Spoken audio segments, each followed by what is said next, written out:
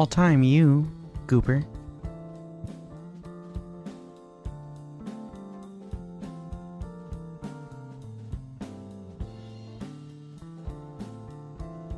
Noob didn't even get first.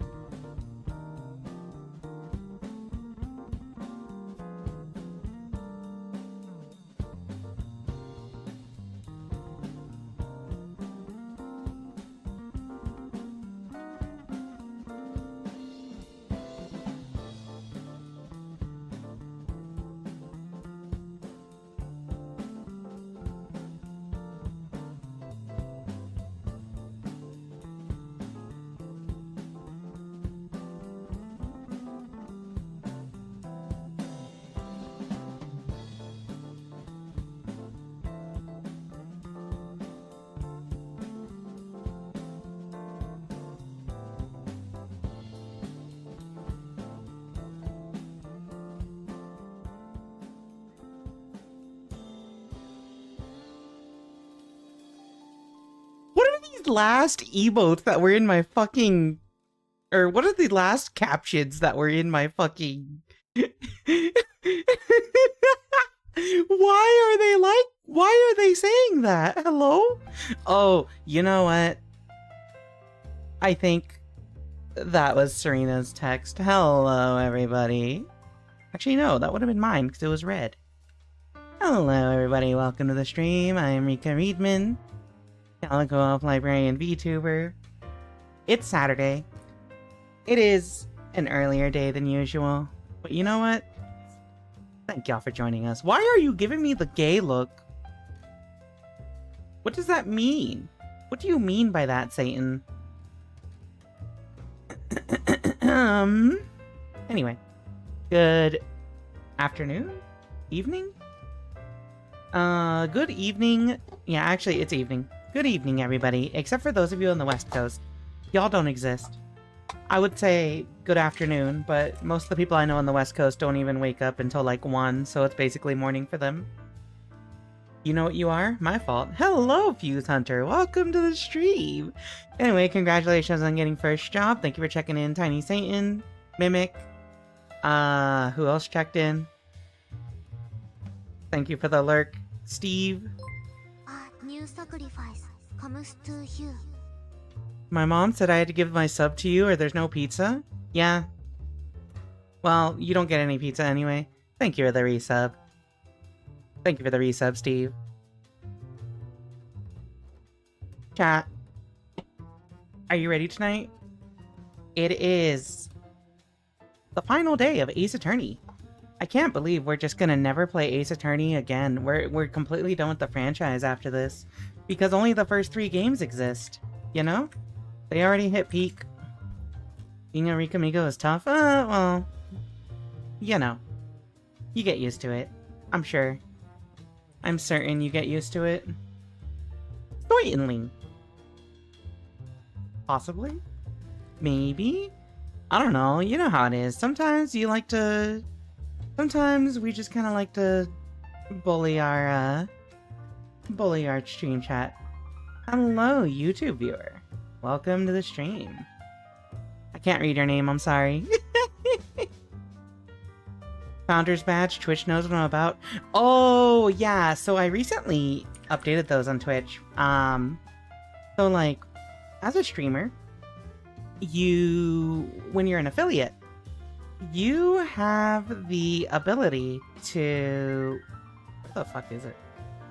Founder subscriber badges? So like, you can mark who in your community is the, like, first few subbers, and yeah, the first 10 people who have subbed to your thing get that cool, like, badge, and it's great. I claim to be Kirin-san. Kirin-san. Okay. Hello, Kirin-san. Welcome to the stream. But yeah, yeah, so yeah, like on Twitch, if you are one of the first 10 people that sub to my channel, well, okay, so technically, they're not going to be the first 10 anymore, because I cleaned out some of them for people who just do not come to the stream anymore, and, like, only ever followed me for the fighting game stuff, right? So, there's new founder badges to be had, only for people who have showed up in the last, let's say, 4 years. Maybe 3 years, 3 to 4 years. If somebody has not shown up since then, they get booted off the founders list. Because, one, I guess technically that's not accurate of the founders anymore, but also, two, if I don't do that, then no one will have it. Because I think all but one person on there is not subbed anymore, and also that one person who is still subbed,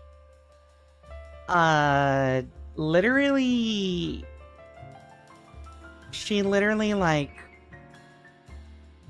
has not come to a stream in years since I stopped playing fighting games, but has kept the sub active since then. So, like, okay. Thank you for the follow. Follows are anonymous, chat. If you want, you can speak in chat. Rika giving FOMO to the non-founders? Yeah. Precisely. How do I get to the founders badges? Founders badge, Twitch. How do I get to this? Hold on, I'm like digging through my creator dashboard trying to figure out like, how do I manage founders? Subscription analytics? Oh, here we go, manage founders right here. Hello, Veroxy and Lily2345. Welcome to the stream. I'm good, I hope you are well. Yeah, okay, so of the people on the founders page list, all of them are active, but let's see, 1, 2, 3, 4 of them are currently subbed. Steve, you're third on the list. You received the founders badge on October 9th, 2019. Congratulations. Getting ready for my younger brother's birthday tomorrow. Happy birthday to your younger brother. I'm always the third. It could be worse. Actually, no. The person in first place is somebody who does not come to my streams, but is like, it's Surge. Psychilic 101, who is a very, very, very, very, very old-time friend from Arizona where I used to live, so I cannot take that away. The other one, the second one, is Sir Pigglypants, who is also from Arizona, and he shows up like for 2 minutes at the beginning of every stream to try and claim first, and it's really funny to see. I feel old. He was born when I left high school. He's my little demon boy. Damn. I think... Well, I mean, I don't have siblings, but I had cousins who were born when I was like 15, 16, so I understand. You're always third. Steve. Just don't be third. Why are you blinking at me? Anyway, moral of the story. If you've got a founder's badge, that's pretty rad. That's pretty sick. That's pretty cool. You should sub so you can flaunt it. It's cat. You're a cat. Have you ever considered that? You ever thought about you're a cat? Did you? Noob. Anyway, sorry.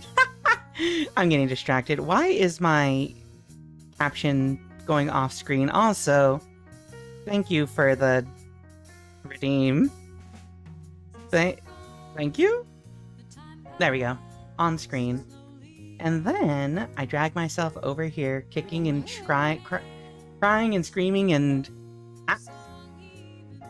Thank you for the follow. Again, follows are anonymous. Thank you, Satan. God, we love thanking Satan. It's so funny that your Twitch handle is Tiny Satan, because, like, it gives me such an excuse to just be like, thank you, Satan. Oh, you're welcome, Satan. Satan, you're absolute... Jesus Christ, something just kind of fell on my bathroom behind me with no warning, and I'm like, oh fuck, what was that noise? Am I dying? Am I gonna die? Is someone sneaking up on me? Thank you, Satan. Protect me, Satan. Protect me, Satan.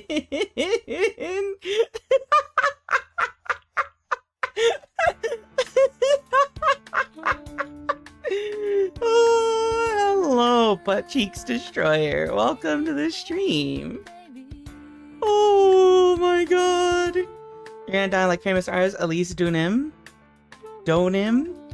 How do you... I'm not French. How do you pronounce it? Dunim? Donim? Dukesnim? Like the, Daisy Dukes? Becoming part of your own Ace Attorney case? Yeah, it'd be like a, what is it? A locked door murder? Is that what they're called? When they're like, this door was completely locked and sealed. How did the killer get in here to murder this person? Type of thing, right? Living with Christian in-laws and having VTubers on speakers. Penis, penis, penis, penis, penis, penis, penis, penis.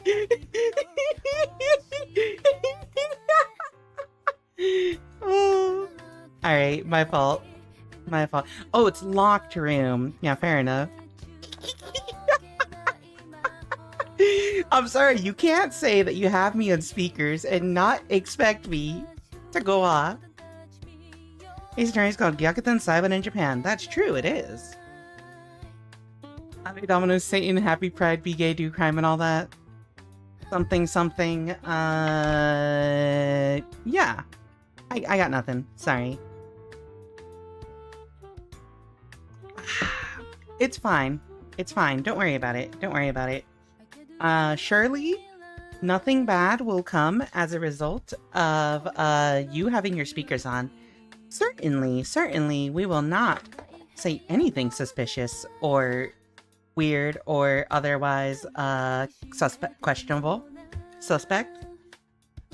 One could even say, you know, if you're a fan of it, one could even say we are going to act a little sus, as the kids say.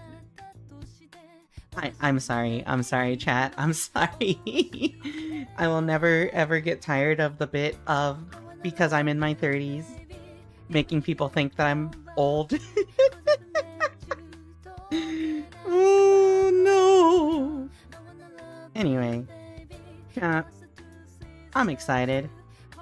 We get to finish Ace Attorney tonight. Now, I'm not excited because we're gonna be done with it, but like, I'm excited because ending has been building up to something pretty good. Playing a dangerous game, watching this, the racist Chick-fil-A. The racist Chick-fil-A? Aren't they all... Sorry, never mind. Sorry. No, okay, so real talk. Like, we've heard... So, like, you know, if you're queer, like me, you obviously hear all the time how Chick-fil-A is, like, run by people who donate to, like, anti-LGBT foundations all the time, right?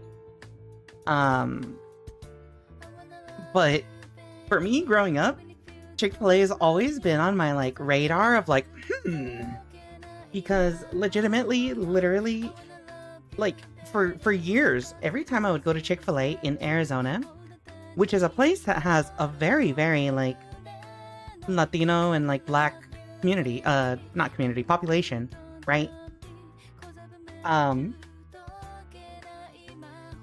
There were very many people of color living in that city that I lived in. And somehow, every single Chick-fil-A that I ever went to as a child and teenager had nothing but, like, high school and college-age white girls. I'm telling you. And also, like, maybe, like, one dude who was, like, the supervisor. And I'm just like, how do y'all manage this? Latinx? Alright, buddy. Alright, calm down. Calm down. Old enough to be a mom making their teenage kids cringe? Exactly. Exactly. See, and I did take care of a teenager. I did adopt a teenager a long time ago, so, like, I did make my kid cringe. The game. That's how I pronounced it. I do pronounce it Latinx also. But that's because I very vastly prefer the term Latine. You know what I mean? I also just don't know how to pronounce Latinx. Latinx? Latinx? I don't know how to say it. I'm sorry to anyone listening to this and hearing me butcher a language that I speak. Claro que sí, like, you know. I'm literally telling you right... Is that literally how you pronounce it? Latinx? That's not real. That's not a real thing. No. No, that's not a real thing. That is absolutely not how you pronounce... Is it? Hold on. No. How to pronounce Latinx. Latinx. Latinx. Latinx. Latinx. Latinx. Latinx. Okay, Latinx sounds...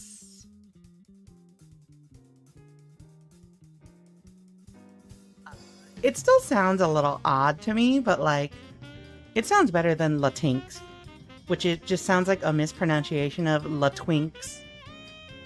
You think Latinx sounds right? I mean, that's literally what it is, isn't it? Just Latin X, because it's the word Latin with an X at the end. Right?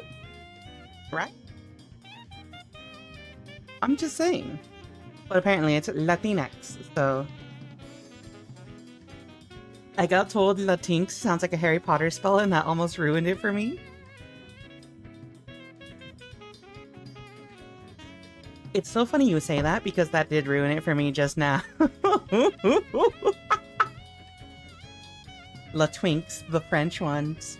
Oh, is that like... Wait. Okay, it's very telling. You can tell what kind of people I'm interested in, what kind of men I'm interested in specifically. Because I read La Twinks, the French ones. And I was just like, oh, is that what you call Twinkies in France? Forgetting entirely, even though I made a joke about it, forgetting entirely that Twinks are a thing. Do I have hair in my throat? Oh god, I had a hair in my throat. Oh god, that was uncomfortable. I don't know how, you know what, I know how that happened because my hair is getting way too long. So like, in real life, I wear my hair pretty short. Like if you, actually no, right about now, it goes down to my, just below my shoulders. And I think that's way too long. Oh, that'll queue up after the Neko arc is done. I used to think it wasted your points, but then I realized it doesn't, like, waste your points. It just, it queues them up one after the other, and it's really funny.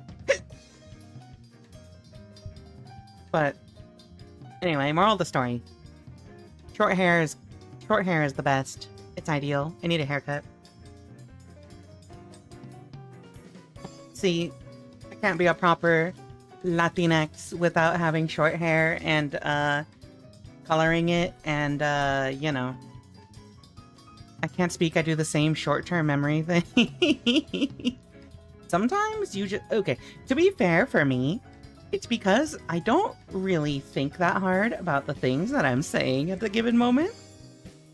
So, like, when I just say something reflexively or responsively, sometimes I don't even register that I just said something like that. Yeah, basically, I don't think. Hold on, can I find it?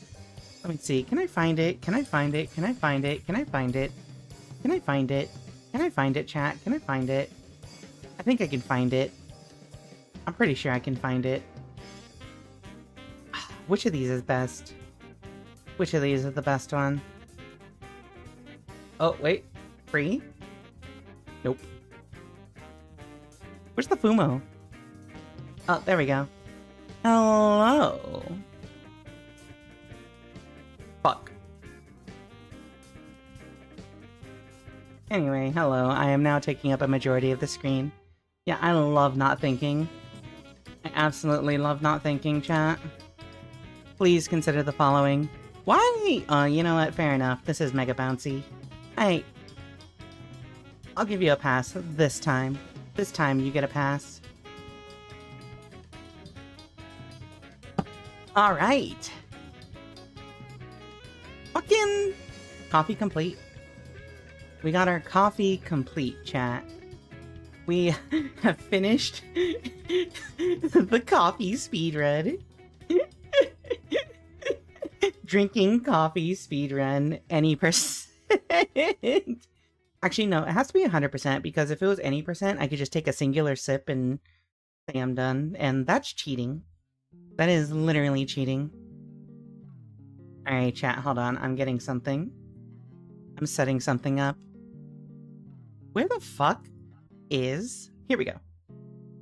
Ba-ba-ba. Easy peasy. Alright. I think we're gonna go with pink because it contrasts the orange a bit.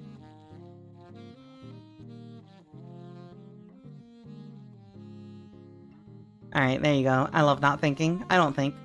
You look like I should pour milk all over you and slam you at the wall. What does that mean? What does that even mean, huh? What the fuck are you talking about, Steve?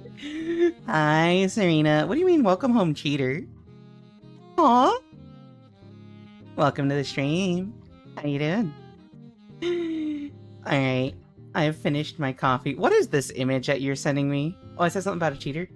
I used to have this webkins that... Hold on, alright, hold on. We're gonna... Let's display capture this shit. What the fuck did you just send me?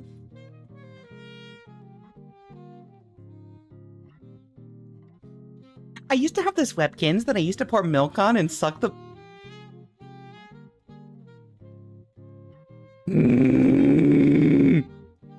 Why did I... Alright, hold on. No, I can't read this, hold on. Alright. I used to have this webkins that I used to pour milk on and suck the milk back out of it, and it was sopping wet all the time. Sobbing emoji. I used to slam it against walls and it would make a loud thud.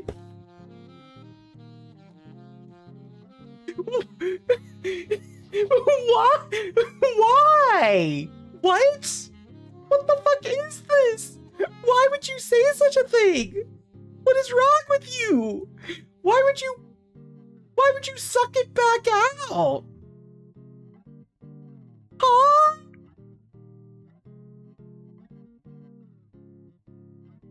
Sometimes, chat. Sometimes I hate you. Sometimes. Thank you for the... Oh, by the way, completely unrelated to my previous statement, thank you for the resub earlier, Steve. Sometimes I hate y'all. Thank you for sending me money. Honestly, okay, the worst part of this, the absolute worst part of this is look at this, look at this, look at this, look at this, look at this, look at this, look at this. Look at that poor thing's face. You are literally doing horrible things to this little dude. And look at his face. Look at him. Why? Oh my god. Alright, chat. It's been half an hour. Let's... You asked what I was referring to? I regret asking what you were referring to now. Okay, so... On the real. Chatting with y'all is always nice before we start, but... So... Usually, we'll start our streams every day at 7:30. And then... I've realized... Sometimes these cases and trials go on for a really long time, and I'm streaming until like 2 a.m. So we're starting early today. 2 hours early. 2.5 hours early. Precisely because I don't want to be up hella late. Let's get started in this case. Hello, Huggenbug. Welcome to the stream. Das Stream. El Streamo. The stream of stream. Hello, gay people of the purple app. I start crashing at midnight now? Hello, Delantia. It makes you sad? Wait. That's even better. Because the fact that I am going to be starting my streams earlier means that it's less likely that I'll ever be streaming past midnight now. Alright, chat room. Are you ready? Also, welcome in, Delantia.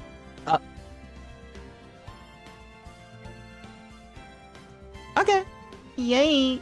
Is this thing done yet? Nope. Alright, chat. It's time. Let's get to it.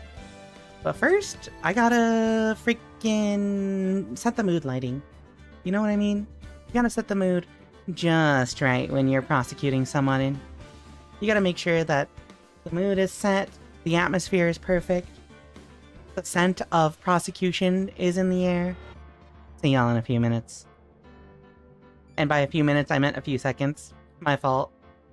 Why does that thing keep popping up? Hold on. No. Where the fuck? Where are you?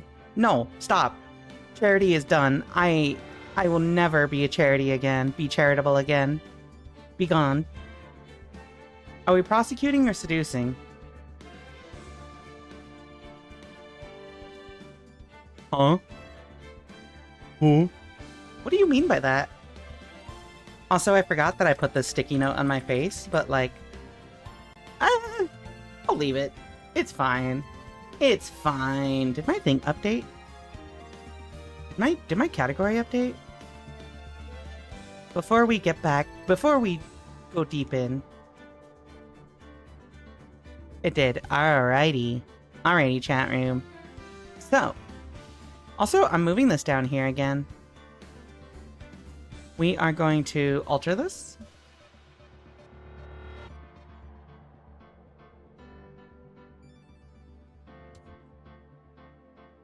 Perfection. Perfecto. Alright. Link yourself? Okay. Yay. Anyway. Alrighty, chat. Hello everyone. My name is Rika Readman, Calico Elf Librarian VTuber. We're here with Ace Attorney.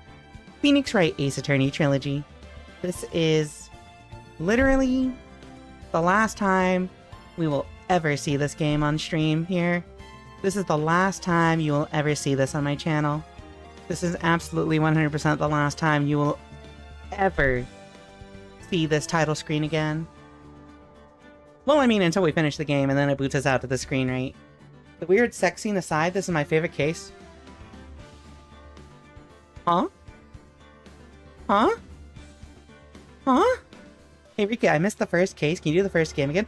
I'm glad you asked, Hug and Bug. Did you know we've been streaming these games all year so far? And thankfully, all the VODs are saved on my YouTube channel, which are linked right here. You can catch them all in neatly organized playlists. Subscribe today! Thank you, my paid actor, for setting that up perfectly. Alright, but for real, we're finishing Trials and Tribulations. We have done a day of investigation, a full trial with Franziska and Edgeworth, and then another day of investigation. And now? Well, we only got one day of trials left, chat. Where's my $20 in the mail? Huh?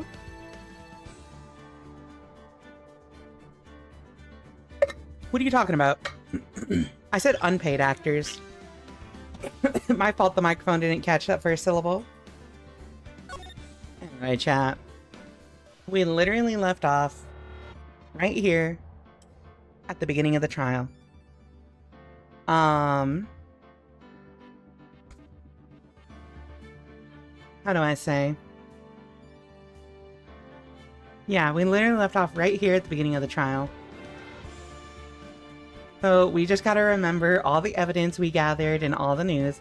I believe in the last bit of the investigation, we found out Pearl received a letter from her mother asking her to channel Dahlia Hawthorne when the time was correct, but she failed.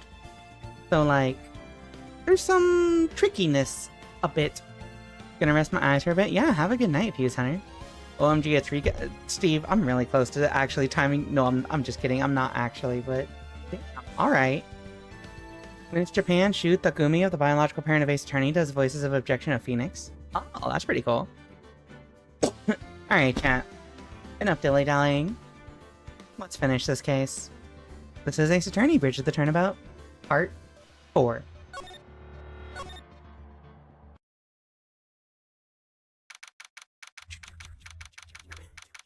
February 10th, 9:39 a.m. District Court, Defendant Lobby, number 1. Good morning. Oh, are you by yourself? Hello, Muffin McFuffin. Welcome to the stream. Ah, morning, Pearls. Mr. Nick, please tell me, what's gonna happen to Mystic Maya? She's dead. That's why the trilogy is over after this, because she's just not coming back ever. I'm sorry. We don't know yet. The investigation is still going on, so I wasn't allowed into the inner temple. Oh, I see. So is Sister Iris still trying to remove those trick locks in the training hall? No, she's the defendant in this case, so she can't be at the inner temple. She is required to be here in court. Then how come she's not here in the defendant's lobby? I have to admit, it's kinda strange. If you're looking for Iris, she's in the prosecutor's lobby. Who? Oh, it's Edgeworth. Ed. Mr. Ed, the talking horse. What's Iris doing over there? He's going over today's testimony with the prosecutor as we speak. Today's testimony? You heard me. Iris is going to be testifying as a witness for the prosecution. Wait, you're making her testify? Also, sorry, I forgot to reset my tracking for a second. I mean, that kind of makes sense, but like, what are they gonna make her testify to? Wait, what? The prosecutor is squeezing her for a confession, or so I heard. Franziska von Karma, what are you up to? I know what you're thinking, but Franziska isn't going to be the prosecutor today. What? Then who is?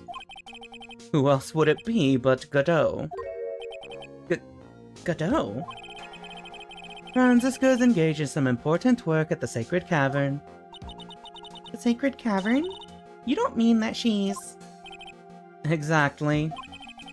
She has been out there all night trying to remove those trick locks.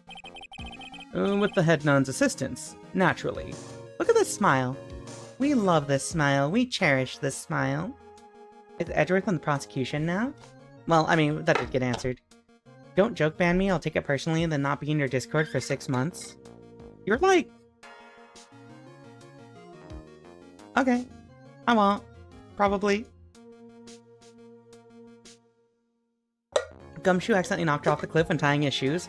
Okay, I feel like that's a plausible plot point.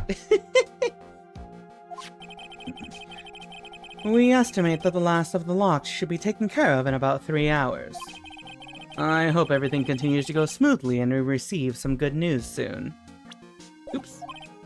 Yeah, thanks, Edgeworth. Prosecutor Godot intends to nail this case shut today. Be prepared to fight like there's no tomorrow. You don't have to tell me that. Touché. I can already see it in your eyes. You're not the same fever-ridden frantic maniac you were yesterday. It's strange.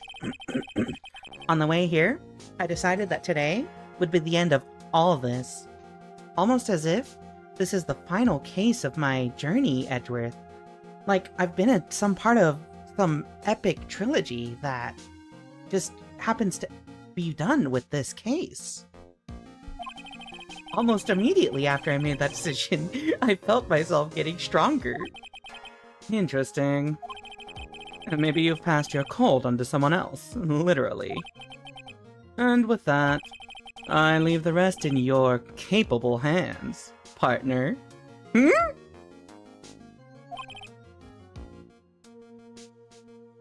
I'm not gonna say anything. I'm not commenting on that. I'm not commenting on that. Thanks.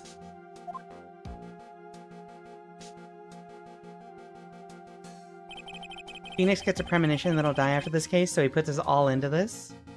That would make sense. We finally have Sagex on screen since it's his final case. Yeah! We need it. Confirm it. I still don't have answers for most of the riddles plaguing this case.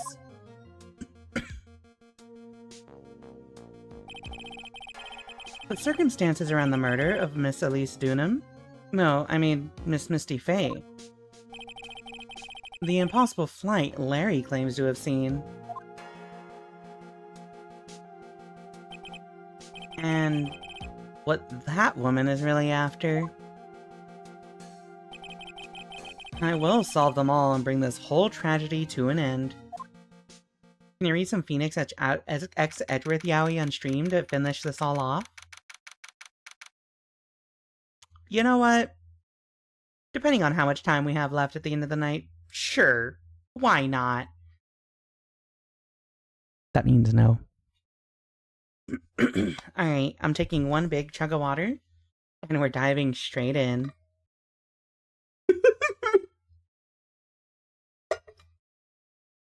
Alright, chat, are y'all ready? Weird how the first case in Investigations has an unskippable 40-minute flashback to Phoenix and Edgeworth making out passionately. Didn't you say the first case is only like 2 hours? Like, I can't believe they dedicated 30 33% of that to just the Narumichi? Is that what it is? Yeah. Mitsu Hodo? I don't know. The ship name. Alright. Let's get into it. February 10th, 10 a.m. District Court.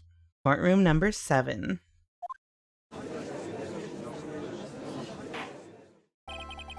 Court is now in session for the trial of Iris of Hazakura Temple. Your Honor? What are you... Who? Me? Well, my little brother came to visit me in my chambers earlier this morning. All of a sudden, in the blink of an eye, he developed a scorching fever and fainted. Wait, is that who you passed your cold on to? Therefore, I'll be standing in for him. I see, Your Honor. So they're brothers. That explains a lot. Wait. Does that mean that the judge is Canadian too? Because if his brother's Canadian guy... We did swap out the entire courtroom. My poor brother. He looked a bit pale, not to mention sad that he couldn't be here. It's time for the best song. It is impossible to predict what the future has in store for any of us. And this is precisely why people feel the need to judge the past. And we of the court have been charged with the solemn duty of passing such judgment. Well said, Mr. Godot. I understand exactly what you said. At least, up until the end, anyway. Now then, Mr. Godot, please proceed with your opening statement. Humans are fragile, fickle beings. Our hearts change with the shifting of the tides. There is only one thing that remains a constant in this crazy world. The bitter darkness that lies at the bottom of this mug. So then you mean... forget it. What do you mean? During yesterday's trial, the accused refused to admit her role in the crime. But today, she has had a change of heart. Sister Iris of Hazakura Temple has a confession to make. Confession? The defendant? Iris? Why didn't she discuss this with me first? Very well. This court will now hear the defendant's confession. Wait, legit? Upon meeting a beautiful lady, always ask for her name and profession. That's one of my rules. My name is Iris. I am but a simple nun, undergoing training at Hazakura Temple. Witness, is there something that you want to confess to? Yes. But first, I want to apologize to Mr. Wright.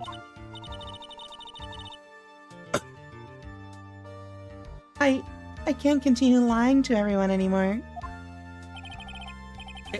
It's alright. What is it? Hold on, you're right. I forgot. That thing is supposed to, like, be over here.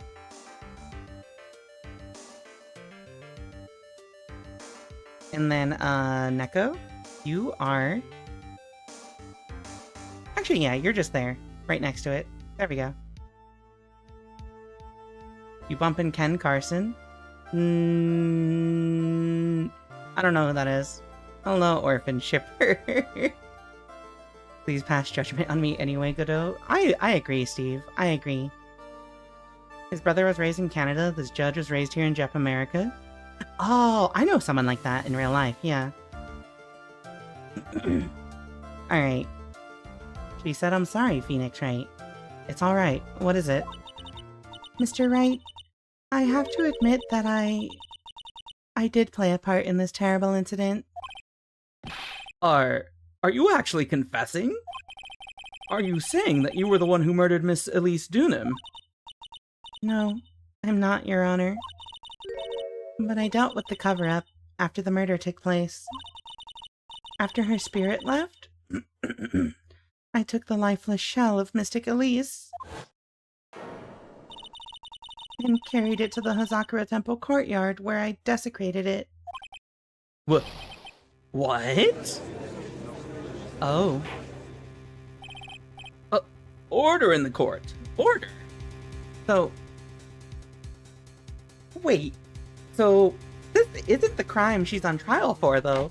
She's on trial for the murder of Misty Faye, not for desecrating the corpse, not for the cover-up. I mean, she can be charged with other crimes for that, sure, but like... Doesn't that mean that you have to have a whole retrial because it's a different crime? And also you gotta find the person who actually murdered her?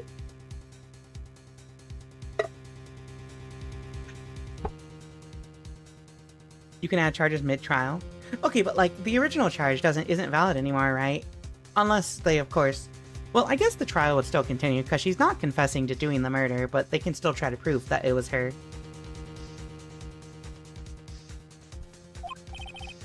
Witness, are you saying you were an accomplice to the murder? Yes, that's correct. What? 3 minutes in court and I'm already covered in a cold sweat. Everyone on the planet is an accomplice to something. It just happens to be that in this case, it's to murder. Isn't that right, Mr. Trite? That Godot. So this is the confession they were conferring about. It pains me to say this, but it looks like Iris's testimony was all a lie. Iris's testimony crumpled up and shoved into a pocket. What was her testimony? Oh, her testimony about where she was for her alibi. Now then, little lady, if you don't mind, I've got a question for you. Whose crime were you trying to cover up by your actions? Iris was covering for someone? I'm definitely up the creek without a paddle. Or a life jacket. I've been at Hazakura Temple ever since I was a little girl.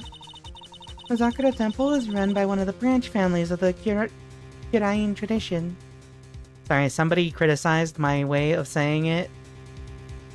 You know who you are. I think it's Kirain. One of our missions is to protect the main family. I'm sorry, but main family?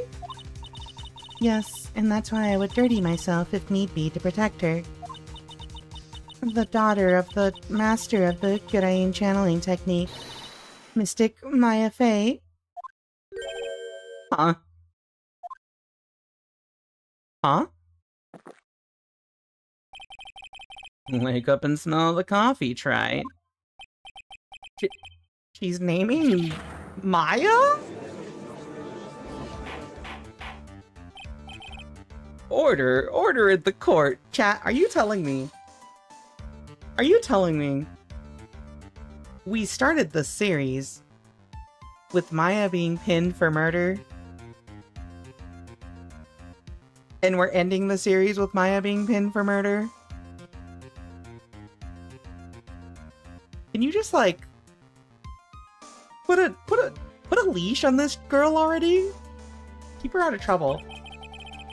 So not only did you witness the murder, you know the name of the murderer. I'm terribly sorry, but it's true. I saw her commit the crime with my very own eyes. And then I cleaned up the area to try to protect her. Objection! That's ridiculous! Maya could never do such a... The defense will refrain from commenting until the appropriate time. Now, witness, let's hear your testimony. What exactly happened on the night of the crime? Yes, Your Honor. I thought I was prepared for the unexpected, but I never imagined the case would wind up going in this direction. Yeah, I feel like, yeah, it wouldn't be a proper ending if we didn't indict Maya one last time. Hideki Kamiya, the biological parent of Bayonetta, does voice of objection of Godot in Japan. That's actually a pretty cool fun fact, too. Yeah, Maya's on the murder spree again. Alright. The real murderer. I went to the inner temple that night, and I saw it all happen in the garden. I saw Mystic Elise strike Mystic Maya with her staff. Huh? While Mystic Maya was still stumbling, Mystic Elise moved in to deliver a fatal strike. Mystic Maya tried desperately to defend herself and stole the weapon. It was only in self-defense. You can't blame her for it. Huh? I mean, okay, like, it would be valid as a self-defense tactic. Yes, that's true. So it was in self-defense? Yes. Mystic Elise was the one who attacked first. That's why I tried my best to protect Mystic Maya. You moved the victim's body to the temple so that Maya wouldn't be suspected. Isn't that right? Not bad. You've got the instincts of a true criminal. Something's not quite right. I'm sure it was established yesterday that Iris never went to the inner temple that night. And that the person who did go was that woman. Iris even admitted it. Now then, Mr. Wright, please proceed with your cross-examination. Okay. Yeah, so like, I'm pretty sure because she was attending to Maya in the, that one place. What the fuck is it called? No. Pearl was there. Not Iris. I saw Mystic Elise strike Mystic Maya with her staff. But the question is, how would we prove there's a contradiction here? I think we gotta start by pressing, but let's just reaffirm what our evidence is. We found out that the staff has a sword hidden inside, and literally nobody knows about this. Okay.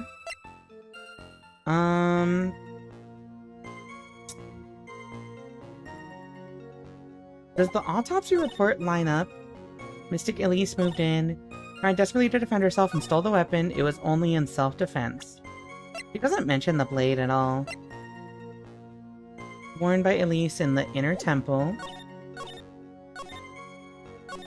I went to the inner... it all happened in the garden. So that lines up with the fact that we found this talisman in the garden. The sphere having blood on it on the main temple side of the bridge, though, wouldn't make sense with this description. I think our main points of contention are the sphere, the fact that the staff has a sword in it, and...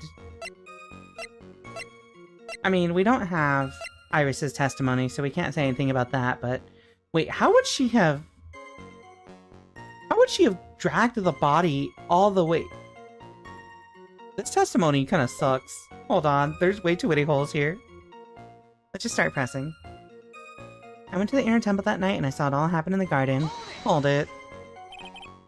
Sister Iris, your testimony has changed quite a bit since yesterday. You stated yesterday that, on the night of the murder, you didn't go to the inner temple. Objection. Did she now? Too bad for you. What she said yesterday doesn't mean much today. By the way, where were you when she claimed that she didn't go? It was in the inner temple's training hall. A private conversation between the two of you does not constitute testimony. That would be properly described as hearsay.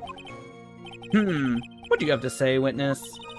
I just couldn't tell him the truth at that time. Mystic Maya? She's your girlfriend, isn't she? I didn't want to be the one to break it to you that I saw her commit murder. There. We all understand how difficult this is for you. Now then, let's continue with the testimony. What did you witness in the temple garden? Well, Your Honor,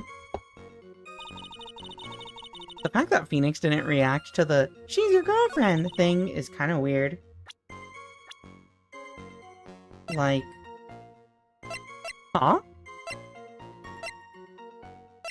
That feels like the kind of thing that she would learn from Pearl. And, not from just observing her. Way too many holes here, like in Elise. She's only got one hole in her. Hello, Strange Noise. Thank you for checking out. Welcome to the stream. Definitely not biased there. No, Judge is definitely not biased. Judge has never been biased. Ever. I saw Mystic Elise strike Mystic Maya with her staff. Hold it.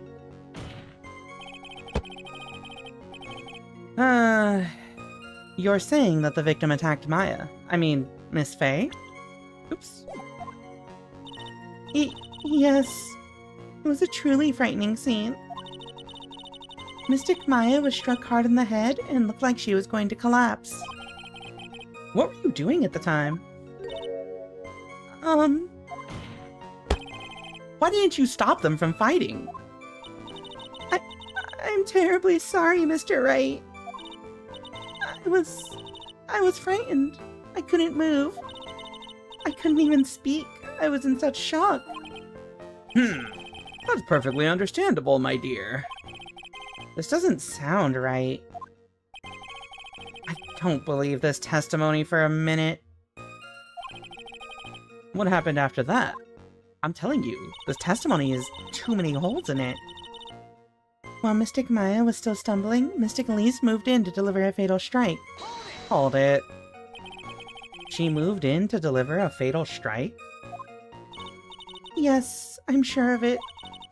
She threw down her staff and reached into her robe for a weapon. Wait a minute. What was this weapon? It was some kind of dagger. A dagger, huh? And Elise Dunim tried to stab her with this weapon. To kill Miss Faye. Yes, exactly. Huh. You look like I did after I mistakenly took a swig of Worcestershire sauce.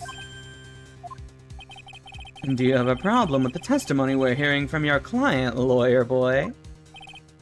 Do I have a problem with Iris's testimony? Alright, chat. Is this where we reveal the sword and the thing? When he says there is one thing like this, it makes me think of a Columbo moment, because if you've ever seen Columbo, he just literally, like, always corners the criminal, and he's like, oh, just one more thing, Mr. Criminal. He doesn't say Mr. Criminal, but, you know, he's like, one more thing. And then he reveals the fatal thing that seals the case, which means, by Columbo logic, this is the end of the trial already. We win. There is one thing. Your Honor, I have a small problem with the witness's testimony. You do? But this witness is your own client. Yes, well, nevertheless. That's fine. Witness, let's add your last statement to the testimony. Yes, sir. Hey, just a moment. It's my job to say that. Listen, Gramps. I won't say it again. Final judgment will be rendered by me. Ugh. Okay, now, let's continue. She threw her staff away and pulled a dagger from inside her robe. Hold it. She threw her staff away? Mystic Elise was trying to kill Mystic Maya. I think that's why she wanted a more lethal weapon. It's true. It's not easy to inflict a deadly blow with a staff. Sister Iris, let me make sure I've got this straight. The victim herself chose to throw away her staff. Yes, that's what I saw. Is there anything odd about that, Mr. Wright? Yeah, it's odd, all right. Mystic Elise attacked Mystic Maya with the dagger. I'm sure of this. Alright, I'm pretty sure this is what we gotta do. We'll just do one last save. She wouldn't need to throw away her staff, because She has a sword in there. Objection. Sister Iris, there's something strange about your version of events. Huh? Miss Dunim throwing her staff away makes no sense at all to me. But all you can do with the staff is hit someone. Naturally, you wouldn't know this, Sister Iris. But the victim's staff had a special feature about it. As you can see, it's a sword. If Elise Dunim really had wanted to kill Maya Fey, she wouldn't have needed to use a separate dagger. Not when she already had a beautiful blade in her hands already. Well, Sister Iris, what do you have to say? Alright. Objection. That was an impressive bit of investigating, Trite. I never would have thought there was a sword hidden in that staff. But even so, how should I put this? The long sword is unwieldy and thus quite ineffective in close quarters combat. Maybe that's why she chose a dagger over her blade. Well... Anyway, the type of weapon she chose to use isn't what's important. The important thing is that she tried to kill Maya Fey. As long as there's nothing strange about that, there's no problem with her testimony. I mean, there's plenty strange about that.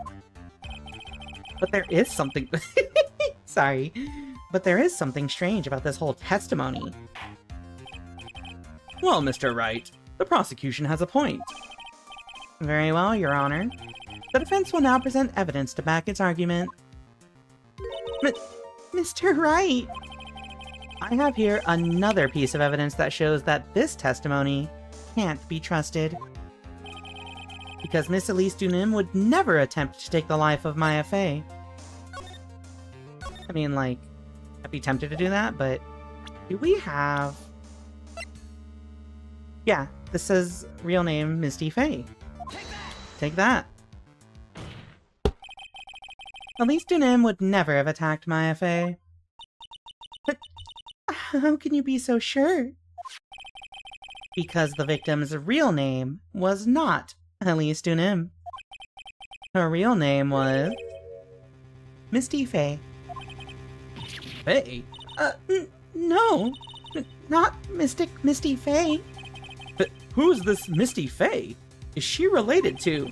Misty Fey is the master of the Kyorain channeling technique. She is also... the mother of Maya Fey. Are you serious? Is it really true, Mr. Wright? Was Elise Dunim actually the great Mystic Misty? There's no doubt about it. It looks like Iris had no idea. I can hardly believe it. The idea that she would try to kill her only daughter, one she hadn't seen in 17 years? Perhaps the prosecution can offer some explanation for why she would do such a thing.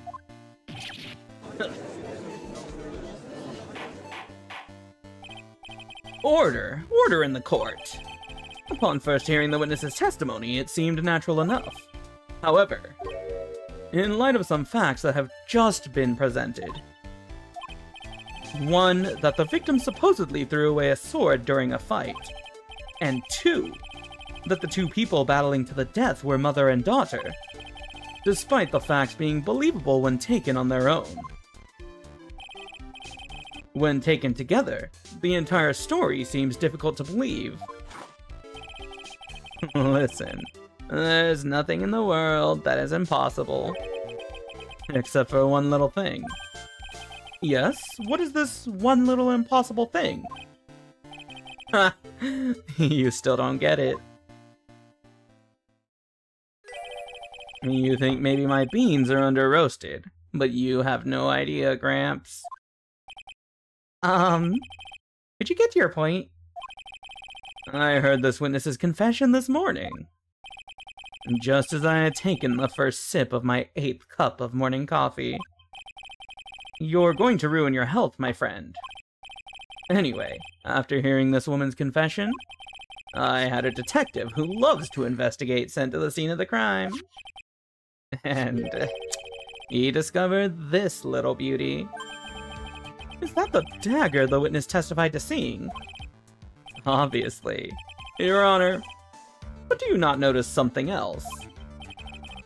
Now that you mention it, if you look closely, there appears to be blood on it. Where did you find that? I didn't see that when I investigated the crime scene. Did you investigate the pine tree at the crime scene? Huh? The pine tree? This dagger was stuck in the backside of the pine tree. When the last blow was struck, ending the violent battle between the two women, this little baby was thrown in the direction of the back of the pine tree. There's no pine? Is this a pine tree? That's not a pine tree. That's like a... Is that a bonsai tree? I think it's a bonsai tree. That's not a pine tree! Which means the blood on this dagger belongs to the victim, correct? Were you even listening, old man? I first heard this confession this morning, just as I had taken the first sip of my 13th cup of morning coffee. Didn't you say it was your 8th just a few minutes ago? I didn't have enough time to get the blood analyzed on such short notice. In any case, the court will accept the dagger as evidence. Furthermore, I order that a blood test be performed on it immediately. This is my sweetheart. Make sure you treat her right. Bailiff, get this piece of evidence to the crime lab for testing immediately. One sec, I gotta fix my captions. There we go. Dagger added to the court record. Yeah, objection. Eat your burger and enjoy the pine tree. From what I've heard, bonsai is actually a style of caring for trees. Oh, okay. So it's just a style and not an actual, like, species of tree. I wonder what the pine tree is originally, because it does not look like a pine tree.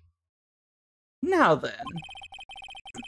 The testimony we've just heard had numerous unbelievable aspects to it. However, after having found the very dagger the witness spoke of, I believe we can consider her testimony to be credible. Cute girls never lie. Ever. Chat, that's a screenshot. Sorry, that's an important screenshot. That's an extremely important screenshot. That might be the most important screenshot that I have ever had in my life, or ever seen in my life. In any case, witness, if you could please testify again to this court. About what, Your Honor? About the incident you saw. The battle between the two women. Yes, Your Honor. Witness testimony. The battle. Sonic Adventure 2. Mystic Maya stumbled briefly after being hit over the head with the staff. But then she dodged Mystic Elise's next attack and stole her weapon. Suddenly, Mystic Elise was the one on the defensive, with her back to the stone lantern. Damn, alright.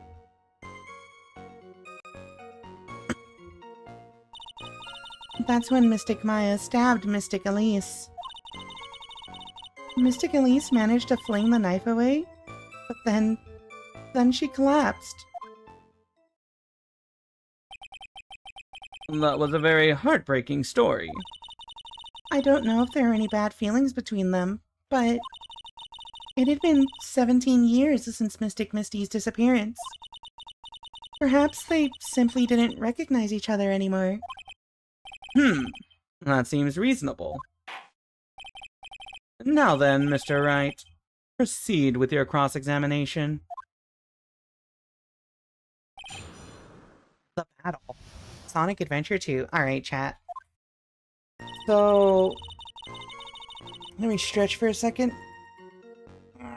We have an ad break coming up in 2 minutes. As you all know, we have our tradition. Every ad break, It's a words on stream moment. So, before we start pressing and analyzing this testimony, let's take our ad break. Please enjoy some words on stream, and I'll be back in a few minutes. See y'all then.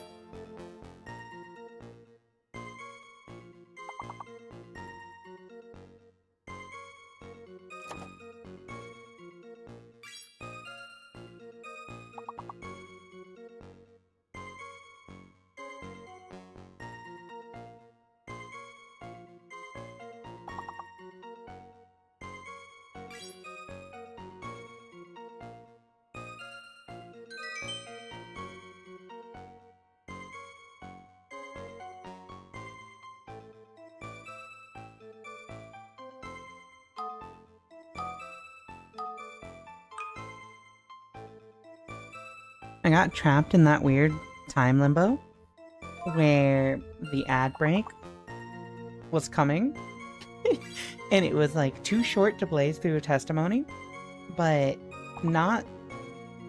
also too long to just go straight to where it's on stream. So you get an extra round. I'm drinking water.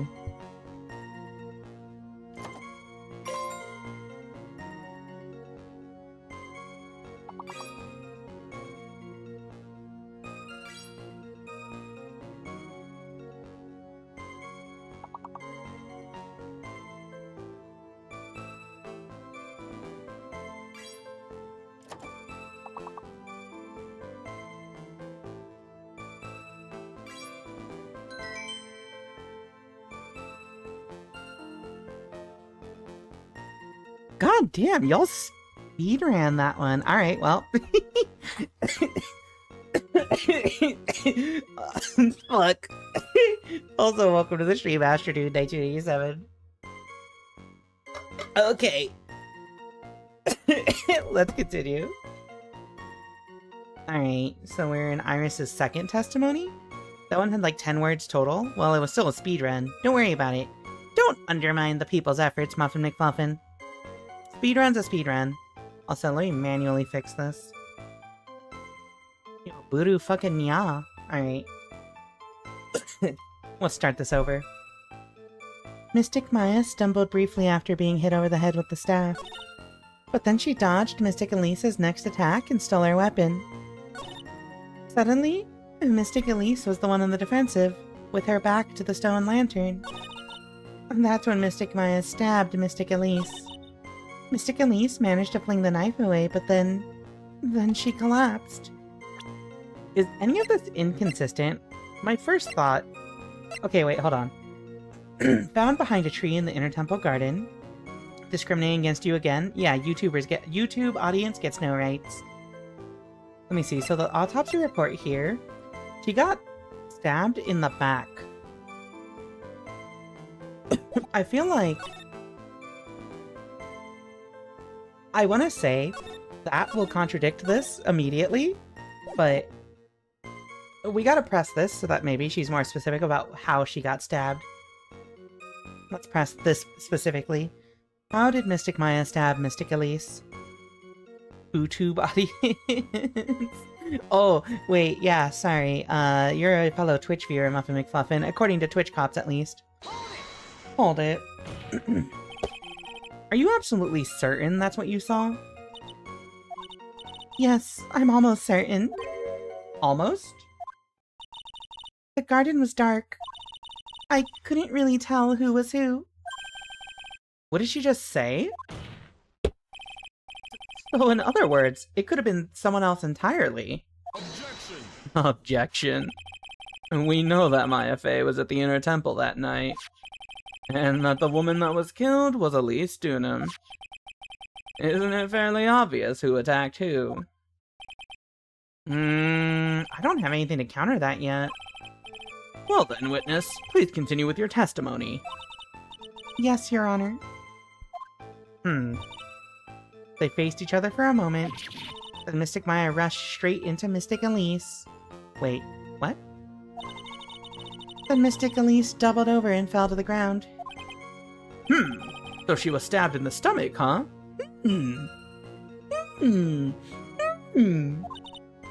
Yes. Okay.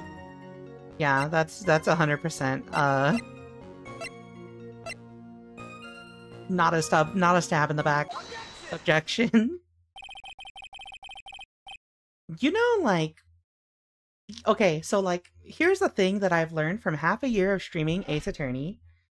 You know how, like, when you're playing, like, a survival horror game, and you just know that something awful is coming up because they give you a suspiciously high amount of healing items and, like, ammo for, like, a room or two? This is what it feels like. When the arguments feel too simple to, like, when the testimony feels too simple to, like, break apart, I feel like I have a really bad feeling that some really complicated shit is coming, or that there's some huge plot twist coming. My bullshit sensors are beeping very loudly at me right now. Something about you just isn't right today, Iris. Huh? Until now, I didn't think you were the type to make such a careless mistake. However, the testimony you just gave contains quite a few contradictions. What do you mean? What's so wrong about my testimony? According to you, Maya Fey stabbed the victim while she had her back to the stone lantern. Correct? Yes, that's right. But in that case, the victim would have been stabbed in the stomach, right? Yes, I think so. But according to the autopsy report, the cause of death was due to blood loss from a stab wound in her back. This proves that the victim was stabbed from behind, not from the front. Sister Iris, it appears another seed of doubt has sprouted from your testimony. Hello, Guitar Horseman, welcome on in. What is the meaning of this, Mr. Wright? It's simple. People are like books. We've all got a front and a back. You get my drift? What do you mean by that? Is that all you have to say? I can also say that darkness loves to play with the human mind. Objection! Could you please knock it off with the cheesy proverbs and illogical metaphors already? The point is, too much of this testimony just doesn't make sense. Throwing away a useful staff, the people fighting being mother and daughter, and now she falsely claims the victim was stabbed in the stomach? There certainly are some inconsistencies. Well, Iris, how about it? Well, it's just... If you ask me, you're just being too naive about the whole thing. What do you mean? Yeah, what do you mean by that? There are 253 distinct types of bitterness in coffee. But to pick out each one requires total concentration, and the use of all the senses. Were you really concentrating on what this witness actually said? Prosecutor Godot, explain yourself! The witness was quite unambiguous about her own ambiguities when she said that the garden was dark and she couldn't see clearly. A human needs one thing to see clearly, and that is... light. Light? By the way, did you know?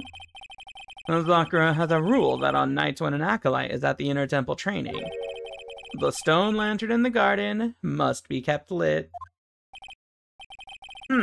I did wonder what that stone lantern was there for. Well, if that's true, shouldn't the witness have been able to see the crime more clearly?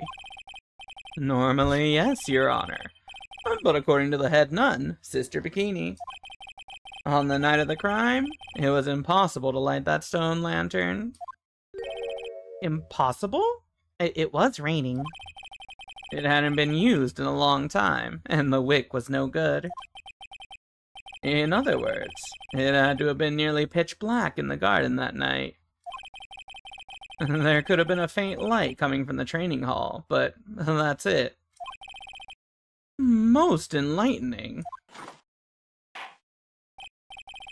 Yes, that illuminating fact has chased all the contradictions away. If the staff was dropped, it would be difficult to see. It also explains why they didn't recognize each other. We can't see the demons that lurk in the night. That's why humans are weak. Isn't that right, Trite? No! Huh? Order, order, order! Here, Your Honor. Let me present the stone lantern into evidence. Maybe it will rekindle the flame of truth in your mind. Stone lantern added to the court record. Was not lit the night of the crime. I'm lit, and you can't deny. Whatever you... Sorry, we've already done enough of the Bernice theme bit this week. We've hit our quota. Why is the judge just sitting there with that look in his face? What's wrong, Your Honor? Was that flame too hot? This lantern? There's something written on it. Oh, 'cause it's red! Why, it's written in blood! Oh boy! So the judge didn't know about that yet. Written in blood? It says Maya upside down. What the? Oh yes, that's right. After being cornered and then stabbed by Mystic Maya, Mystic Elise didn't fall down right away. She must have been writing that on the stone lantern behind her, with the blood that was draining out of her body. It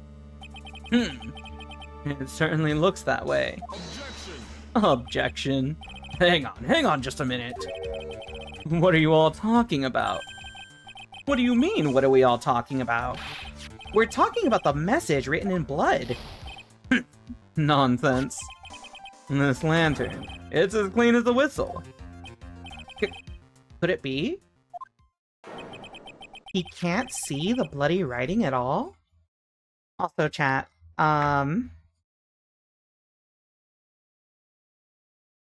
it's been a recurring theme that for whatever reason, Godot has completely overlooked anything on any evidence that's in red, mostly bloodstains. If anybody in chat has a type of color blindness, is this how it actually works? Maybe it's a different thing. Yeah, and ketchup. Sorry, and ketchup. I completely overslept. Don't worry, Uma. We're still here. We're here all night. Alright, Phoenix, how many times have you seen Pearl run across while you were talking to Sister Bikini? That would be a fucked up question. I'm not paying attention to that runt. Maybe his red visor is keeping him from seeing it. Oh, it's because of his visor. I guess that would make sense, yeah. Because if you already are seeing everything in red, I guess you, like, red wouldn't stand out as an odd color, huh? Actually, you know what? Hold on. Do I have it? Do I have it? Do I have them? Shoot, where are my red sunglasses? Let me check one thing real quick, chat. Let me see one thing. We're gonna test this.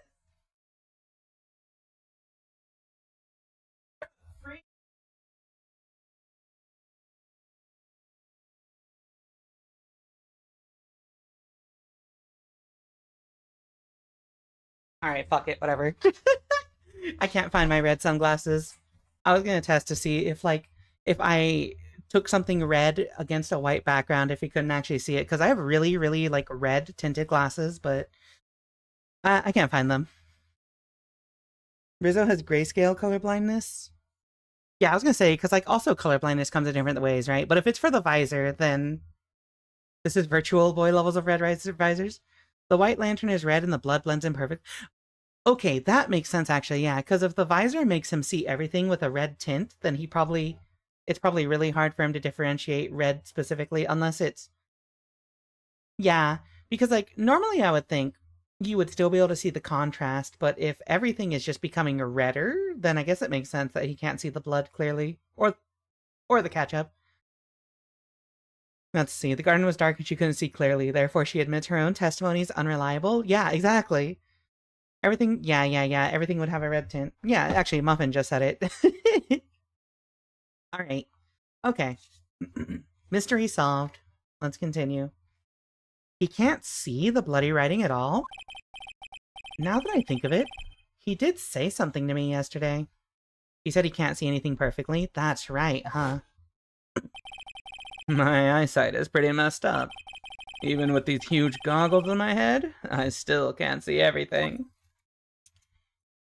Yeah, the blood on the dagger probably did contrast with, like, the shiny metal blade. That makes a lot of sense, actually, yeah.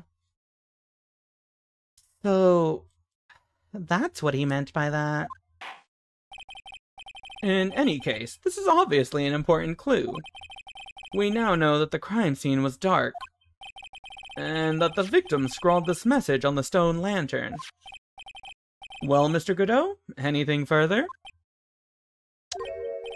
Mr. Godot? Okay then, let's move on. Godot is literally shaking, and somehow, I don't think it's from caffeine overdose. Oops. I believe it has now been established that Miss Dunim was killed by Maya Fey. That's just wrong. Now it's time to turn our attention to you. Yes, sir. After the victim died, you did something, didn't you? Let's hear it. We're all ears. Imagine the judge is also red colorblind, hence why if you look closely, you can see blood on the dagger. Yeah, you don't have to look closely to see it. You could just look at it. Alright. Sister Iris's cover-up. Easy breezy, beautiful cover-up, girl. After Mystic Elise died, I called out to Mystic Maya. I thought it was my duty to protect the future master of the Kirain tradition. So I removed the body from the inner temple by myself. I dragged it behind me all the way across Dusky Bridge. Then I used the snowmobile to carry it back to Hazakura Temple and...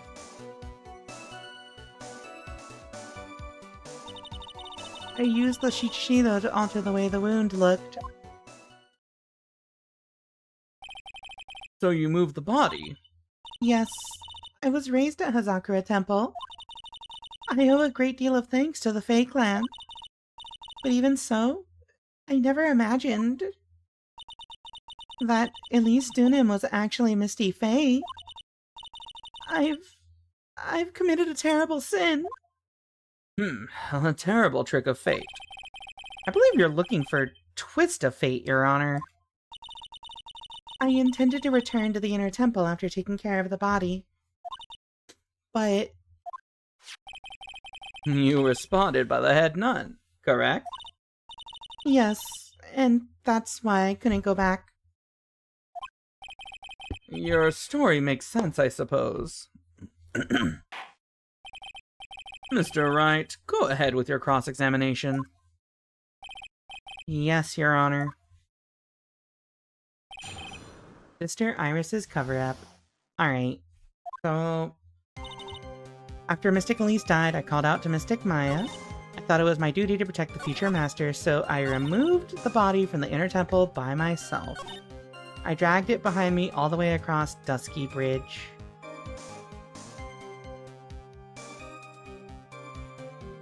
I used the snowmobile to carry it back to Hazakura Temple and used the Shichishiro to alter the way the wound looked.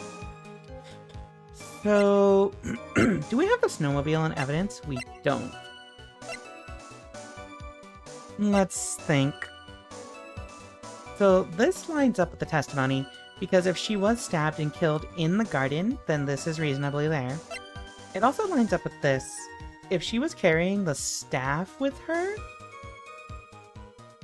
then this could have easily fallen out during the dragging process, especially while coming up a snowmobile. Oh. I don't think this is applicable here. This is not something I would confidently show in any court. Let's see, here's the crime scene photo. I don't think that proves anything. Here are the tracks. So... the issue here... Hello, Corrupted Hunter, welcome to the stream. The issue here... yeah, this could have reasonably been made, because we established that the snowmobile was used, like... few minutes before 11, I believe, if I recall correctly. So it could be that, but also, like, I used the snowmobile to carry it back to Hazakura Temple. Let's just start pressing and see if anything comes up. After Mystic Elise died, I called out to Mystic Maya. Hold it. So you waited until everything was over before making a move? No, it's not like that. Objection. She saw someone murdered right in front of her eyes. It's not surprising that she was a little timid. Yes, I suppose that's true. Sometimes when I'm watching lawyers argue back and forth with each other, I feel so helpless that I just sit quietly and wait for them to reach a conclusion. Isn't it your job as the judge to mediate the argument?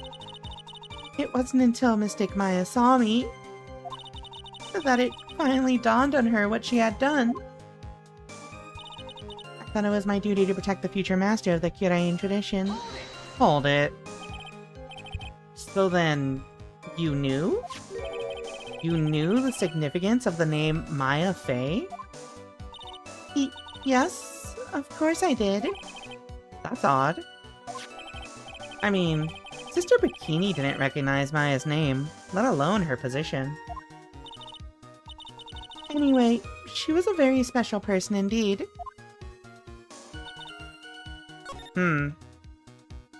So, like, would you have known? Like, that's kind of the weird part, right? Is, yeah,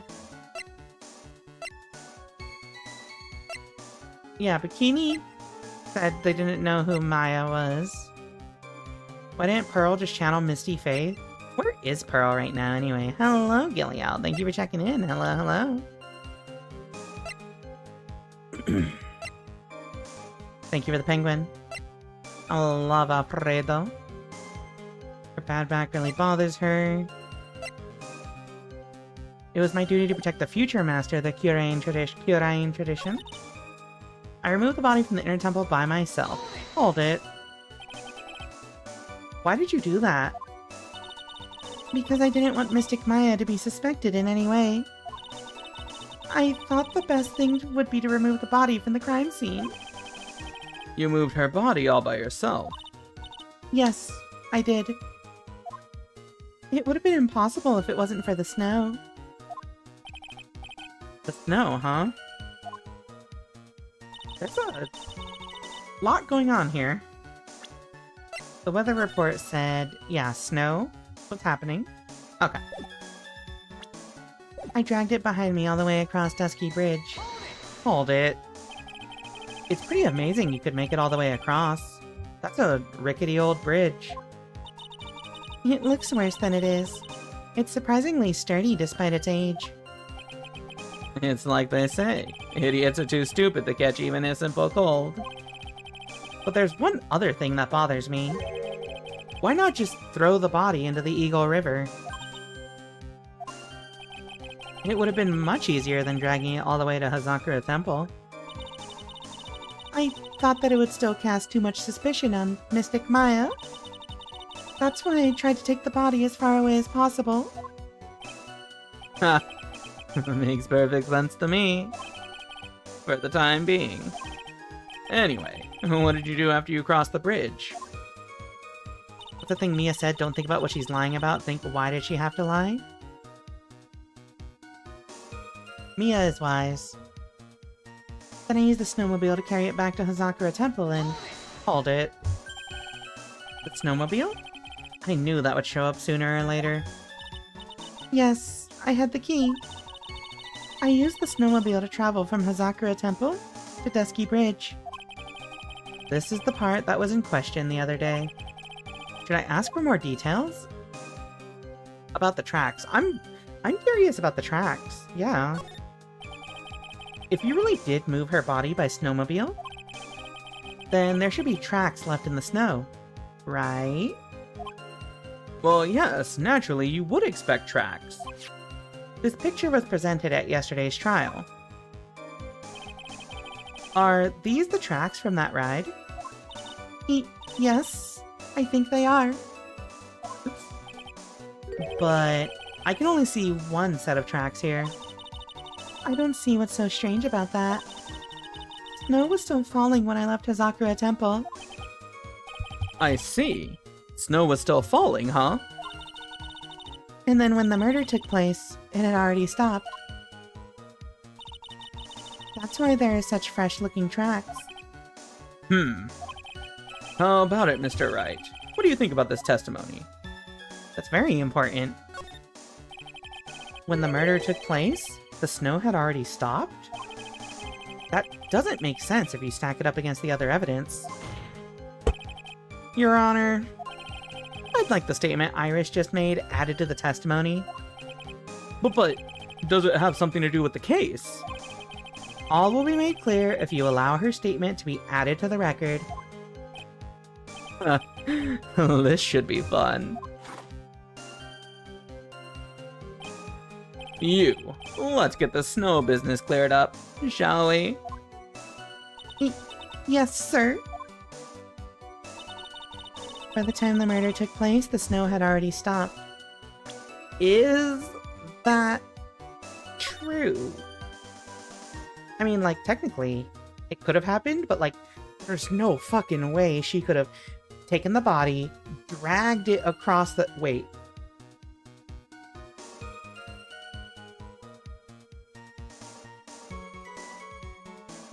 Look behind me. Look behind me. Look behind me. Look be... I can't get my fat head out of the way. Alright, chat, look behind me. Look behind me. Look behind me. Look at this. Look at this. So look above. The snow stopped at 10:50 p.m. Meaning the murder happened after 10:50 p.m.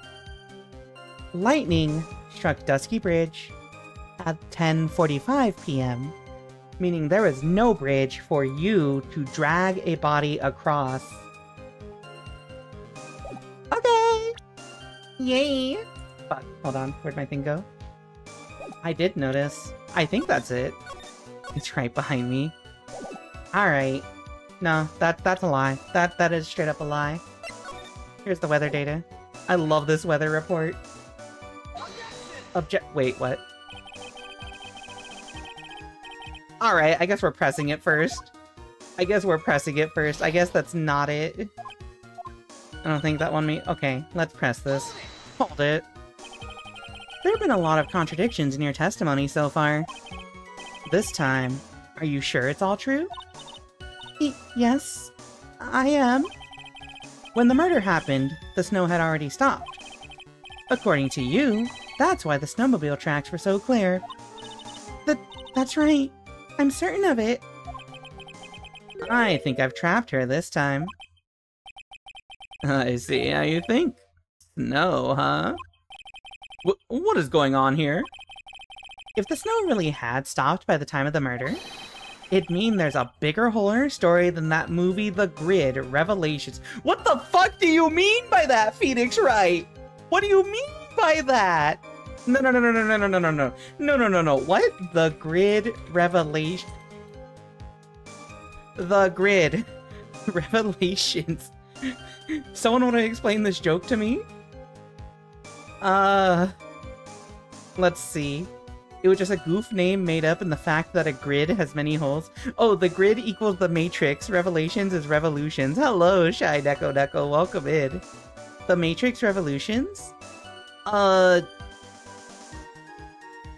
actually gonna be honest with you. I have not watched The Matrix beyond the first movie. So, you know what? I'm sorry I did not understand your joke, localizers from the mid-2000s. Bonk Rinka? Stinka? Welcome on in.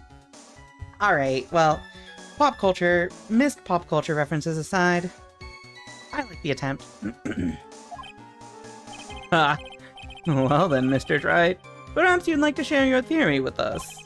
Let's see what's up your sleeve. Or rather, at the end of your index finger.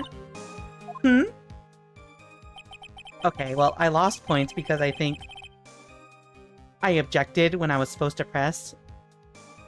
If he brings up the weather report right now, I'm actually going to be angry. Okay, maybe not angry, but annoyed.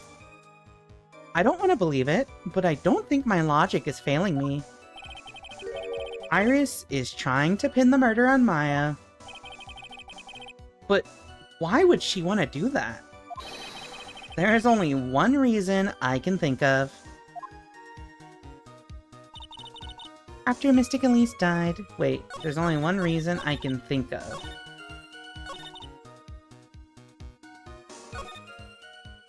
Wait, what do you mean by that? I don't want to believe it. I don't think my logic is failing me.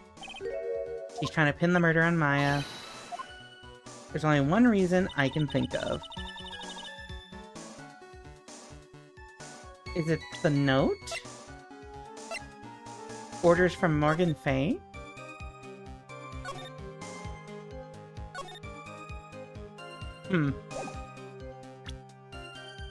Okay, let's see.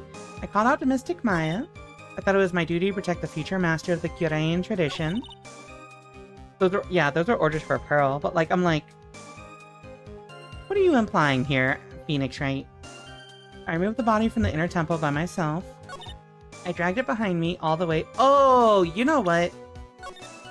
Since now we know the time... Let's press this real quick. Let's see if this is updated. It's pretty amazing you can make it all the way across. That's a rickety old bridge. It looks worse than it is. It's surprisingly sturdy despite its age. It's like they say, idiots are too stupid to catch even a simple cold. But there's one other thing that bothers me. Why not just throw the body into the Eagle River? It would have been much easier than dragging it all the way to Hazakura Temple. I thought that it would still cast too much suspicion on Mystic Maya. That's why I tried to take the body as far away as possible. Ha! Makes perfect sense to me. For the time being. Anyway, what did you do after you crossed the bridge? I think this is where the contradiction comes into play. Because... you couldn't have dragged it because the bridge was burning. Objection. Okay, so we had to present it here instead of there, I guess. Alright, well, you know what? I'm still smart because I had the right evidence. Just the wrong statement. I think Phoenix Wright is not good at making... I'm just kidding. Alright. You claim that the snow had already stopped when the murder occurred. But, I'm sorry, Iris. That just isn't possible. What? This is the weather data from the night of the murder. According to this, the snow didn't stop until 10:50 p.m. But you couldn't have crossed Dusky Bridge at that time. But why do you say that? Because 5 minutes before the snow stopped, Dusky Bridge was struck by lightning and had caught on fire. What did you say? The bridge, it was on fire? You don't mean to say you didn't know about it? It was because of that lightning strike that the bridge burned down. What? But it can't be. It looks like you still haven't figured it out. No matter how hard you try to deceive or conceal the truth, you can't pull the wool over the eyes of a real defense attorney. No! Order, order, order! The bridge was already on fire when the incident took place. That's right, the inner temple was already totally cut off from the outside world. There's no way you could have crossed the bridge, body or no body. Witness, even my patience has its limits. Any further lying and I will find you in contempt of court. Do you have anything to say for yourself? Objection. The only person here that is truly contemptible is you. Old man. Me? How dare you? Whether this witness lied or not doesn't mean squat right now. Squat?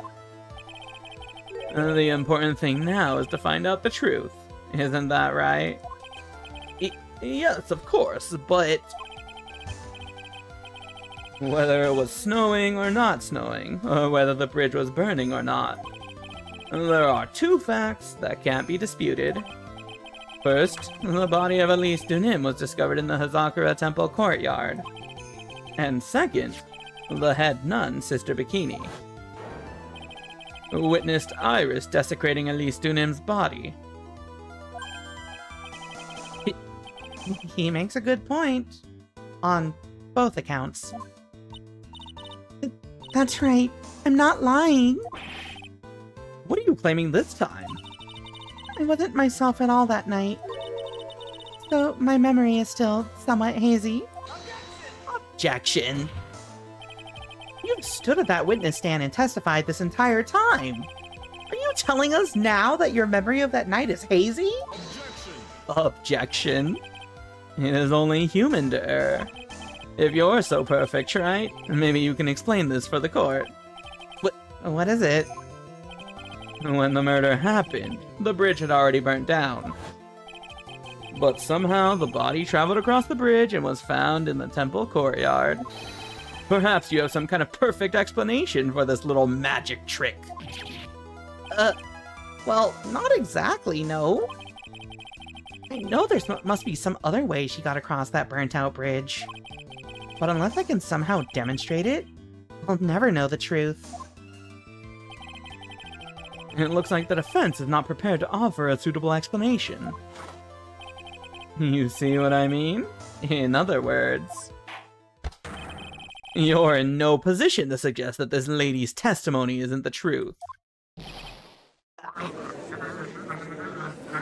That's the noise Phoenix Wright just made in my head.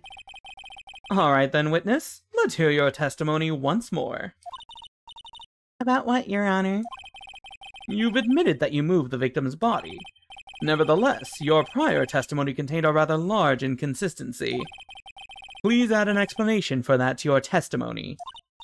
Yes, Your Honor. Will this be her final testimony? Godot just says random shit and gets by on aura. No, but that's so real, he does. Listen, Godot could tell me the earth is flat. No, sorry, that's a bad example because people actually believe that one. Godot could tell me the sky is green and I would believe it because he's just standing there very confidently saying it. Drop 100 squats on the ad break. First, Godot only cares about the credibility of the testimony, then her unreliability is further evidence of the testimony, and now it doesn't matter that it's unreliable. Godot is all over the place. Alright. Moving the body. Other than walking over the bridge, there's no way to move the body.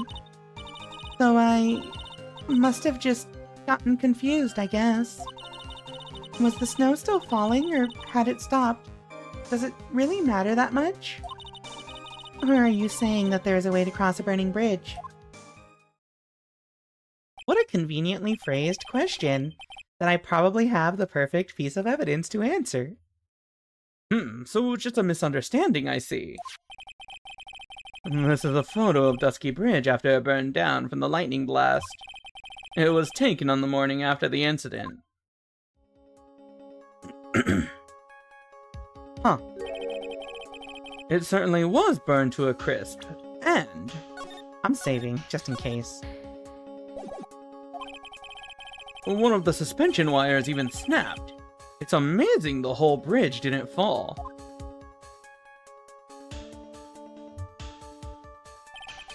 Clearly, it would be impossible to carry a corpse across a bridge in this condition. Taken the morning after the crime.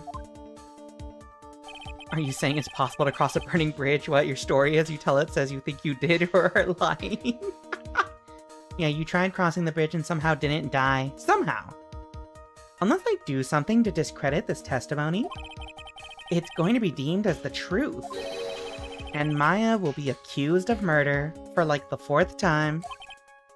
Right. I'm only gonna say it one more time. It is only human to err. And only humans can spot the errors of our ways. The more sense he makes, the less sense he makes. Oh, it's only the 3rd time. You know. She's been accused of murder, more than a few times. All right, Mr. Wright, please begin your final cross-examination. Moving the body. Chat. I'm just gonna do it. I'm just gonna do it. I'm just gonna do it. Larry Butts, if you have ever made yourself useful in this entire series, let it be right now. Are you saying that there's a way to cross a burning bridge? I hate this fucking guy. Objection. A dead body flying over a burning bridge. I wouldn't exactly rule out the possibility. What? You're saying it's possible? Don't make me laugh. The only thing that's possible about your claim is that it's been pulled out of thin air. I don't know about that. In any case, we have a witness who did see it happen. What preposterous! Who is it? Who is this witness? I can't chicken out here. I've got to keep on the attack and go, go, go. Miss Elise Dunham's brilliant and a highly gifted apprentice, Laurice Dunham. Brilliant. Highly gifted. Apprentice? Remember what he said in his testimony? That night he was at the mountain shack, Heavenly Hall. And that's when he witnessed the event. I think you've all seen this sketch before. It's an exact drawing of what he witnessed that night. Are you serious? Today's not April Fool's Day, is it? Mr. Wright, are you seriously claiming that the victim flew through the air? And you're using this pathetic scribble to support your argument. Uh-oh, the judge looks like he's about to blow a gasket. Hello, Shogun, welcome in. He was also useful in 1-4. I mean, yeah, but then he lost all his goodwill by being a weirdo. See, Nick can stop detonating Larry, why can't you? Alright, Laurice. Laurice. Redeem yourself. There, are you happy? Huh. Well, try. There's nowhere for you to hide now. Other than looking like it was drawn by a 6-year-old, does the sketch prove anything? Yes, I'm pretty sure it does, and I'm gonna prove it. Listen, I know your tricks. You're trying to turn this whole thing upside down. If you're so eager to turn this case upside down, why not start with this sketch? Upside down? Why did Godot say that? What happens if you flip it upside down? Alright then, let's hear the defense's theory. What exactly is this sketch trying to show? I don't think old Whisker Face is gonna forgive any more mistakes. Alright, Phoenix, look carefully and think it over. This sketch drawn by Laurice Dunham is...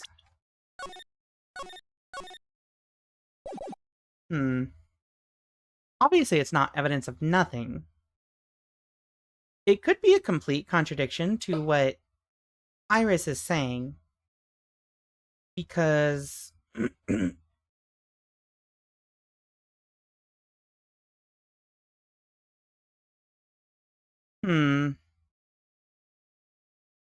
Honestly? It's exactly what happened. It's a witness sketch. So thank you for the follow. Follows are anonymous. Yeah, the way they lead the player to come to this answer is pretty neat. Let's just try it. This is exactly what happened. Of course the victim was flying through the air. You can see it right there in the sketch. Whoosh! Alright, that's obviously not correct. You know, you're starting to remind me of yesterday's witness. What? That was the last thing I wanted to hear. Do you have any evidence that the victim flew through the air? Just so you know, we haven't discovered a giant human catapult at the inner temple yet. I wish they had. Even if you're a lousy lawyer, at least you're 1 cup's worth of entertainment. I think we should skip the penalty this time. There must be some way, I just know it. There must be a way to use Larry's sketch to show the truth of what happened. Oh, okay. Thanks for no punishment, I guess? Alright, the witness may return to her testimony. Yes, Your Honor. Alright, well, I guess we gotta do it again. I'm not re-narrating all that. We're skipping ahead to the decision. Alright. What exactly? The sketch drawn by Luis Dunim. The answer gets shown to the reader. You're a reader. It's a complete contradiction. Something is obviously funny about this sketch. I'm no art critic, but even I can see that. No, that's not what I mean, Your Honor. Luis Dunim stated it over and over that this sketch was exactly as he saw it. However, if we're to believe his testimony, then the sketch contradicts reality as we know it.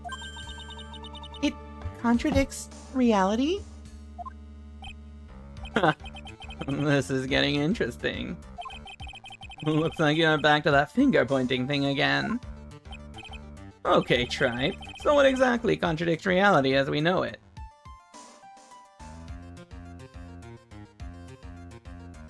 I mean, like...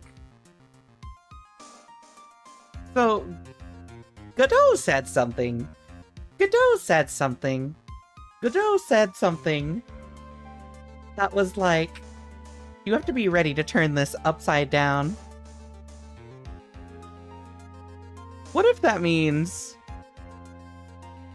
this is upside down, and that would mean that her flying is what's wrong, and then it's falling, which would also make sense because these suspension ropes, I think, would be more indicative of the ropes supporting it on the lower side. I'm gonna head out. Have a good night, Huggenbug. The fire going upside down. The fire goes both ways, I think. This flying figure naturally. After all, people haven't learned to fly yet. Or did I miss something? Alright, that doesn't have me confident, Phoenix.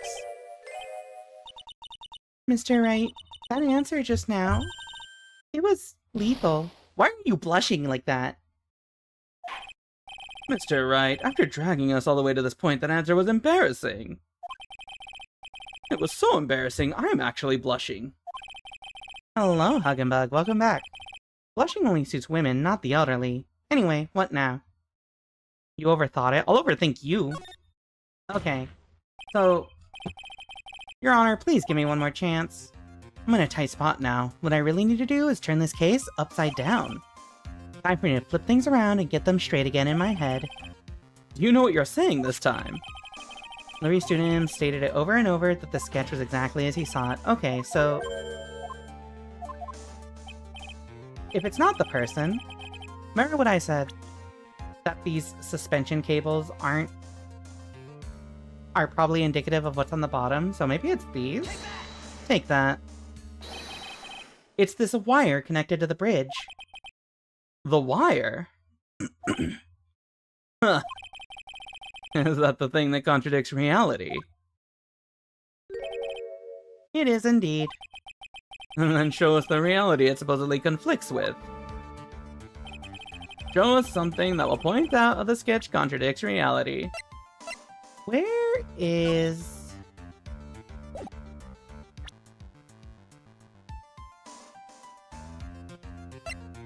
There was like a picture of the bridge, right? Right here? Yeah. Here, the cables, because they're on the bottom side. Take that. That's a photo of Dusky Bridge, correct? Yes. Now, compare the sketch and the photo for a minute. In the sketch, the wires appear to be above the guard... Wait. The wires appear to be above the guard wires. But on the actual Dusky Bridge... Jumping Jehoshaphat! The wires are below the guard wires. What? Order, order, order!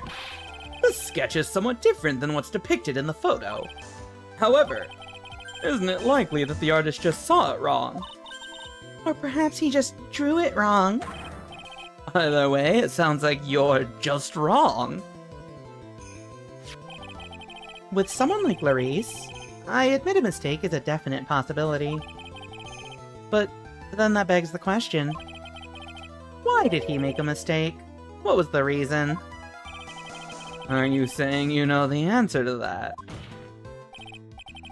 Listen, think back, alright? Remember what Larice was doing when he witnessed this event? He was at Heavenly Hall waiting for a lover that was never going to come. She correctly recognized that he was a loser and had nothing to offer, and therefore stood him up. So he was laying on the floor like a dog. He waited and waited, and finally he laid down. I'm sorry, I fucking hate this dude. But then, lightning shoots from the sky and sets the bridge aflame. Now ponder what sort of position Larice must have been in at the time. He was lying on his back, which is why he remembered the scene the way he did. He was lying on his back. I can't see how it relates. But it does, Your Honor. That is the reason why the wires in the sketch go up instead of down. No way. Larice Dunim witnessed the event while he was lying on his back, face up. In other words, the scene that he saw was actually upside down. Got him. Telling me you don't have a terminally straight friend who you can rely on?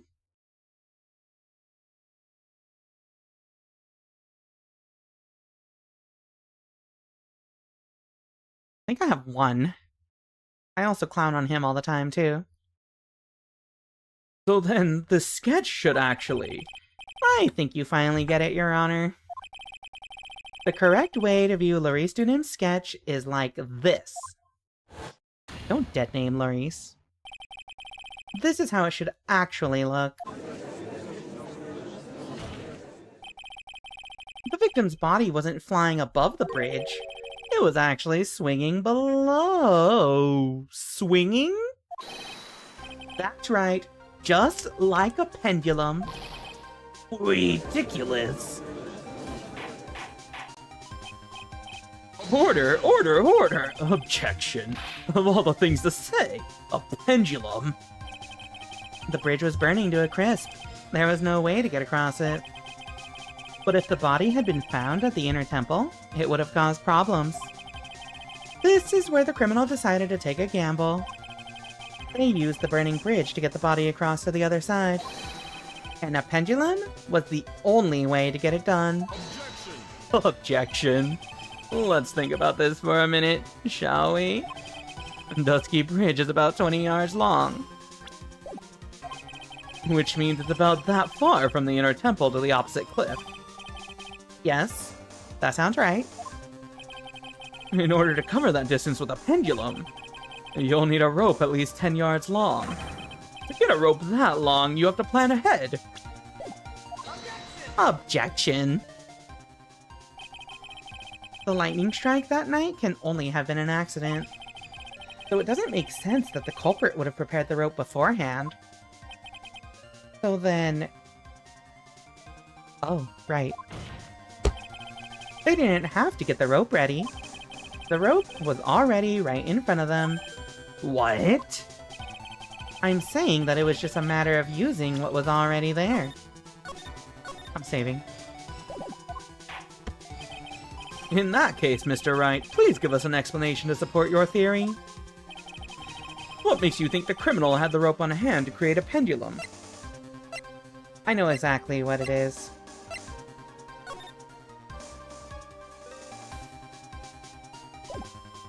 Chat. Can I find a better... So it's either the map or the Dusky Bridge photo. But I kind of think, I'm pretty sure it should be the Dusky Bridge photo. Look at this very conveniently hanging piece of rope. Take that. And the meaning of this is... If you want to know where the rope came from, it's hanging right there in front of your glorious beard. This is one of the wires from the bridge. When the lightning struck the bridge and set it on fire, one of the suspension wires came loose from its anchor. Yeah, it's a rope bridge. Really, man? The criminal didn't have any time to waste. So they tied the wire around a Lee student's body.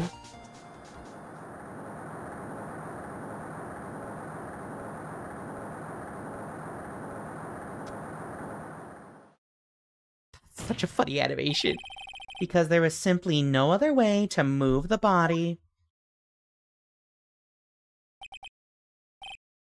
Ha! Glug glug glug glug glug glug glug glug glug glug glug glug glug glug. Mr. Godot! It seems that Mr. Godot is more focused on his coffee than answering my question. It seems that the odds of a rope being readily available were very high, so I suppose that it's not an impossibility after all. Objection. Possible or impossible? That's not the question we need to ask. There's only one question that we need... There's only one question. Did that really happen? Right. I wonder if you can prove what happened to us.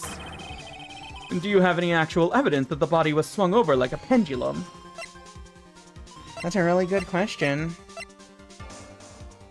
Do we have any evidence that it was swung like a pendulum? Wait. Yeah, give me just a second. Give me just 1 second. Literally just give me 1 second real quick. I just gotta go refill my water real fast because it's pretty light. 1 second.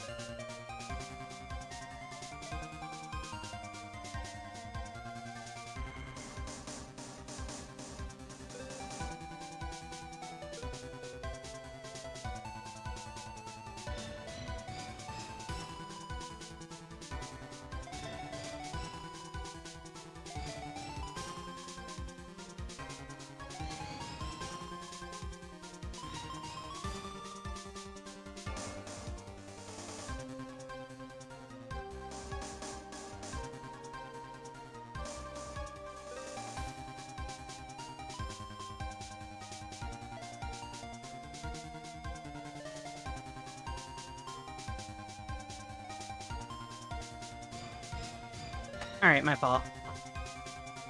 My fault. I'm back. I'm back with water.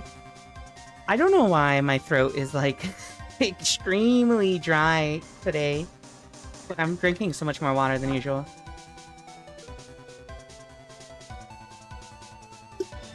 I woke up dehydrated, so... Alright, buddies. Calm down. You don't have evidence you got soft locked just now? Let's go! Alright, so... Any actual evidence that the body was swung over like a pendulum? The first thing that I suspect is... Where's the crime photo?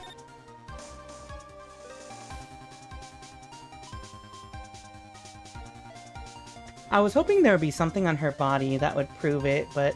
Wait! Actually, See this sash around the middle? Is that in her actual photo? Okay, so that is in her photo. So it's not that. What else could be proof? You need to drink some water like Godot? Yeah, Godot needs to drink more water. Because you've been switching between 3 voices with very little break? Don't worry about it. Don't worry about it. Also, 4 voices. Last time I needed to drink water like that, I was sick in the airplane going to Japan. Don't get sick while you're traveling.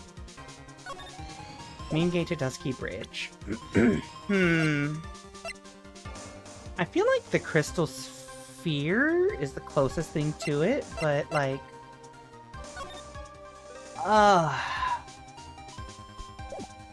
it might be? That doesn't really prove it though, because this could be any...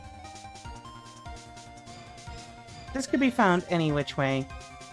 Do you have any actual evidence that the body was swung over like a pendulum?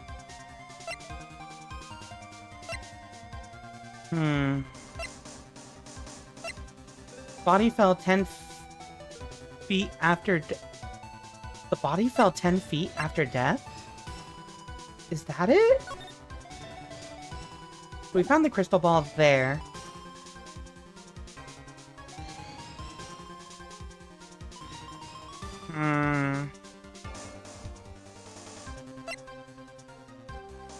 This is Iris's hood. Yeah, it would be really funny if I'm just overthinking this and it's the simplest thing ever. Not the murder weapon, has a sword hidden inside. So the staff was found in the courtyard. Which means that they somehow secured it when she was swung over. You are overthinking it? Am I overthinking it? Like...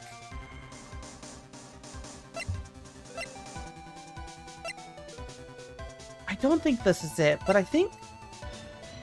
So, like, I mentioned this note. So there's the note. The body fell 10 feet after death, right? What if it was a red herring that she was dropped from the courtyard? What if instead the actual truth of it was the 10 feet fall was the pendulum swinging up and, like, dropping her? This is a... Don't bonk me. I'm gonna... I started this missing some health pips, but this is gonna hurt so much if this is wrong. Other than that, the only thing I can think of is the sphere or the map showing, like, that specific spot, but... Let's try the fall. Take that?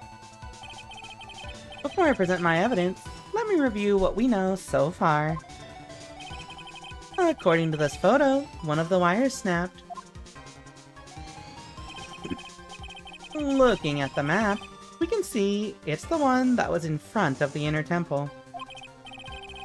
So then, that was the spot where the criminal... Yes, precisely. Now, let us consider the body's movement by looking at the overhead map again. If the body was pushed from this point here, it would drop on the opposite bank at approximately this point. Did you say drop? Well, they must have failed to catch the body on the other bank. What makes you think something like that happened? Because I have evidence that suggests her body dropped some distance. What kind of evidence? Take a look at this autopsy report. It says here that her body fell about 10 feet after her death. 10 feet, huh?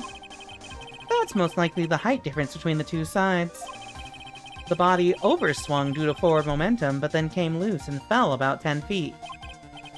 And then, as a result of the landing impact, this crystal sphere was knocked loose. I could have presented the ball. I was so right. That's... Yes, this bloodstained amethyst crystal. It's the one that came off Miss Elise Dunham's staff. Oh, both of them work? Yeah, that's what I figured. And even more important is the place where this crystal sphere was found. Indeed, I believe it's already marked on this overhead map. The crystal was found Precisely, Your Honor. In the very spot where the pendulum would arrive if given the right amount of speed. This explains your theory quite well, Mr. Wright. You provided us with a way the body could have been moved that night. An impressive deduction, Mr. Wright. Most impressive. Have you considered not being a lawyer and becoming a detective instead? Especially to replace that gumshoe guy. Huh? Mr. Wright! I thought this cold coffee might help you cool down. What is the meaning of this, Mr. Godot?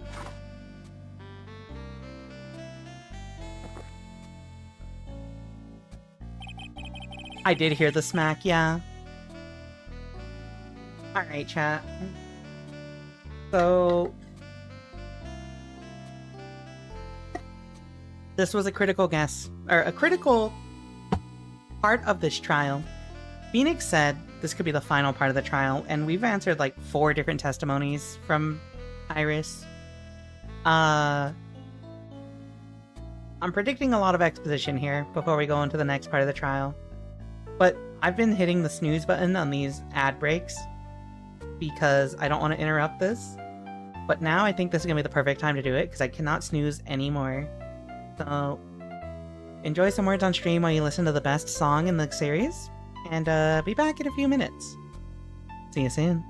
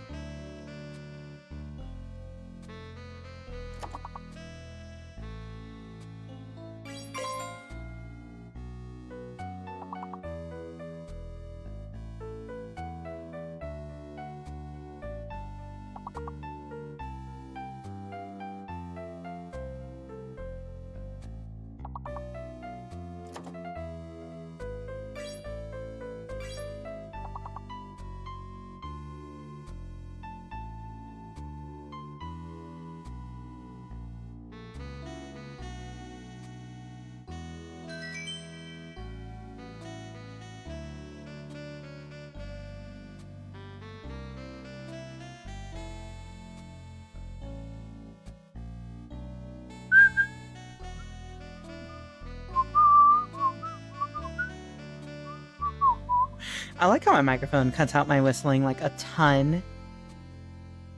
Alright. So... Alright, buddy. Alright.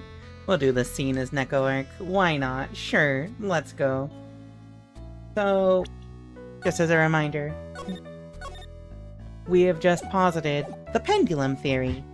And Phoenix Wright has made a bunch of pretty compelling evidence. Hello, Freakus. Welcome back. Buru Nya. Phoenix Wright has left a lot of compelling evidence. However, Godot has an objection, I think. I gotta take off that timer. That was a dark and bitter guess that you made, Trite. But you forgot about one thing. Good evening. Oh, and what would that be? Oh yeah, Freakus, thank you for the gift. I was playing it last night. I got distracted.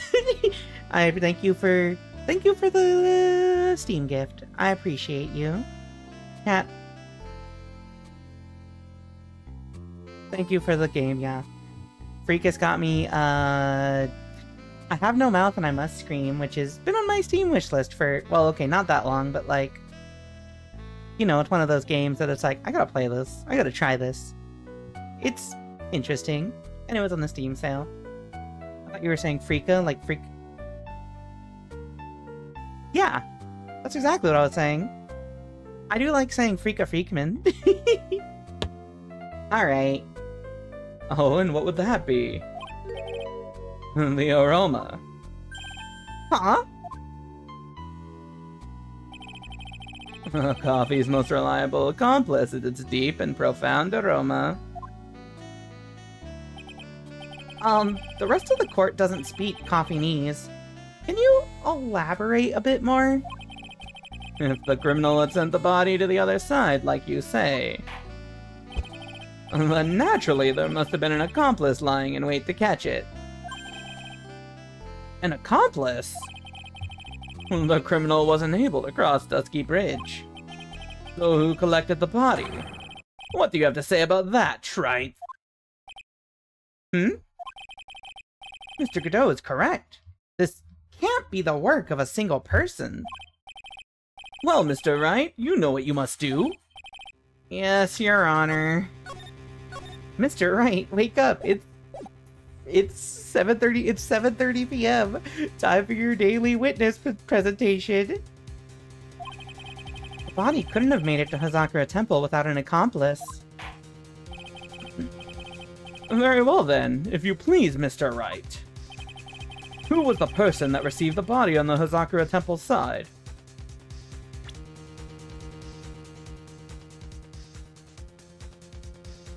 Who could it have been?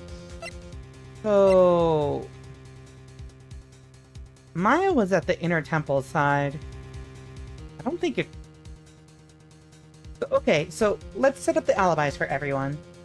Maya and Pearl were at the inner temple. So, like... It shouldn't have been either of them. Definitely Maya Fey. Ruling out the prosecutors and police. We are then left with Bikini, but her bad back really bothers her, meaning she don't think she could have carried a body, and also I don't think she's capable of accomplice to murder. Elise is the victim. Iris was on the other side. It's so weird because, like, her testimony yesterday says that she stayed at Hazakura Temple the entire time. He was the only person near the body. Yeah. Yeah, because, like, the only other people who were at the temple were Phoenix, right? No. Yeah. And Larry? Iris? Oh my god, I had to look at those emotes. That's such a good emote. When it was found. I'm enjoying the judge's dialogue infinitely more when I just focus squarely on Neko Rika and pretend she is the judge. Oh my god. Think you're onto something there with Gumshoe. Who else is here? She's dead, so it couldn't have...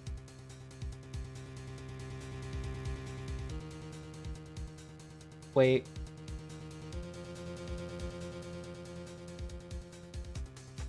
She's not here.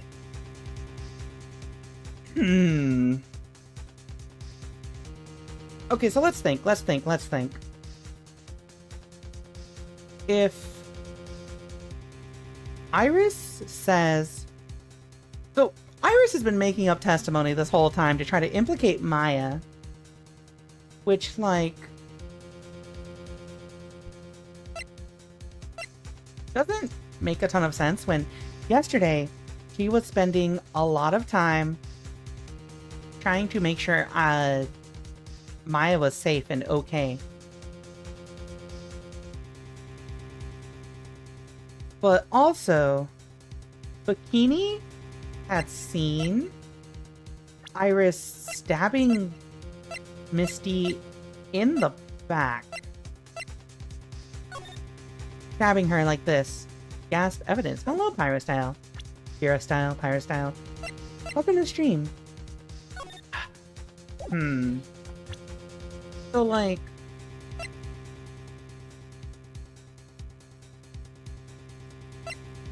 Wait.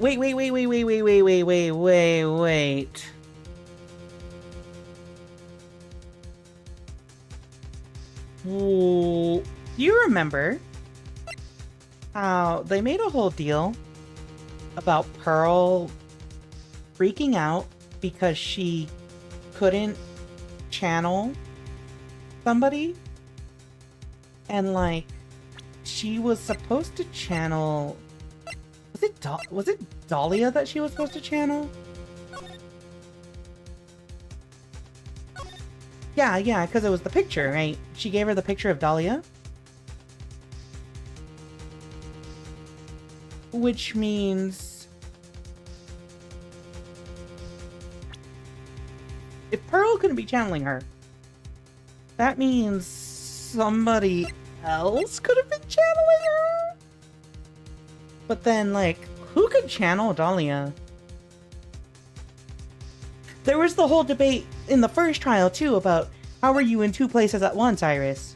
Wait, that explains a lot if one of the irises is Dahlia being channeled. You need a name and a face to channel, yeah. Who would have known Dahlia's name and face? Bikini did not know her name and face. Iris could have, but one, this doesn't create two of her. And two, doesn't seem to have any spiritual power, apparently. It couldn't have been Elise, aka Misty, because, well, she's the victim. And you would need a third body for that. What if Larice simps so much he decides to accomplice? Oh, you know. It could be this dude. I would be so tempted to throw him under the bus. When you broke Pearl's psyche locks? Yeah.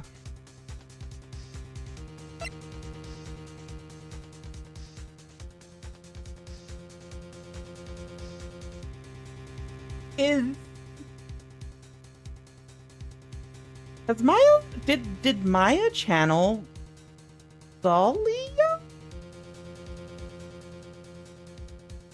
That's the only way I can think of that. This is the only person I can think of who could channel her, because she would... Did she know Dahlia's name and face? Yeah, right? No. Oh, fuck, I can't remember. But, like, if somebody on... Okay, wait, yeah, I am... Okay, we're going ahead. If Pearl said the letter included a photo of Dahlia, yeah. So Pearl could have given that to someone else, but, like... Okay. So the important thing is, it's entirely possible for there to have been two irises, which is just one iris and one Dahlia. Which then means... Wait. Okay. So then, if we establish that there's two irises the iris that's on the inner temple side would not have been able to come back. And the iris that's on the Hazakura temple side would have had to be the one to go back with the snowmobile. And Iris said she had the snowmobile key. Bikini testified to that. Does that mean normal Iris was the one who received the body?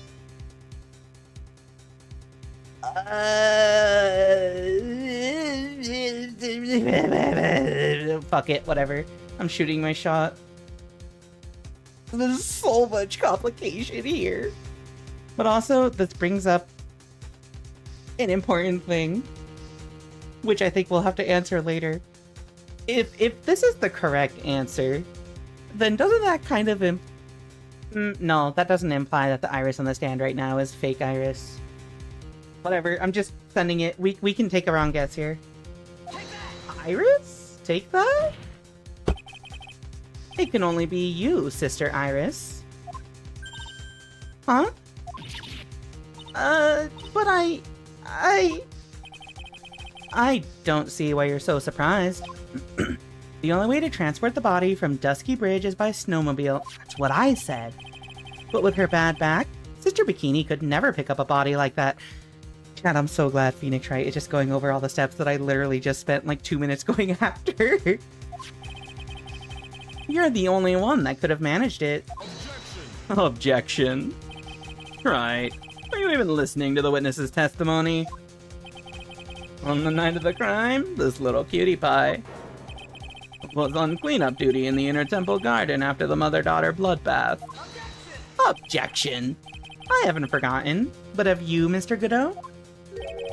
This witness was also seen at Hazakura Temple, desecrating the corpse of the victim. Strange indeed. It's almost as if on that night the defendant was in 2 different places at the same time. Hold on, am I a genius, chat? Am I actually a genius?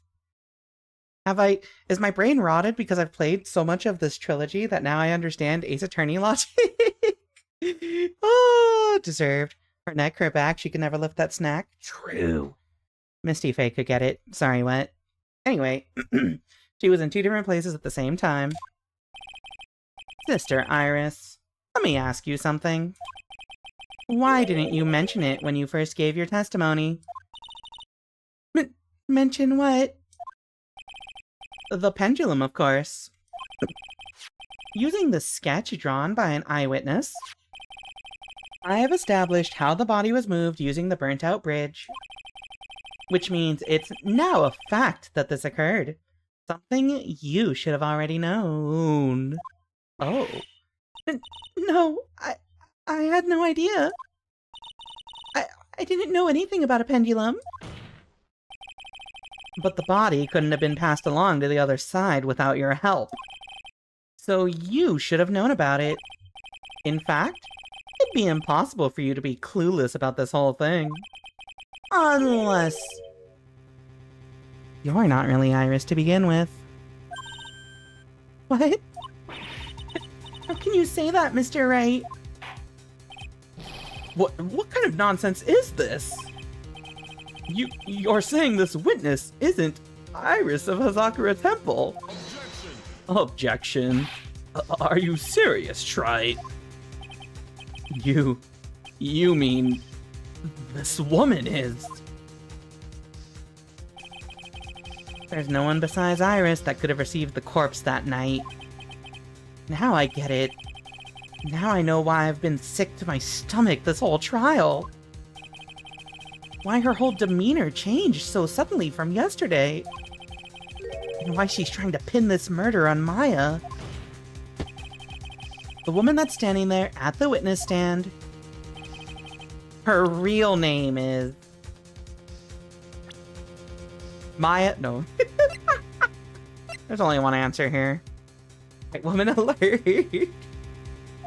Take that. I never thought I'd have to utter your name again, let alone see you. It's been a long time, Dahlia Hawthorne. Hawthorne? Sister Iris had a twin sister. And you're looking at her, Miss Dahlia Hawthorne. That name rings some bells. Distant bells, but bells nonetheless. Ha! It's just your imagination, Gramps. This file contains all the relevant data about Dahlia Hawthorne.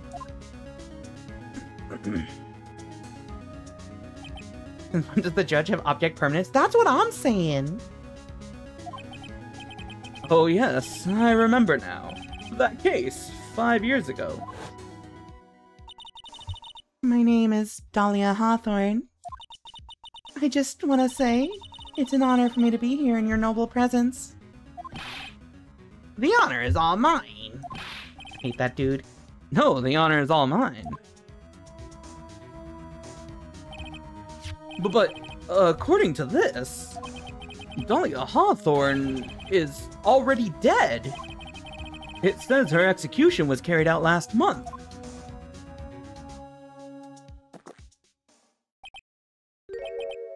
So what? Death has no meaning in this courtroom. What? I mean, like, if you think about it, other than the judge, okay, half of the people in this room right now are literally dead people. Godot allegedly died. Dahlia was executed and is probably being channeled right now. The judge, well, I mean, this dude's senile. He might as well be dead. Phoenix Wright, you know. Usually he forgets things that happened 10 minutes ago. Precisely. All the wild stuff that happens in this courtroom, can you really expect him to remember all the criminals that come into his court? Yeah, actually, that's fair. Like, sometimes this courtroom do be kinda crazy. Unless that isn't the real judge, but instead his twin brother. The judge is already in his 10th life? Yeah. But then who's up first? Who's channeling Godot? Me. I need Godot and... You know what? Never mind. I'm not gonna say that. Order! But wait a moment. How can you... My sister, she's already dead. But what kind of... Objection! You of... Oh my god, I'm being punished for crimes I didn't even commit. You, of all people, should already understand. After all, the blood of the master of the Kirain channeling technique flows within that body. The Kirain channeling technique? Oh, where have I heard that? That's right. You're not Dahlia Hawthorne herself. You're the spirit of Dahlia, currently inhabiting the body of a spirit medium. What an exciting story. Exciting, but quite impossible. You're asking us to buy that Dahlia Hawthorne just happened to be channeled by someone on the very night of the murder to a temple where her twin sister Iris was. Well, if you're gonna put things that way, then... yes. Objection! We're supposed to believe a coincidence like that just happens. Objection! Hi, Winter, welcome in. Naturally, it was no coincidence. The whole thing was part of a plan from the very beginning. It's all written right here in these instructions. What's that? These instructions were written by your mother, Morgan Fay. Right, because she's Dahlia and Iris's mother. Thank God for checking in. And part of the plan called for Dahlia Hawthorne to be channeled. That night, there were 2 Irises at Hazakura Temple. 2 of them? Even the time of the channeling was planned out. As soon as you hear the lights out bell. In other words, 10 p.m. However, Iris was seen before dinner time. That means the Iris that was at dinner was the real Iris. And the Iris who gave me this hood in the main hall was also the real Iris. Meaning that the Iris Sister Bikini saw at the Inner Temple was someone else dressed as her. Namely, one Dahlia Hawthorne. Objection. You even know what you're saying, Trite. This whole channeling the spirit of Dahlia Hawthorne business. Yes, it's true that you found plans that talk about it. However, there's one thing that's perfectly clear. The witness currently standing in the witness stand is the real Iris. What?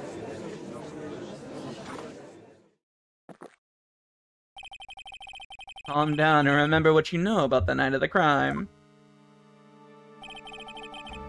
After meeting Sister Bikini, the Dahlia Hawthorne that had been channeled would have been stranded at the Inner Temple due to the lightning strike.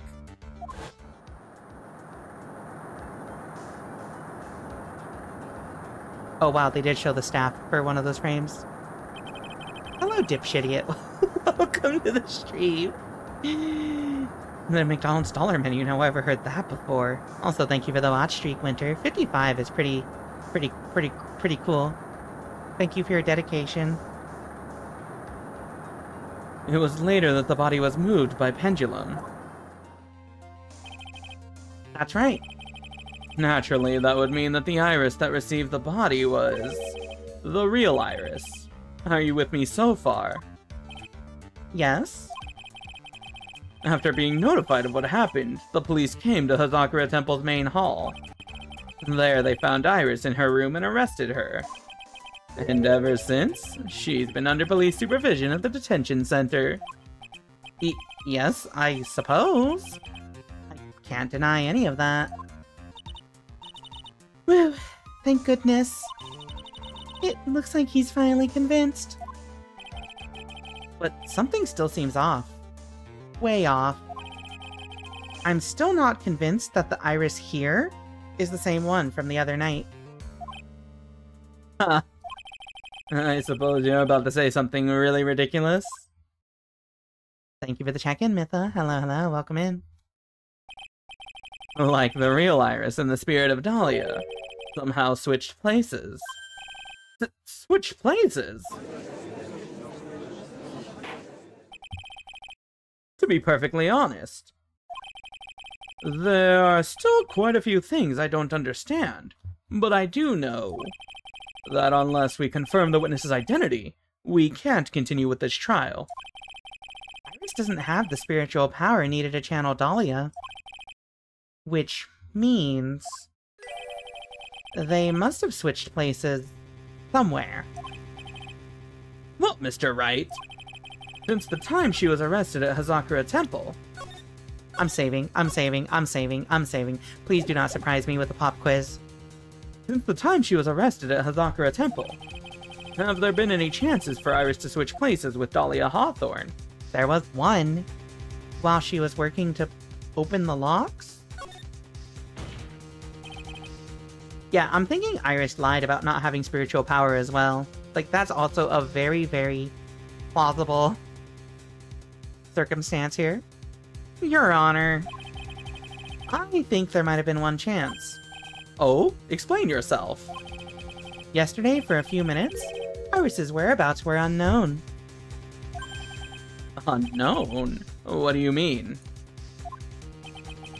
What I mean is... there was a span of time in which Iris was able to move about freely, unsupervised. Well, who was it? Who would give a murder suspect time to move about freely like that? I'm sorry. I know you didn't mean to. It wasn't your fault. The person who gave Iris the chance to freely move about was...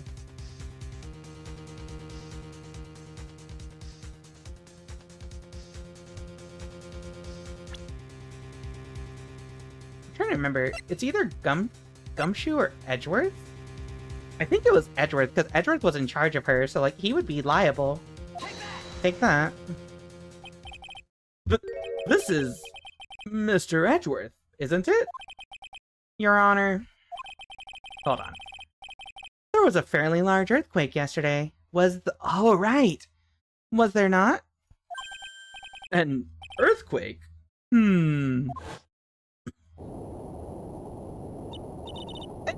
Earthquake? Oh my goodness, the inner temple. This kind of tremor might...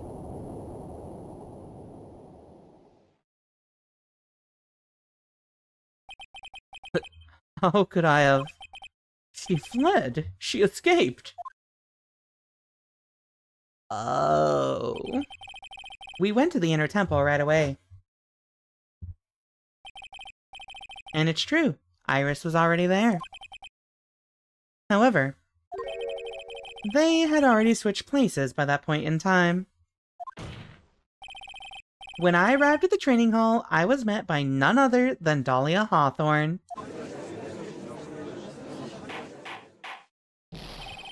That's quite enough already, Mr. Wright. Now see here. No judge in his right mind would consider the idea of spirit channeling... Be quiet.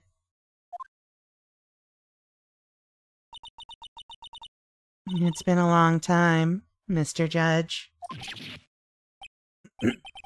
That voice? Guess I'll have to ask again. Chat. I just want to take this point. I just want to take this moment. I just want to take this moment to reiterate something. I fucking love evil women. I fucking love evil women. Yeah, deserved. I don't take it back. Chat, I'm cooked. There's still quite a few things I don't understand, like how places can afford a value menu. Love a shorter woman who can look down on you. Oh my god, would? Yeah. Alright. Water time. I gotta hydrate. The thirst is real. Why'd my camera trick? Oh, you know what? I gotta turn on my light real quick.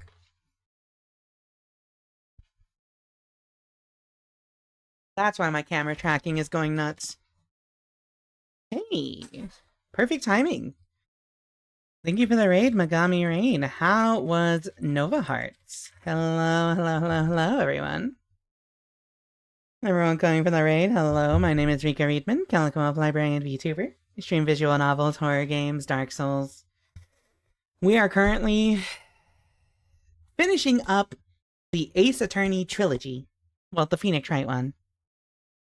We are literally on the last trial or the last trial day of the last case of the last game. If you like visual novels, if you like Dark Souls, if you like spooky games, feel free to give me a follow. If you like Ace Attorney, feel free to stick by. If you're avoiding spoilers for a game from like 2008 or something, feel free to dip out. Nova Hearts was fun, beat it today and got a kiss an asteroid. I love kissing asteroids. I'm so glad to hear there was a good stream. Yeah, if you gotta go do your post-raid stuff, take a break, get water, etc., etc., feel free to lurk. That being said, we're in the middle of a very dramatic scene. Let's continue. We've just revealed Dahlia Hawthorne's real identity? Question mark? Upon meeting a beautiful lady, always ask for her name and profession. That's one of my rules. Where are the butterflies? Dahlia Hawthorne. In my current profession? Permanently retired. So you're not going to bother hiding your identity anymore, huh? Why should I? After all, I'm dead. There's really nothing you can do to punish me. Chat, new sprite, new sprite, new sprite, new evil woman sprite, new evil woman sprite. I am so very normal about this. New evil woman sprite. Sorry. I'm calming down. What is going on here? Dahlia Hawthorne. Dahlia Hawthorne? I never thought we'd meet again. And I never thought we'd meet like this. But this time, I'll end it. For her, and for myself. To be continued. I'm dead, you can't punish me, damn, she's right. I mean, that is true. She could just commit crimes for free. Save your progress? Yes. Alright, do we get a recess for this? Alright, chat. So we're gonna have an ad break probably in like 10 minutes. Let's see if we can get through the preliminaries. February 10th, 1:06 p.m. District Court, courtroom number 7. Oh, wait, we're not even having a recess. We're just going straight in.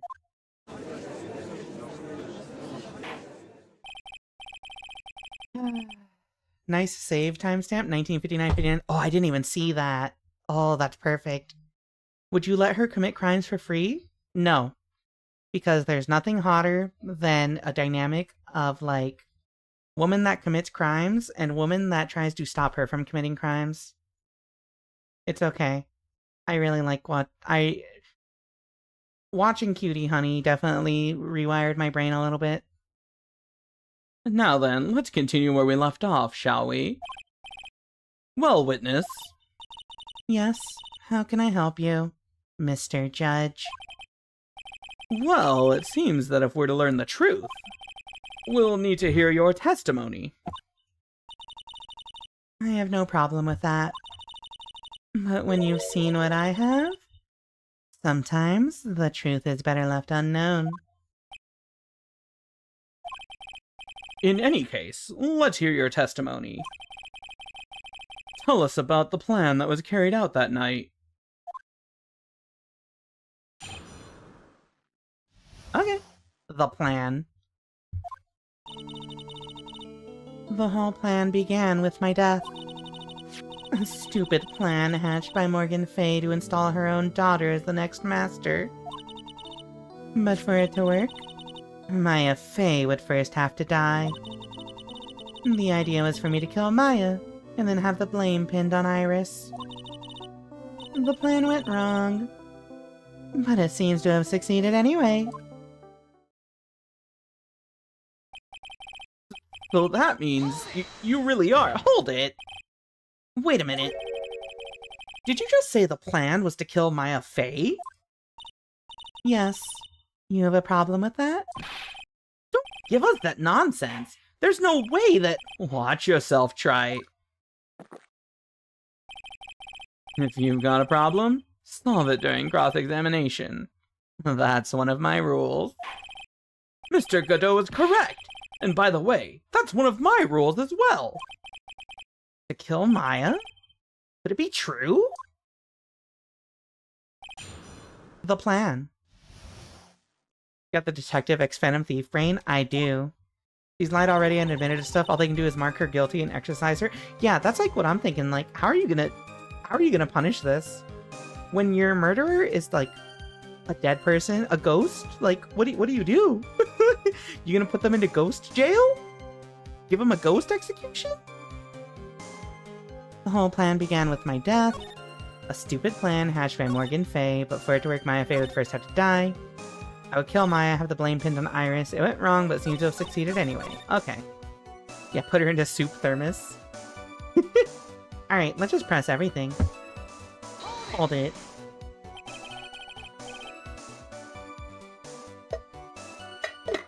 Alright. Ghost executions are called exorcisms? Yeah, fair enough. You were executed last month, correct? Yes, I was hanged. It wasn't exactly pleasant. How did you manage to discuss the plan? When did you talk with Morgan Fay? Last year. She was transferred to the same detention center as me. Since I was on death row and she was my mother, it was actually pretty easy to meet with her. I see. So that's when you discussed the plan. Let me just reposition my mic real quick. There we go. Huh. Are you crazy? At first, that woman was planning to kill me as well. Even though I'm her own daughter. All to make Pearl Fey the master of Kirain? She's a cold, twisted woman. She thought she could finally regain her lost honor. And the honor she lost when her younger sister Misty took her place as the master. Ever since that day, she's been working on this plan. A plan, huh? A stupid plan hatched by Morgan Fey to install her own daughter as the next master. Hold it. You're talking about Pearl Fey, is that correct? Yes, though at first she had high hopes for the two of us. You and your twin sister, Iris. That's correct. Fortunately, neither of us had much spiritual power. That's why we were abandoned by her, along with our father. Abandoned? The only person I ever really cared about in life was myself. My sister was a nuisance, so I convinced my father to leave her at an old temple. You mean Iris? Yes. My father remarried a woman who also had a daughter. The less children you have, the more money there is to go around, right? And on top of that, my father had absolutely no interest in children in general. How horrible. The really horrible one was that woman. That bitter, vengeful woman. It was her stubbornness that gave birth to that child, Pearl Fey. She was born with an abundance of spiritual power. Unfortunately for her. Morgan Fey heaped all of her broken hopes and dreams onto that poor child's back. All because of her pathetic dreams of having her bloodline become the main family. But for it to work, Maya Fey would first have to die. Hold it. Maya would have to die? But why? For our bloodline to succeed as the main family, thus making Pearl the new master. The remaining descendants of the current master had to be taken care of. Objection! But Pearls would never agree to a plan like that. Hold on. That's a very important statement. I'm adding it to the testimony, but also I agree. Fuck Morgan. Legitimately, fuck Morgan.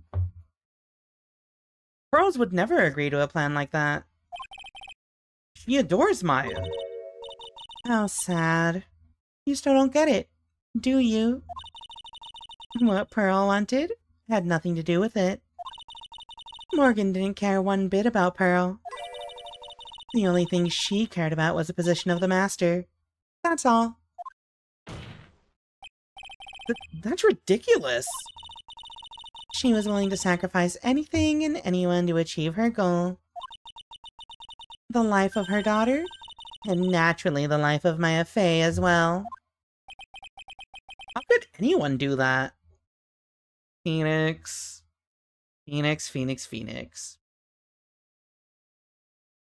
You probably have both your parents, don't you? The idea was for me to kill Maya and then have the blame pinned on Iris. Hold it. But would you literally? You were gonna kill Maya? Didn't we just go over this? Pearl didn't need to know anything about it. All she had to do was follow the instructions in the letter and channel me. And then I would have simply used her body and finished the job. In any case, I'm already dead. And there's nothing any of you can do to me. So the plan was to blame the crime on your younger twin. On Sister Iris of Hazakura Temple. She and I look absolutely identical. No one can tell us apart. If someone were to witness me killing Maya, naturally they would think it was Iris that had done it. And the witness in this case was the lead nun, Sister Bikini. I never would have guessed she was going to return to Hazakura Temple that night. But she wound up seeing Iris's crime anyway. But why did you want to pin the murder on Iris in the first place? She's your twin sister. Isn't she? Did you miss the part where she says she doesn't care about anyone but herself? Twin sister?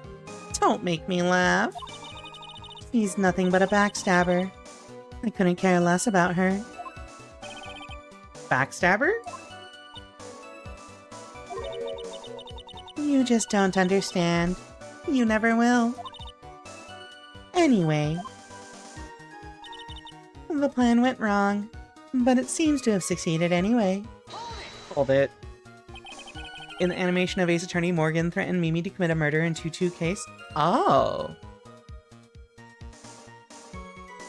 That makes sense, actually, yeah. You think the plan was a success? You heard me. Just as that woman had hoped. Maya Fey is dead. Now the title of the master will pass on to Pearl Fey. Objection! That's absurd! Maya's just... She's just trapped! Trapped inside the sacred cavern! Really? You're as foolishly optimistic as ever, aren't you? My darling Feeny. Do you want to know the truth? Ever since we met, I've despised you. Your sniveling naivete and your pathetic faith in other people. I just want to know one thing. What did you personally think of Morgan Fay's plan? I told you already, didn't I? It was a stupid plan. It had no point, no value, other than fulfilling her own greedy desires. Yes, it was certainly nothing to be proud of. If that's how you feel, why did you help her carry it out? Why would you do it? Why would you kill Maya? You may not understand it, being the kind and gentle soul that you are. You may not be able to appreciate why someone like me would help a woman like that. So then tell me, why? Isn't it obvious? I'm not like that woman. I only act in my own self-interest. The reason I helped her was for myself. For my own personal satisfaction. What did you say? So this woman, Dahlia Hawthorne, she had her own reason for wanting Maya dead? Do you understand why I would kill Maya Fey now? What my goal was? Let me just save real quick. Hold it. Obviously, it's because you were helping Morgan Fay. Helping? Don't make me laugh. From the day I was born to the day I died, I never helped anyone. I lived for myself, and in the end, I died for myself. I thought that was obvious. So she wasn't actually cooperating with Morgan. She was just using Morgan and her plan so she could accomplish her own goal. All I wanted to do was kill Maya Fey. That was the only way I could think of to get revenge. Revenge? It looks like I have no choice but to present that piece of evidence. I can't believe it. She meant to kill Maya? I've got to keep a cool head. And I need to get more information out of her. It's the only way to understand this plan and what she was after as well. Yeah, just girly things? So...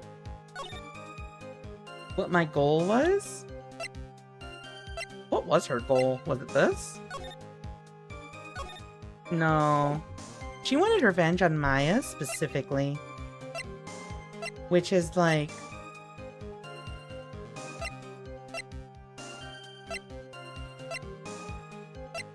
huh? Grain Master's Talisman. You're overthinking it? Did we just present Maya Fey? I'm saving. Heihachi Mishima is dead. What's your goal? I don't know your goal, lady. This is just exposition. He's in solitary confinement. Oh. Actually, no, this is why. Because Mia's the one that sentenced you to death, right? Objection. I forgot that Mia is, in our court record at all times. Could it be that your actual goal had nothing to do with Maya Fey herself? As I said, none of you have the power to punish me anymore. Because I'm already dead. Well, I had the same problem, you see. You can't punish the dead. And you can't take revenge against them either. You wanted to take revenge on someone. I was sentenced to die because of that woman. Mia Fey. I somehow knew this was it. I wanted to send her a message. It was at her hands that I suffered my first humiliation. I wanted her to feel the same pain she made me feel. Sadly, when I realized revenge was impossible, I gave up. And the reason it was impossible? Was it perhaps because Mia Fey had already died? Yes, and I realized there's only one way to take revenge against the dead. And how do you do that? Even when the body dies, the spirit, the ego, it lives on, forever. I wanted to take away the person that Mia Fey loved most. I wanted to kill her with my own hands. That would be the one and only way I could take my revenge against Mia Fey.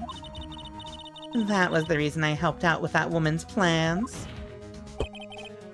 Just for that? For that you would kill Maya?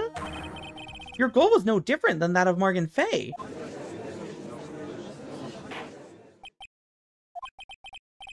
As they say, the apple doesn't fall far from the tree. What a cruel plan. Cruel, cold, and heartless. Don't waste your time preaching to the dead. I've already told you. There's not a thing you can do to me. That night...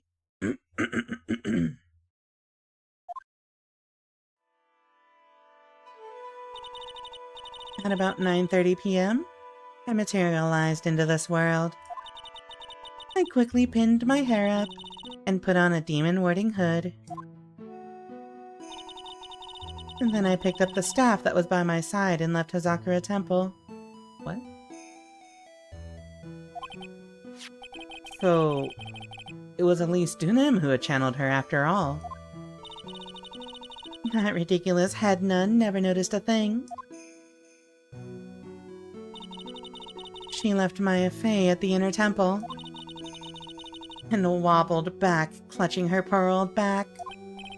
What did you do then? That kid was easier to handle than I had hoped. I caught up with her in front of the stone lantern.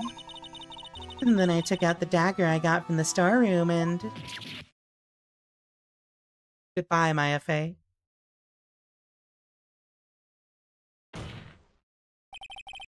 So then you... This doesn't explain numerous things, though. Where did Elisa's body go after that? So then you... You're saying you stabbed Maya? It's strange, but... I don't have a clear memory of what happened after that. What does that mean? No clear memory? I don't know. I think I was stabbed. You were stabbed? At the last minute. Maya Fey must have stabbed me. I'm sure of it. Objection! That's not like her at all. Maya wouldn't stab a french fry with a plastic fork. Anyway, suddenly lost consciousness. But before I did, I scrawled her name on the lantern. Just as I was passing out, I wrote Maya behind my back. I had hoped it would cast suspicion on her. I can't believe she was thinking of that until the bitter end. That's where my memory temporarily stops. It stops? I don't have any memory of actually killing Maya Fey with my own 2 hands. My very last memory was Maya's terror-filled eyes. When I woke up after that, I was in the sacred cavern surrounded by darkness. You were in the sacred cavern? The entrance was sealed with one of those trick locks. Somehow I had been trapped in there. But how did you wind up in there? I'd like to know that myself. Anyway, I was worried. I didn't know whether or not Maya Fey was dead. I think that's actually, like, the only conclusion you can think of, or you can, like, make at this point, is that Maya wrenched control of her, yeah. Or not back or just go click-clack. I didn't know whether or not Maya Fey was dead. I swore I wouldn't return to the underworld until I knew I had killed her myself. For a ghost, you're one tough cookie. I wanted to get out of there and make sure she was dead. But I couldn't do it. I couldn't get out. The trick lock stopped you, huh? I didn't know how to remove it. So then you're saying you were actually confined against your will inside the sacred cavern? Yes. I wanted to get rid of that annoying lock as soon as possible. But it wasn't easy. Kept getting interrupted while I was working on it. Interrupted? It was early in the morning, but someone came into the training hall. What? Who? Could it have been Maya? I thought the same thing, but I couldn't see. Why not? If someone had spotted me, I would have lost my chance to take revenge. So I made sure to hide myself well at the back of the sacred cavern. That morning, only 2 people could have gone into the training hall. Maya and Pearls. Pearls went there to cover the hanging scroll in gravy. Still, I finally managed to remove the lock. But I was too late. What do you mean by that? The flies had already started to gather. The bridge had been fixed and the police had started their investigation, correct? Naturally, I couldn't go out. So instead, I returned to the cavern and put the lock back on myself. I realized I wouldn't get a chance to see Maya's corpse as I had hoped. But just then, Lady Luck showed up. Lady Luck? After that big earthquake, she showed up, all by herself. The real Iris? She said she'd come to make sure the sacred cavern was alright. Stupid girl. I came out from the sacred cavern and got a feel for the situation.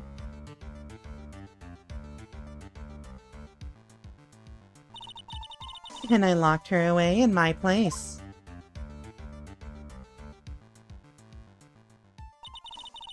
I had finally learned exactly what had happened. It was then that I learned the plan had actually succeeded. What do you mean your plan had succeeded? I'd misunderstood one thing, you see. That night, the one that had summoned me, I had assumed that it was Pearl Fey. Well, of course you would have assumed that. It was written in the instructions. But I was wrong. The person that had actually called my spirit back was Misty Fey, the picture book author. Alright, we're getting an explanation, but we have a lot more exposition after this, and it's been an hour, so we need to do our ad break. Get up, stretch, get water. We'll get more exposition in a few minutes after some words on stream. See y'all soon. Bonk!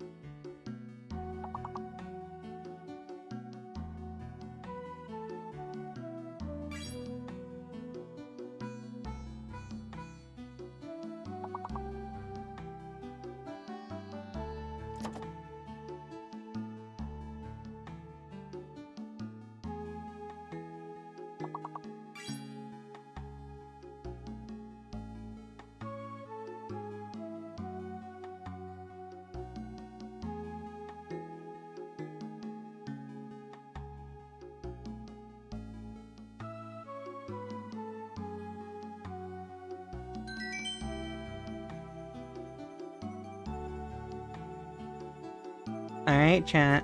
I appreciate the efforts, but level 21? Y'all really hit level 21? That's a new record, I'm pretty sure. Alright. I'm ready. Let's do this.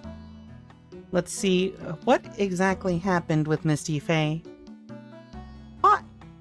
So apparently, she found herself locked up Dahlia found herself locked up in the Sacred Cavern.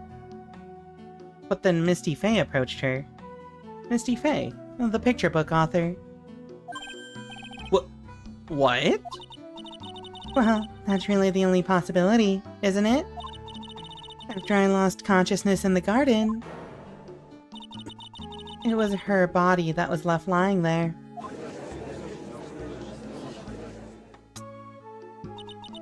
Maya Faye. I wasn't able to kill her with my own hands after all.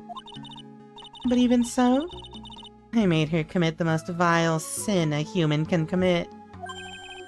And that is... Matricide. The sin of killing her own mother. Ugh.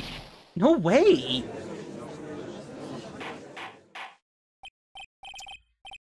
Order! Order in the court! What is the meaning of this? It's true that I was the one who attacked Maya Faye. But even so, the murderer who actually snuffed out Misty Faye's life was none other than your darling little Maya. Objection! Ridiculous! That's nonsense! Are you sure about that?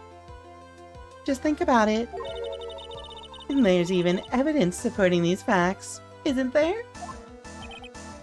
What do you mean? What is the so-called evidence? The fact that Maya Faye has disappeared is evidence enough, isn't it? Huh? The idea that she's still in the Sacred Cavern is just ridiculous.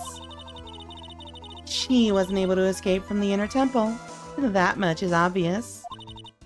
In that case, there's only one place she could be. Where? Do I have to spell it out? The bottom of the Eagle River. Where else? Eagle River? Maya Faye killed her long-lost mother. Can you imagine the guilt she must have felt when she realized that? That's why she threw herself into the Eagle River. Most bodies that wind up in there are lost forever.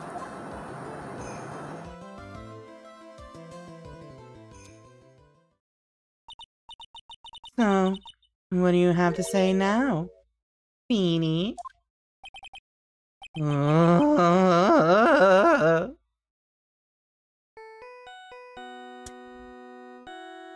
Phone?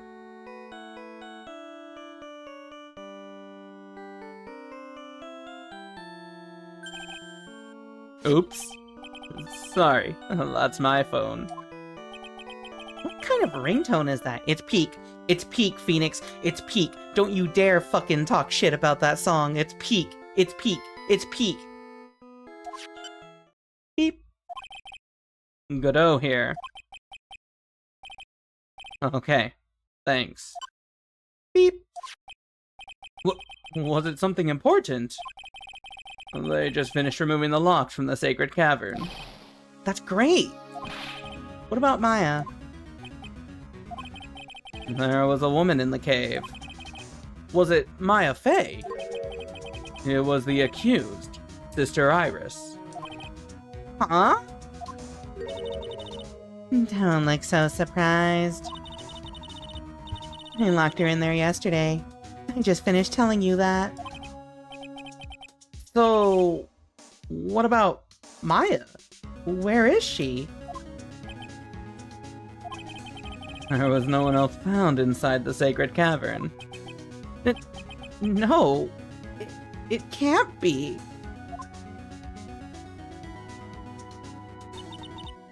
I told you, didn't I? She's dead. No! No! I'm pretty, like, I'm fairly certain Dahlia's possessing Maya.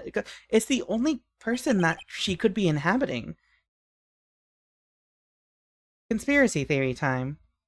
Pearls? We saw her before the trial. We know she's in the audience, or she's in, like, the audience watching. Misty? Dead. Bikini? She didn't know Dahlia, and I don't think anyone told her about Dahlia. Maya's the only spirit medium left in this case. Yeah, gallery, thank you, gallery, not audience, gallery. I'm revving up something fierce on y'all already. Alright.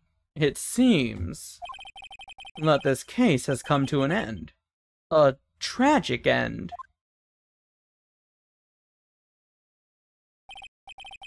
Sadly, it appears the killer of Elise Denim, also known as Misty Faye, was her own daughter, Maya Faye. Overcome with guilt for what she had done, Maya Faye jumped to her death into the raging waters of the Eagle River. It can't be.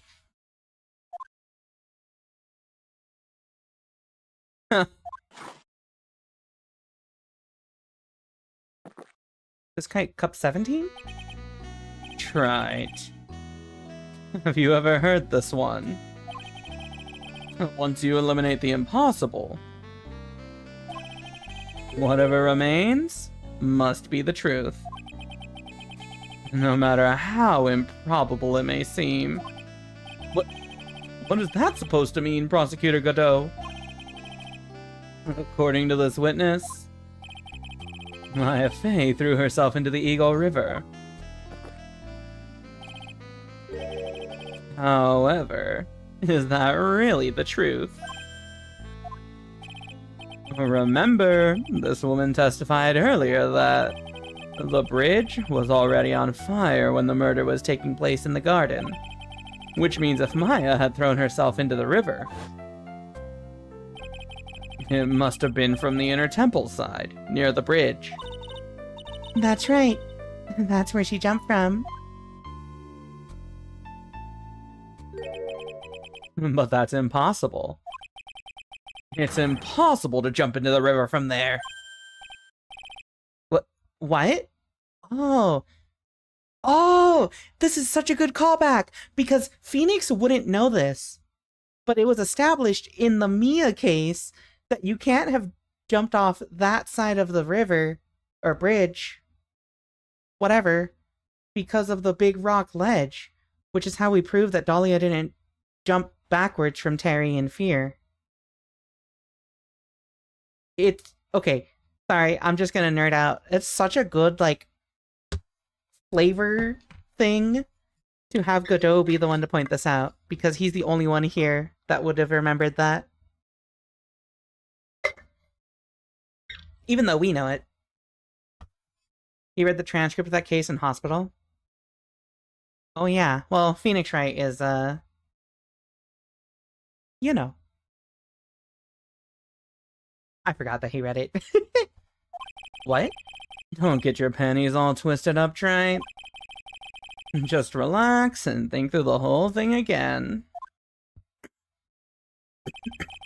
So it's impossible? Maya couldn't have thrown herself into Eagle River? Well, Mr. Wright, Miss Hawthorne claims Miss Faye threw herself into the river from the inner temple side. Alright, hold on. Do you have any evidence that refutes this claim? Oh, yeah, actually. Hee hee! Take that, Hazakura Temple map. It's impossible to jump into the Eagle River from the inner temple side. No one knows that better than this witness. What did you say? 11 years ago, you jumped into the very same river. Just take a look at this overhead map. As you can see, below the cliff on the inner temple side is a big rock shelf. Oh, you're right. She wouldn't have reached the river if she had jumped off from there. In other words, if she had jumped, we would be able to see her body in this photo.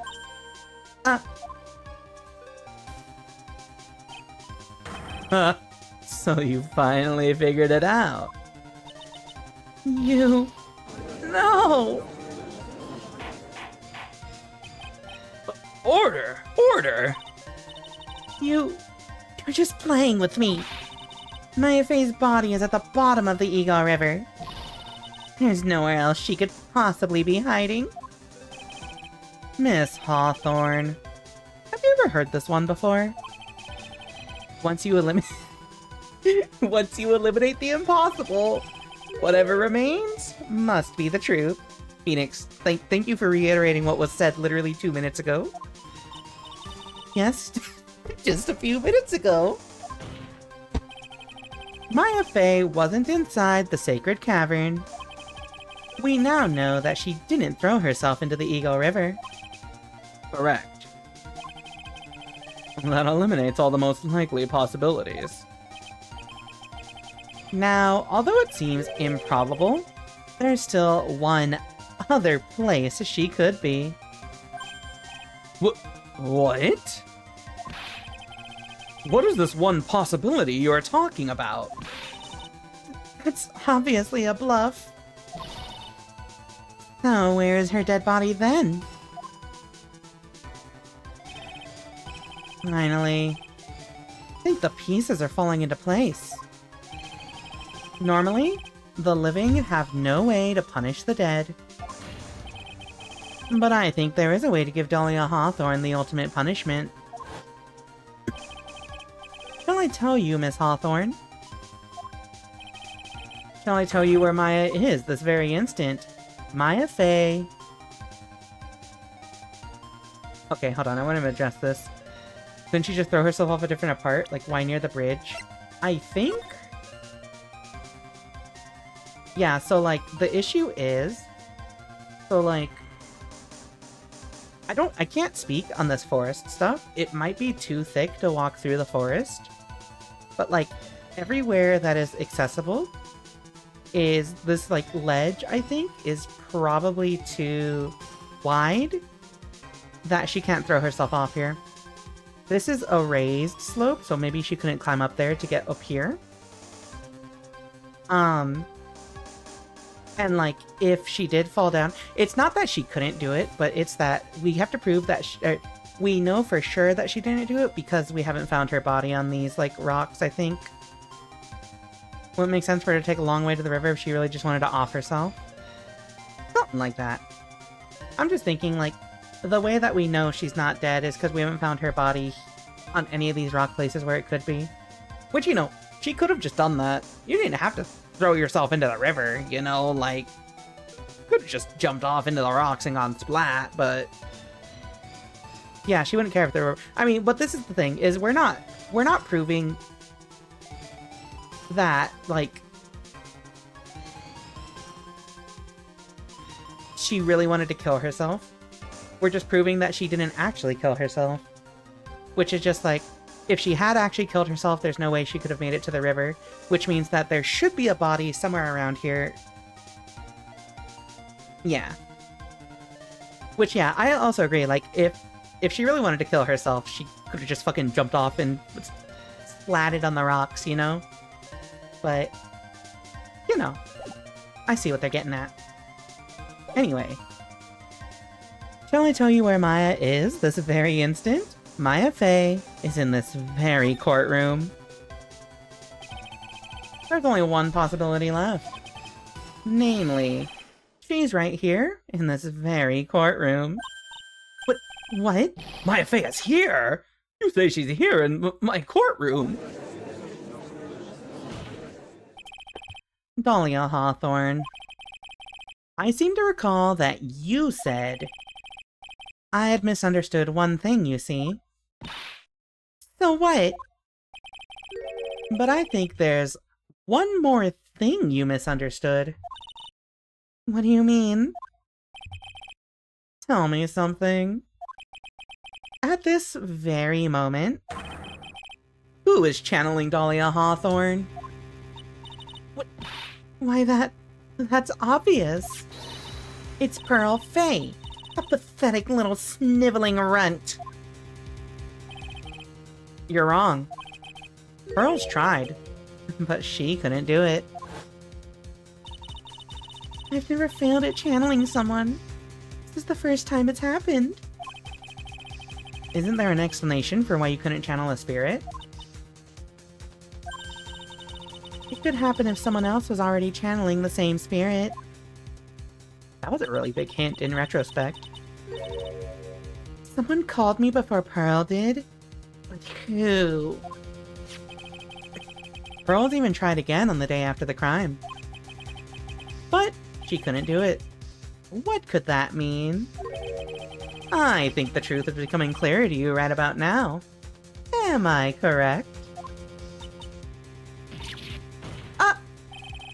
It wasn't Pearl that channeled you. There was someone who called you before she could. Take that. This is an easy one.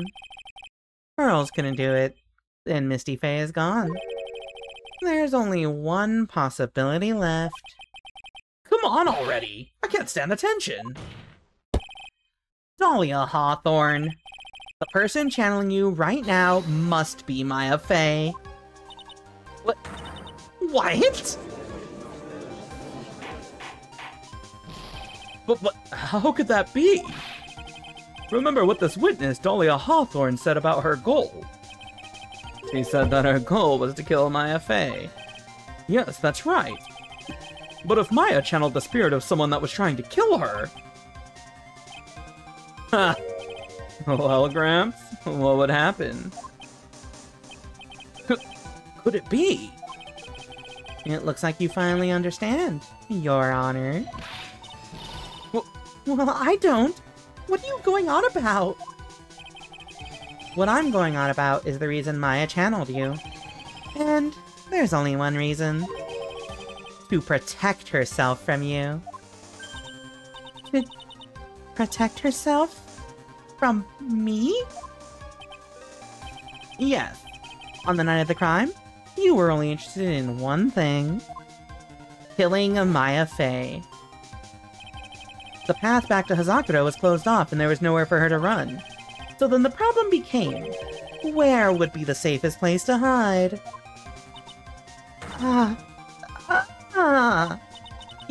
You mean... that's when she channeled me? All this time, you thought you had been channeled by Pearls. That's why it never occurred to you that Maya's hiding place was you. No, don't say that. You're saying that Dahlia Hawthorne, was played for a fool by that little whelp? Maya Faye killed herself. Isn't it obvious? Objection! Sorry, but no. It would have been impossible for her to jump into the Eagle River. This was the only avenue of escape open to Maya. The only way that Maya could disappear from the inner temple. I don't believe you. A stupid little girl like that who has never been out in the real world? She could never have come up with a plan like that. Who could have ever given her such a brilliant idea? Well, me, of course. Oh shit. Mia? Mia Faye.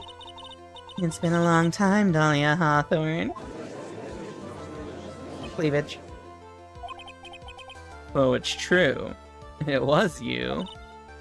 Yes. Ha! You're something else. What? What are you doing here? That hair. It's Pearls, right? Tell me something, Dahlia. I want you to think back to that night one more time. You had just cornered Maya in the Inner Temple's garden. And then In the final moments of the fight, you lost consciousness.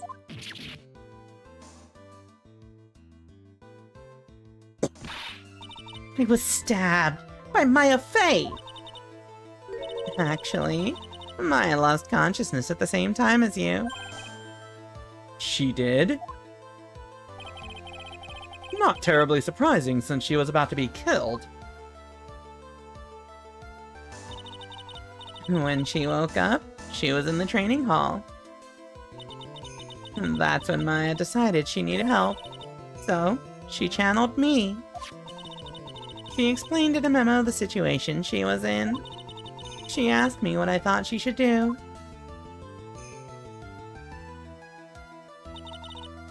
You did that?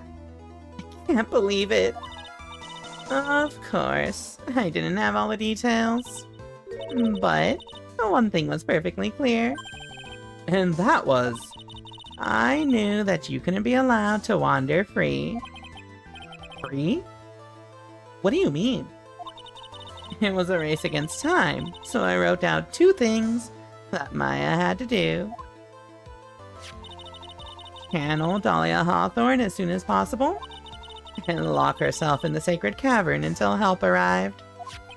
Oh, so she put the locks up. So it was Maya who put that lock on there. Yes, but why did you order her to do those 2 things? If she hadn't done it, Dahlia Hawthorne would have been channeled by someone else. By one Pearl Fey. Pearls? Yes, Pearl didn't properly understand the plan. So, all she was trying to do was follow her mother Morgan Fey's instructions. If she had succeeded in channeling Dahlia Hawthorne's spirit, things would have turned out very badly, to put it mildly. So, that's how it was.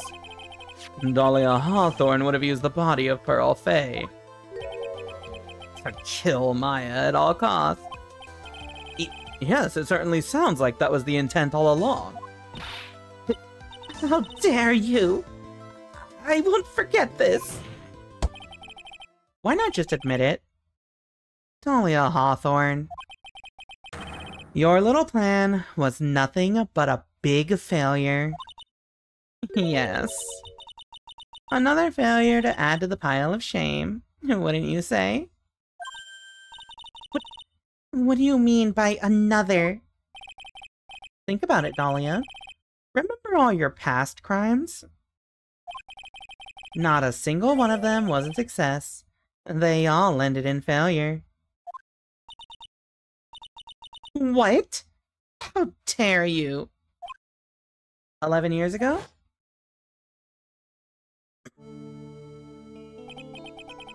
The fake kidnapping? Your very first crime. Point.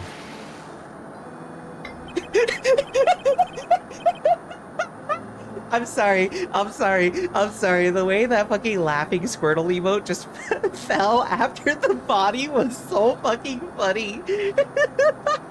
That was like the best timing ever.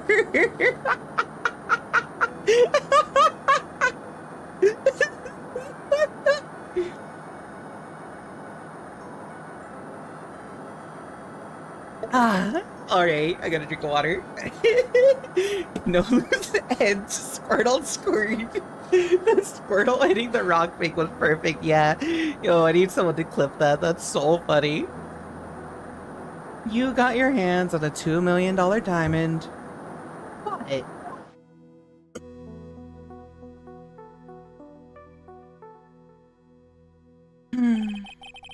After Terry Falls escaped and went to meet with Valerie Hawthorne, the truth was exposed. Shut your mouth. That wasn't my fault. It was because of that stupid oaf of a prisoner and that weakling of a policewoman. And then, 1 year later, you tried to kill me. Well, I'm still alive, but...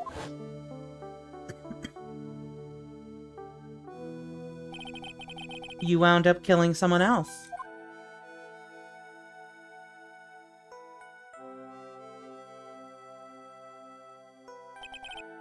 As a result, you were sentenced to death.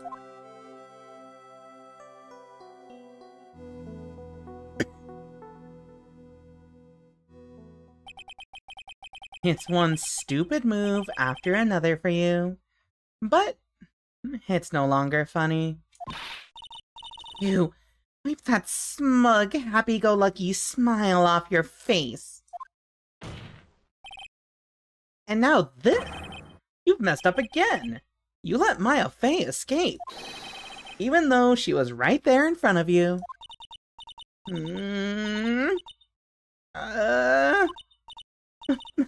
Mia Fey! Mia Fey! Mia Fey! Mia Fey! Cat, is this Toxic Yuri? You spinster! I've not heard the word spinster in years. I was supposed to kill Maya Fey. I was supposed to kill Maya Fey like I swore I would. And if only you had gotten the spiky-haired jerk the guilty verdict, I wouldn't have been hanged to death. True. But I think you finally understand, Dahlia Hawthorne. You will never defeat me. What? What did you say?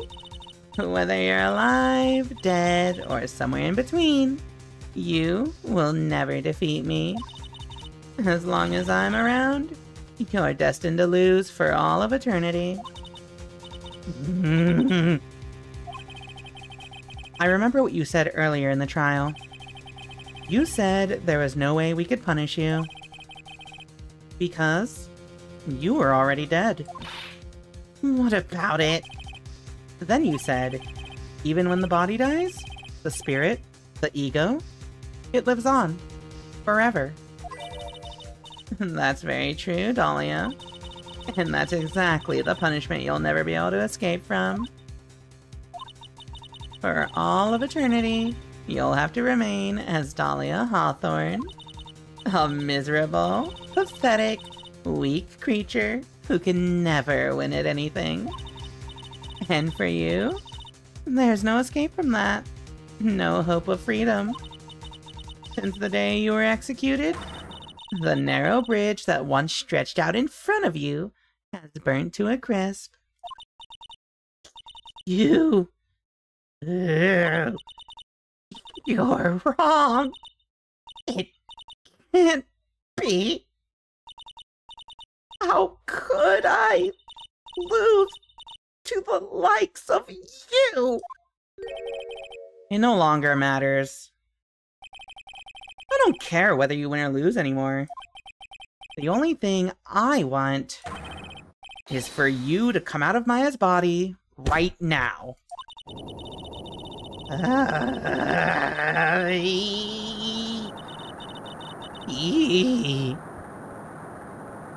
Oh shit, she's going into phase 2.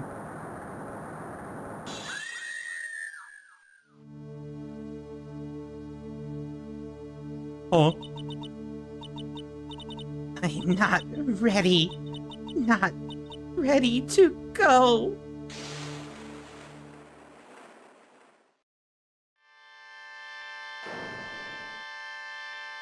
Huh?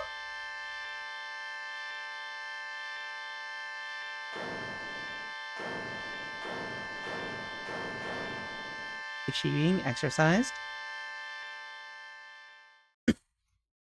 Oh, hi Maya. Welcome home. That's a really good breakdown, yeah. Nick, this...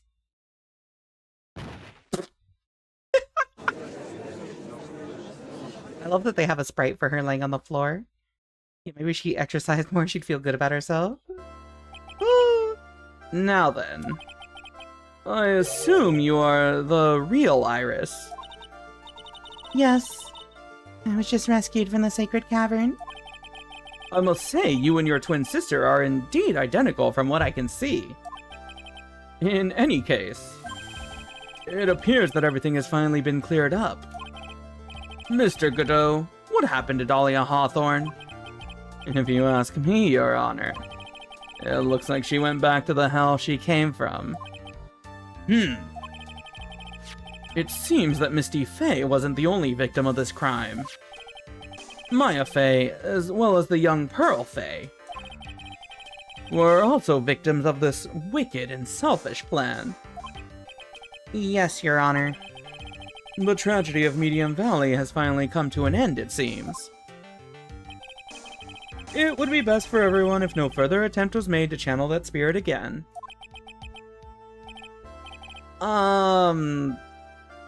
Your Honor? Yes, what is it? About this whole spirit medium thing. It's almost weird how comfortable you seem to be with the concept now. Well, to be frank, my younger brother is quite judgmental. He often criticizes me for not studying hard enough. That's why I made a concerted effort to study up on the Kyorain channeling technique. Hey, isn't that the New Year's issue of Occult? I've seen quite a few things in my many years on the bench.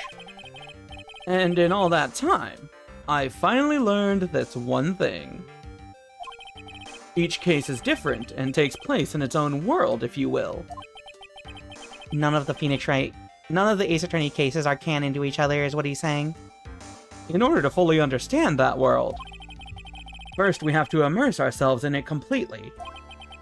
And that's where my brother and I used to differ. Never thought of it that way. At any rate, it's time to pass judgment in the case of Iris of Hazakura Temple. Objection. Yeah, haven't we still not solved who actually killed Misty? You're a little too fast with that gavel, Your Honor. What do you mean by that, Mr. Godot? This trial, it isn't over yet. That's what he means. What? Right. Remember what Miss Evil Spirit said in her testimony? Huh? Dahlia's testimony? I caught up with her in front of the stone lantern. And then I took out the dagger I got from the storeroom and... It's strange, but I don't have a clear memory of what happened after that. I think I was stabbed.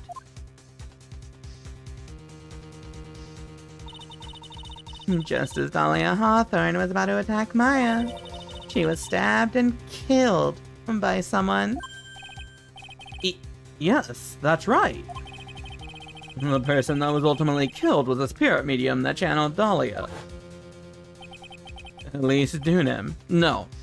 Misty Faye. But who killed her? We still don't know who did it. This isn't over?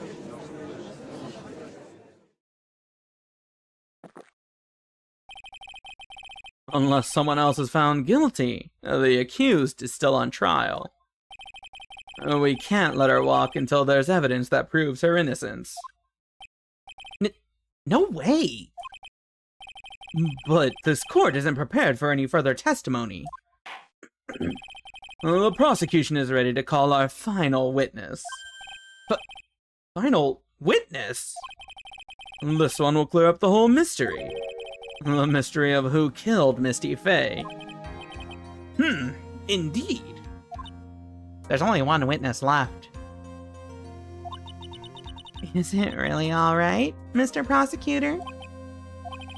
Of course it's alright, Madam Attorney. Very well then. Who is this final witness? Ha! Isn't it obvious? There's one person who saw the whole event, and will put the final dagger in this case. Someone who saw the murder take place. The very person who saw her mother killed in front of her very eyes. You mean Maya? You can't! She can't testify after what she's just been through. Can't she? We need to find the truth. The prosecution calls Maya Faye to the witness stand. Very well. But first, we'll take a brief recess. We'll have to wait for Miss Faye to recover before summoning her. Don't say summon. Please don't say summon. Please don't say summon. Please don't use the word summon. Once we receive the doctor's permission, we will proceed with the trial. Hey, try it. I've got something to say to you, so listen up. What is it? I don't think much of you as a lawyer. It's always the same with you. You somehow manage to just squeak by without even a faint understanding of the case. Some beautiful woman always seems to come dashing in at the last minute to save you. You've got some nerve. But that's not going to happen this time. This time, you're going to have to do this by yourself. That's enough. This court is now in recess. Yeah, Phoenix. No more, I don't know, extremely powerful spirit medium women coming to save you.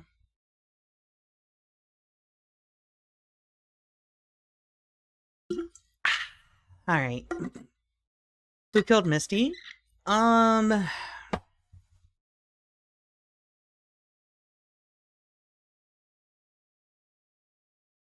Honestly,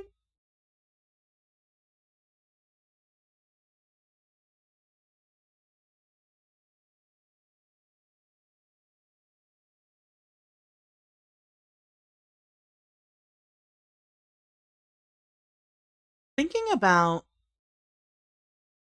the testimony of Dahlia, when Misty had channeled her, she said she was going to stab Maya, and then she blacked out, and she felt like she was the one who got stabbed. The thing that makes the most sense to me is Misty wrenched control away and stabbed herself or something, but I don't know if that's possible with how Kodain channeling works. I hit her with the fadeaway jumper. That's like my first theory, but like, doesn't make much sense. And also she said that Misty was the... I think she said Misty was the one who picked her up from the cell afterwards. Or who came to see her. But like, someone would have had to... If she died there, someone would have had to channel her.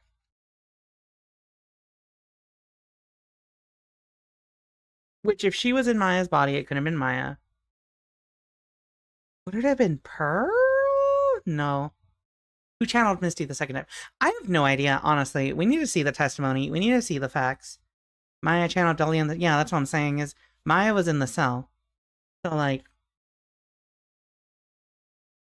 we need to see the testimony. I don't think there's enough information here. I mean, there might be, but I don't have enough information. Either I'm forgetting, or I just need to, like, re-review the facts as they are right now.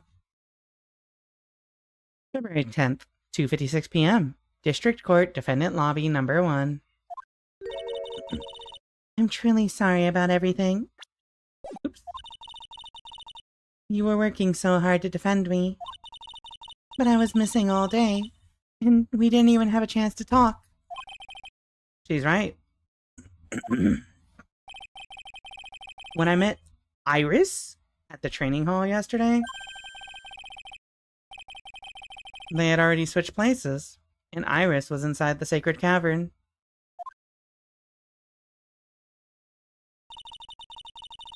I wanted to at least be in the defendant's box today to root you on. Well, it wasn't your fault. You were locked up this whole time. There's something more important than that, though. Why did you help your sister out as much as you did? Huh? If you had tried to get help at the Sacred Cavern today, or yesterday, you wouldn't have spent an entire day locked up in there. My sister. I felt sorry for her. She was abandoned by our mother and never got any love from our father either. Don't make a fatherless behavior joke. Don't make a fatherless behavior joke. Yes, but It was the same for you too, wasn't it? Yes, but at least I had Sister Bikini, who was like a mother to me. If only Dahlia had come with me to Hazakura Temple. I always loved her. Dahlia was always so smart, so strong. She never complained about a thing. That's why I promised her that I would help her. Are you talking about the fake kidnapping case 11 years ago? Yes. I wanted to be useful to her in some way.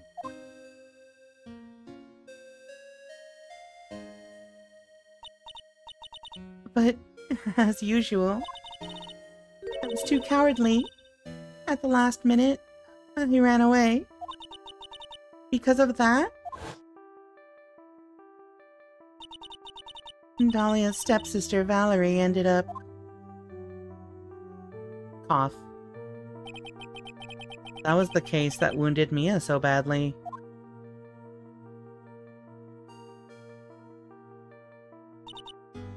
But things didn't end there, of course.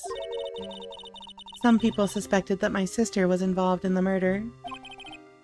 Some people? You must mean... Yes, 2 defense attorneys. Mia Fey and Diego Armando. After poisoning Mr. Armando, who was getting too close to learning the truth, Dahlia even tried to kill the person who had unknowingly hid the poison for her. You. That's right. Iris. There's... one more thing that I have to ask you. Yes? What is it? On the night of the murder, the person that cleaned up the corpse of the victim, Elise Dunim, was it really you? Yes, it was me. That night, after I rang the lights out bell, I went back to my room. At around 10:30, I received a call on my cell phone.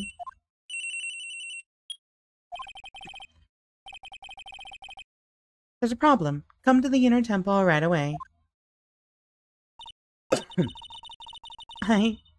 I got on the snowmobile and headed for the Inner Temple. But...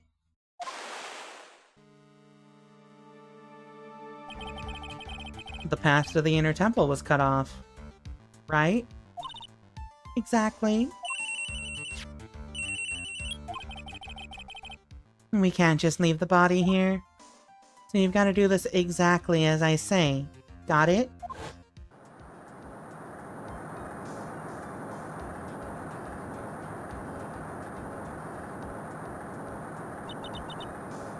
It was me. I was the one that received her body. The murder weapon had been left in her body so she wouldn't bleed too much. The staff that Mystic Elise always held.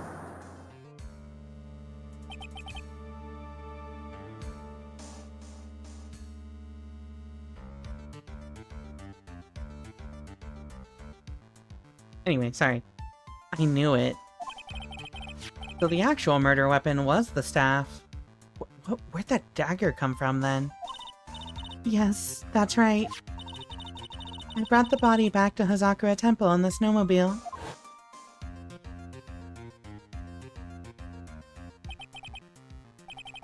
But why? Why did you alter the body? I didn't want anyone to know that the staff was the murder weapon. I didn't want to leave anything that would lead back to Misty Faye. So I dressed her in a robe and stabbed her with the shichido. I wiped the blood off the staff's blade and left it next to her on the ground. Iris.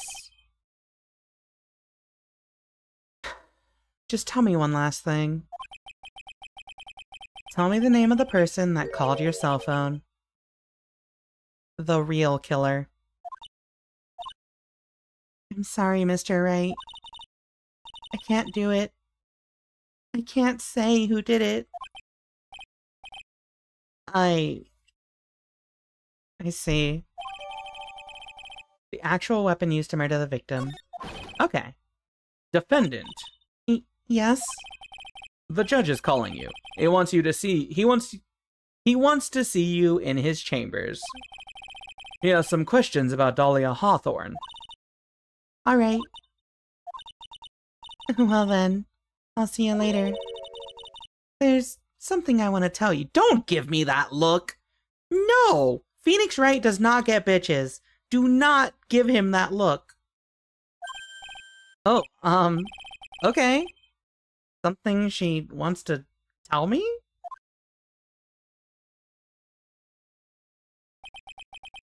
So it's true. Iris cooperated with the real killer. Maybe even from the very beginning. Phoenix. Mia!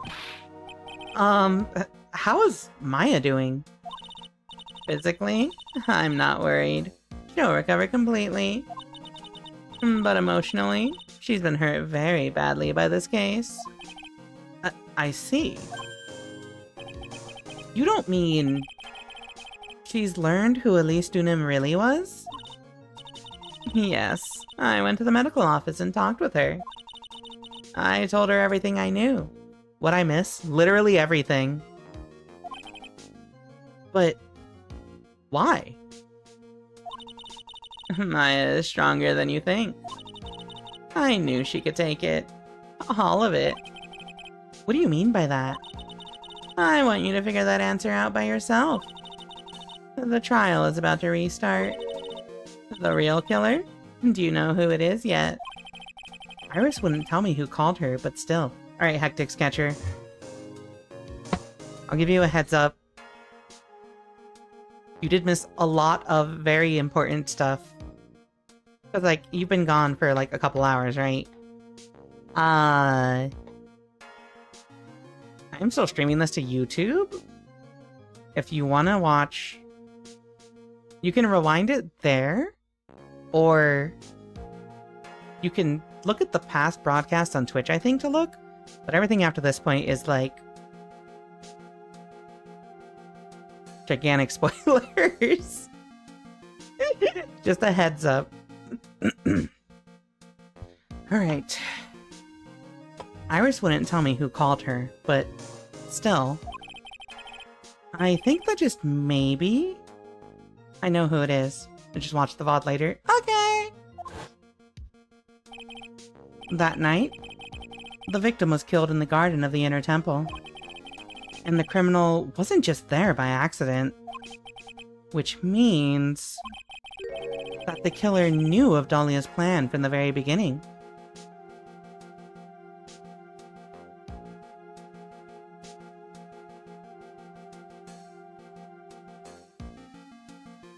Pearl is the no, I'm just kidding. I have a theory, but... I want to let it play out. What do you think? No, I will not share my thoughts. I'm gonna double down on what I said earlier. I think... the conversation with Iris reaffirmed my thoughts that Misty did it, but I want to let it play out.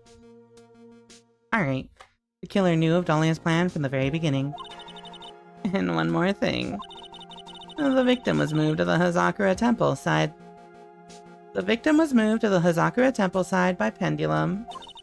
In other words, the criminal couldn't cross the bridge.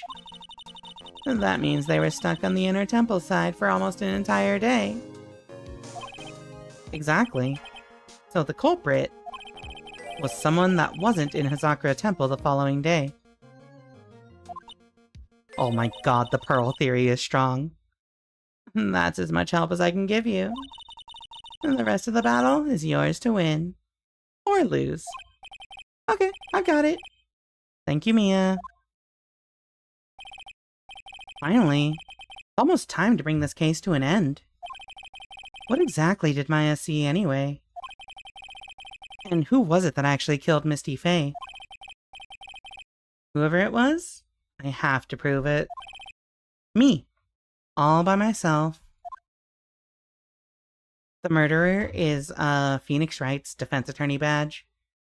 You know the little badge that you use that's like, this proves that I'm a defense attorney. Anyway, I'm not speculating. There's no clear evidence yet. We gotta see how this trial goes out to find out. That all being said, chat.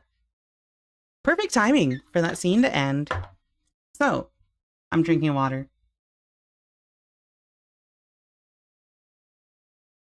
We've been going for 4.5 hours.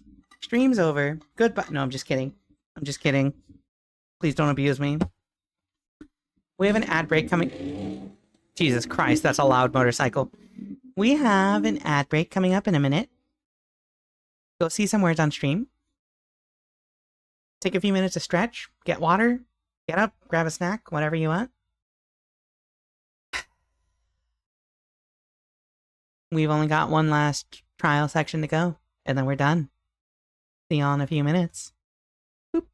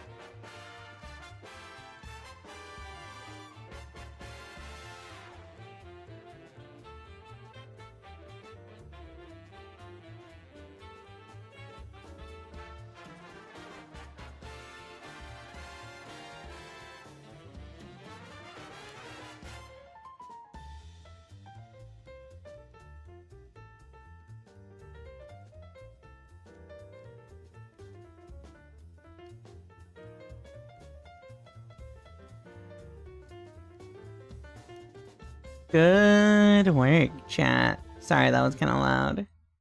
Good work, chat. Oh my god, why did all the fucking noises come through at once there? Alrighty. We are now officially in the last trial. Why you bonk? Also, welcome in Egg Yolk Jellyfish and Vicky Sanctus. Hello, hello. I saw you on Origin Stream. Feel free to continue lurking. Alright, let's continue. Boop. Oh, you know what? That's the time of day, actually. Alright. February? Hold on, let me drink water.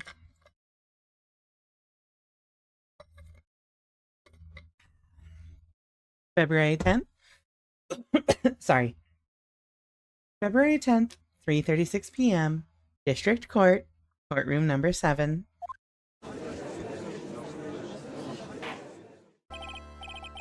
Now then, before we proceed any further, I'm going to announce the results of the tests we had performed earlier. Tests? Yes, tests! On the bloody dagger that was found stuck in the pine tree. Oh yeah! That! I totally forgot about it. That's the weapon that Maya Fey used when she fought with the victim. But what are the results? Was it the victim's blood? Or... Due to time constraints, a full test wasn't possible. However, there's one thing we can say with certainty. The blood that was in this dagger was not the victim's blood. That is all. Now then, let's restart this trial. So it wasn't Misty's blood on the dagger. Then whose was it? Found stuck in a pine tree in Inner Temple Garden. The blood doesn't match the victim's. I'm sure both the defense and the prosecution know this, but... this trial is rapidly coming to a close. Oops. Both sides will need to show some firm evidence with their claims. I understand, Your Honor. From what I've heard, the witness is dangerously weak, physically speaking. So, let's finish this quickly. Agreed. Very well, please bring in the last witness. Look at her, she looks like a deflated puppy. Witness, please tell us your name and profession. Maya Fey. My profession is... I'm the assistant manager at Wright & Co. Law Offices. Maya? According to the magazine I have here, you're a spirit medium of the Kirain channeling technique. I'm frightened. The Fae Clan? I don't want any more to do with it. Oh, Maya. The pain the Fae bloodline causes must be unbearable. Very well. Now then, Miss Fey. When the event occurred, you were in the garden of the Inner Temple. And... you witnessed the moment of Miss Elise Dunham's murder. Is this correct? I didn't see anything. Objection. Straighten up this instant, young lady. Huh? Pick your head up and speak clearly. There's always time for crying later. But Oops. Your mother was killed right in front of your eyes. There's nothing you can do to change that fact. But there's something you can do. You can finish this. You've been watching the whole thing, right? You've seen the witnesses come out. Hold on. resize. You've seen the witnesses come out, and you've seen us squeeze the truth out of them. Now it's your turn. Let's hear your testimony. On the night of the crime, what exactly did you see happen? Witness, If you please. Yes, Your Honor. Alright, time for a normal case, I guess? It really is just a normal case because Maya Fey is on trial. Honestly, it's really funny. I can't believe we're jumping from Ace Attorney to Danganronpa afterward. No.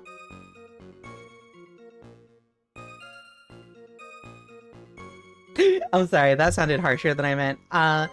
No, we have to, we have... we have to do investigations, and we also have to do Apollo Justice. I don't know about Great Ace Attorney, but either way, then we can go to Danganronpa. Maybe. Maybe. We'll see. Oh, we also have to do Somnium Files. But that's gonna come after all this. A body has been discovered! Great Ace Attorney is pretty great. You're pretty great, Hectic Sketcher! Is easily the best tutorial case in the whole series? Let's go. Wait. So when you say Apollo Justice 4-1, is that the 4th Apollo Justice game or the 4th Ace Attorney game? And it just happens to be in the Apollo Justice series. Both of them are interesting. Ah, okay. Testimony. I was passing through the garden on the way to a spare prep room when it happened. Suddenly, someone struck me over the head. I stumbled and ended up against the stone lantern. I think I screamed to help me. Then something warm splashed over me. That's when I lost consciousness. Something warm? Blood? So you were struck on the head. I suppose it must have been this staff. Maya, the person who hit you. It was Dahlia Hawthorne, wasn't it? I'm sorry, Nick. I couldn't see. I don't know who it was. Maya, think hard.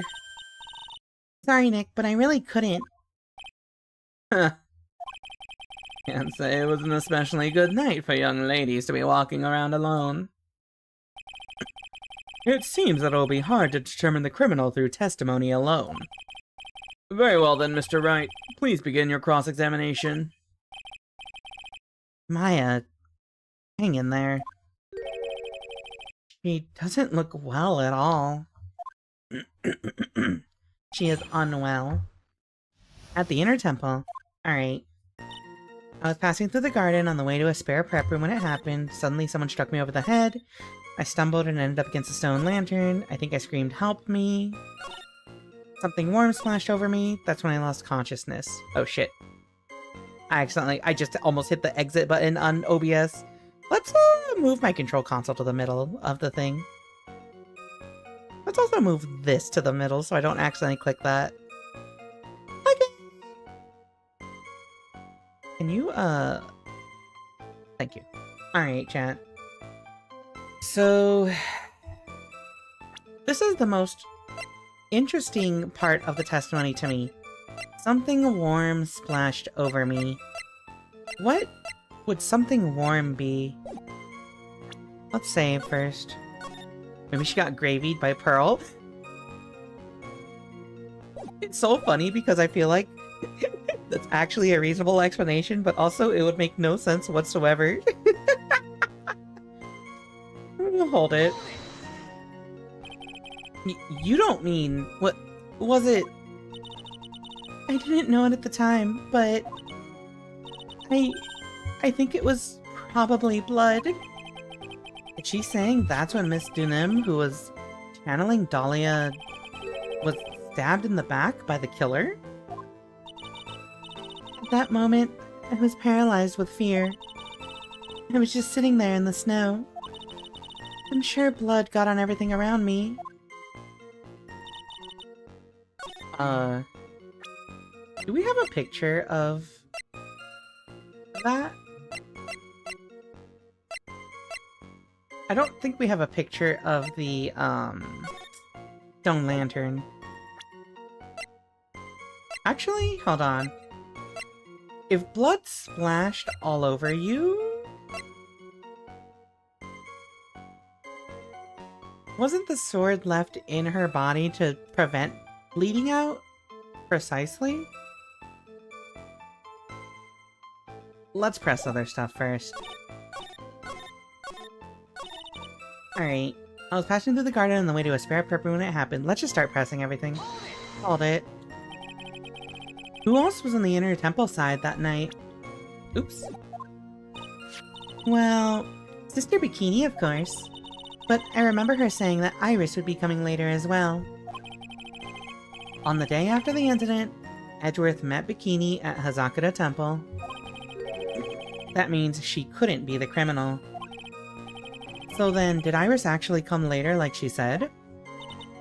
Well, let me think. She seems confused. Probably because she's so tired. No, I'm sure I didn't see her. She must have come while I was preparing for the training. Suddenly someone struck me over the head. No, don't present, press. Fuck. Press. Hold it. Who did it? Who hit you? Well... I didn't see who it was. I was hit from behind. You didn't see the person?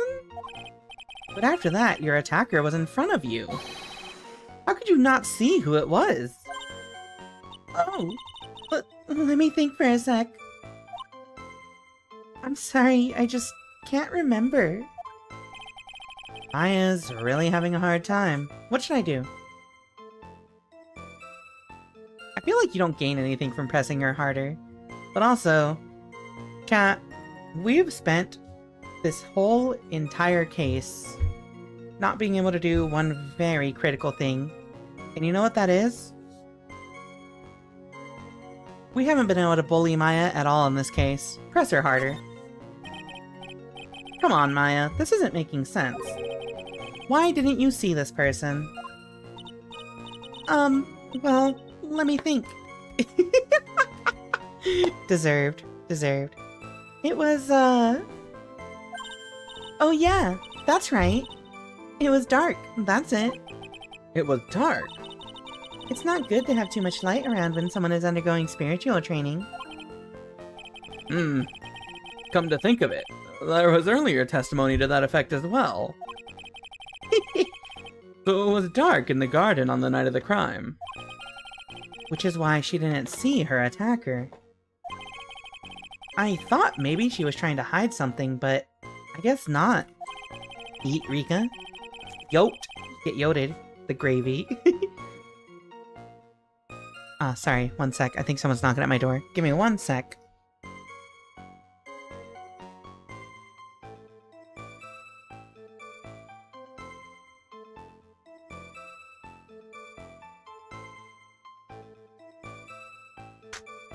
What is my fucking model tripping out? Anyway, I'm tripping. There's no one at the door. My fault. Judging by the testimony thus far, the identity of the attacker was most likely The spirit that was channeled by Elise Dunim, Dahlia Hawthorne.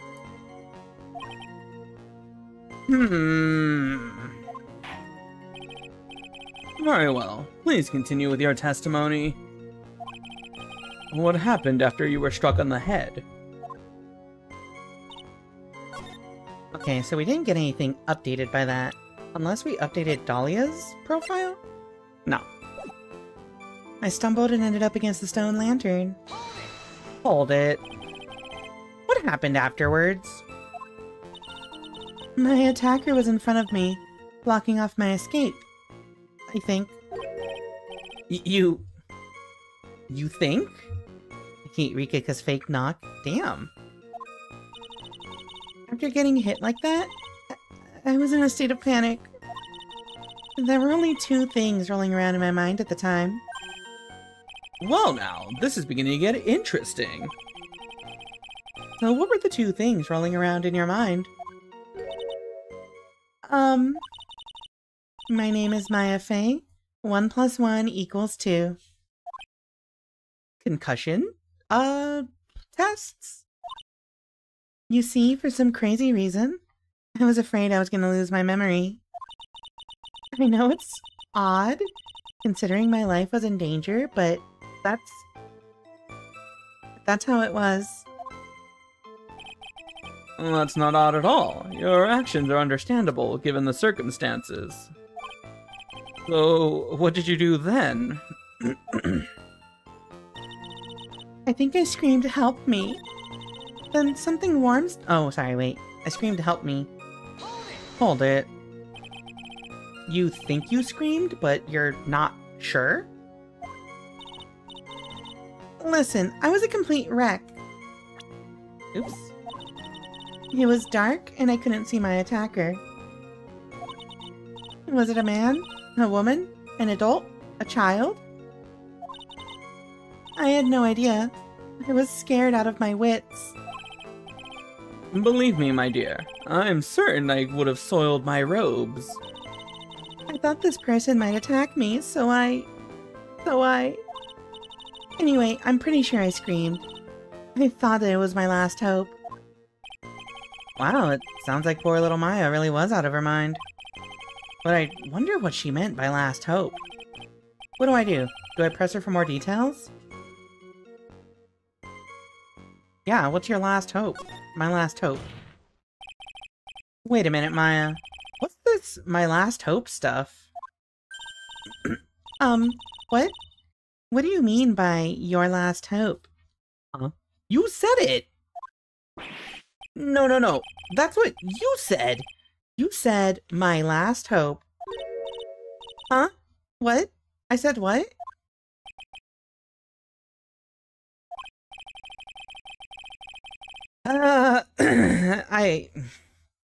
I missed Maya. Maya's fucking goofy. I love her. Look, you were facing an attacker that you couldn't see and you screamed, right? You screamed, "Help me!" Yeah. But you testified that you screamed that because you thought it was your last hope. Oh, well, you know, that's like, what do you call it when that happens? Maya's not doing so well up there. Oh yeah. Oh, that's right. I remember now. I was facing my attacker, but that's not who I was screaming at. What did you just say? Yeah, that's right. It was the person behind... The person behind my attacker that I was yelling at. That's who I was screaming to for help. What is it now? I messed up. I didn't mean to let that slip out. Huh? Witness, are you absolutely sure of what you're saying? Behind the attacker, there was another person? I am... Well, I meant to keep that part a secret. What have I done?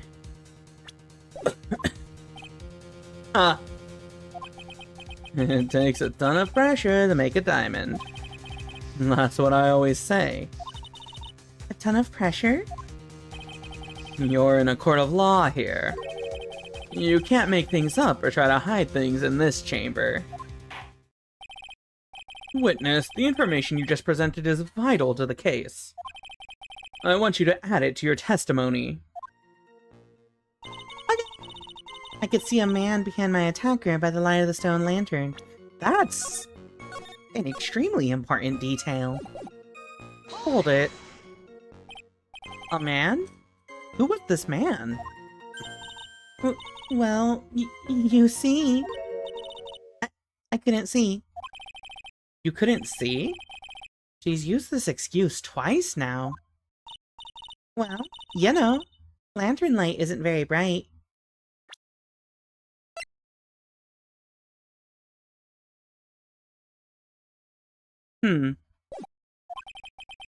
Lantern light, did you say? There's a great big stone lantern in the garden.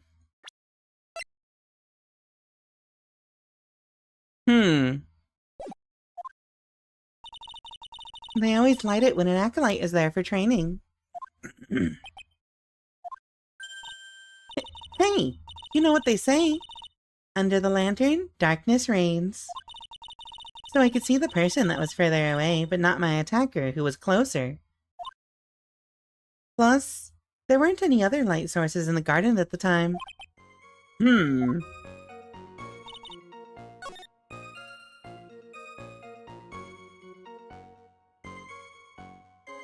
Maya, Maya, you gotta get better at lying. This is why people keep thinking you're a murderer. Because you just start making shit up and you're really bad at it. Objection. So there was a man standing behind your attacker. Yeah. That man. He's the killer. He stabbed her from behind. He's the one who killed Elise Dunim. Otherwise known as Misty Faye, your mother. The killer! Maya, you know who killed your mother, don't you? What is the meaning of this, Mr. Wright? To be frank, Your Honor, no, Your Phoenix, I think she's in shock and quite confused. That's why she hasn't noticed the huge problem with her testimony. Oops. Huh? What do you mean? What problem? Maya... On the night of the crime, that stone lantern was out of commission. Huh? What? It's true. Oops. There was no light anywhere in the garden that night. No! Order! Order in the court! Mr. Godot, explain this. Add the pureness of milk to the perfect clear darkness of coffee. Stir. That is the state of the witness's mind right now. A cup of cafe au lait. Cafe au lait? Is that even legal? I don't think you can put that into a children's game.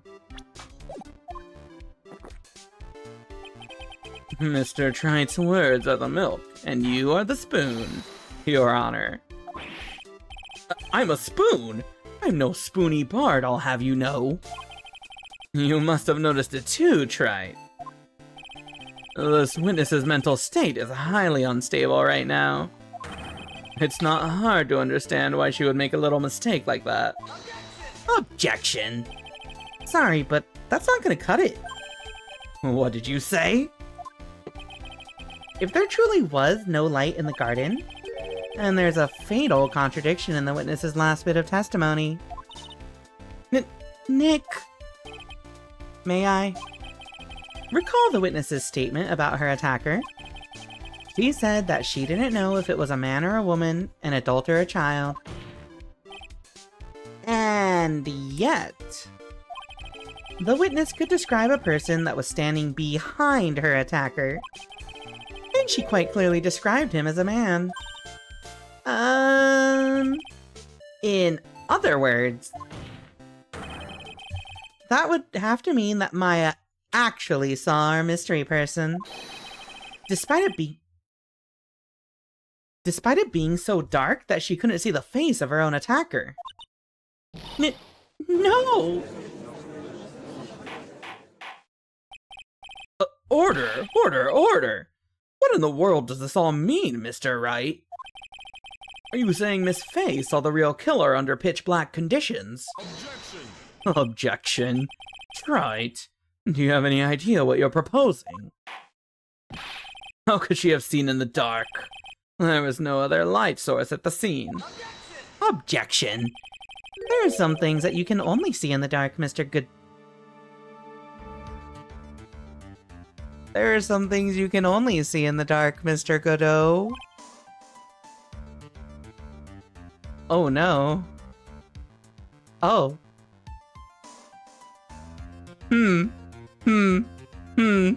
I understand now. I understand what you're getting at.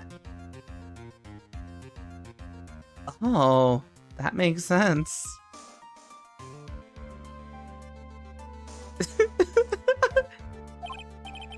Maya, you did see who the killer was in the dark. And now... you're trying to cover for him. Cover? For the man that killed her mother? Wait, my heart is starting to show cracks? No, that's okay. You know what? It makes it better. You'll find out. There's only one conclusion I can draw from this. You know who this man is. Please, Nick. I don't know anything. Please, I'm begging you. Ha! You talk a good game, Trite. But let's see if you can walk the walk. It was pitch black, so what could the witness see? I'm calling your bluff. No, Nick, don't! Please stop. Maya's dead set on protecting this guy. The man who murdered Maya's long-lost mother. But I can't let him get away with it. I'm a lawyer, an officer of the court. ACAB, ACAB, ACAB, ACAB. I'm here to find the truth. Alright, Mr. Wright. Time to show us what you've got.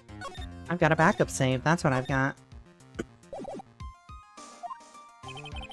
Who was this person that you say Miss Faye saw in the darkness? Hey, chat. There's only one person involved in this case who glows in the dark.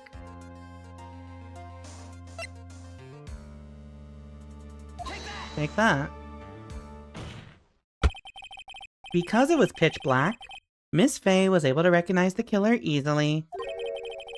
I'm sure the court would like to see for itself how this is possible.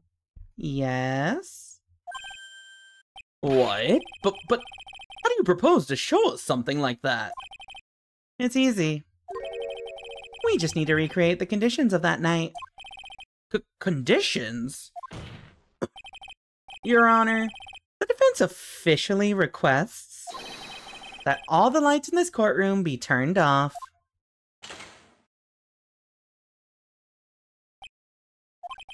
What? This is... but it can't be. Huh.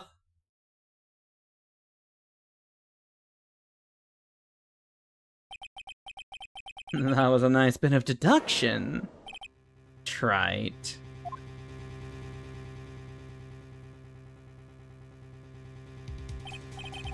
Well, everyone, this is the man Maya saw on the night of the murder. Sorry, Godot was on screen, so I'm thirsty now. Alright.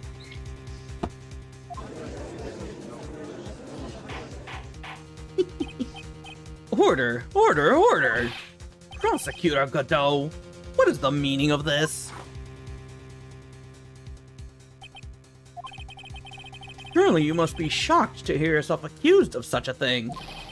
Why aren't you denying it? Huh? Your Honor, you're asking the wrong person. What do you mean by that? If you've got a question, ask the witness.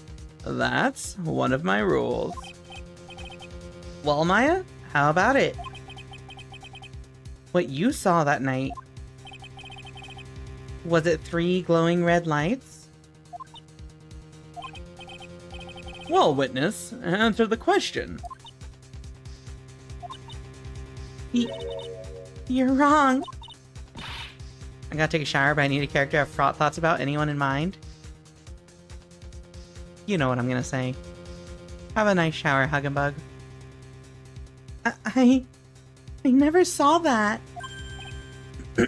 Maya? I thought the person that stabbed my mother was a man. For a totally different reason. What? Witness? Mr. Wright, what the? Objection. Stop your chattering, Your Honor. Chattering? If it's worth asking, ask the witness. That's one of my rules. Alright.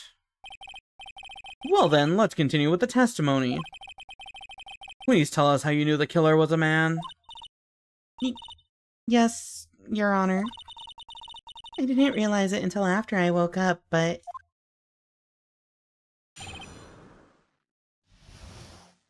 The killer. When I came to, I was just lying there in the training hall floor. By the time Ow! I just bit my tongue. Ow. By the time I got back to the garden, the place had totally changed. The torches were lit, and the body was gone.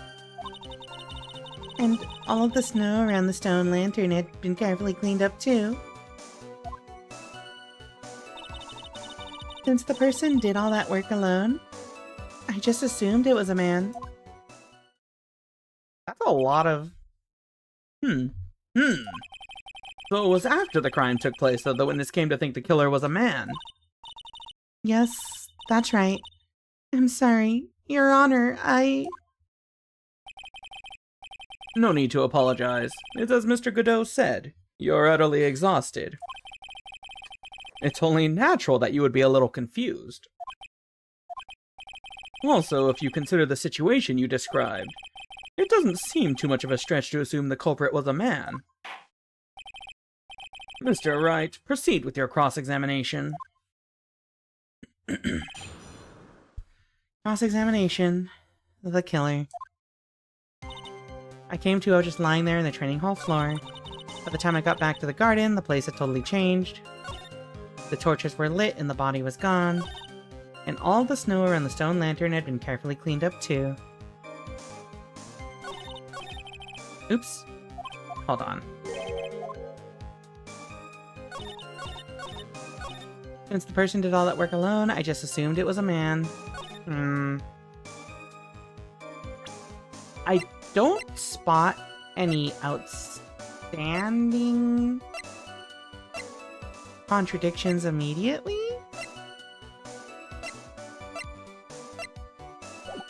Let's see. The torches were lit, the body was gone. Let's see, I was just lying there in the training hall floor. Hold it. So you lost consciousness when you were in the garden. Is that right? Oops. Yes, I think. I think it happened when the victim was stabbed. So then the person that carried you into the inner temple... It could only have been the killer. That's what I think too. Sorry, hold on. I'm hearing knocking again. Let me be right back.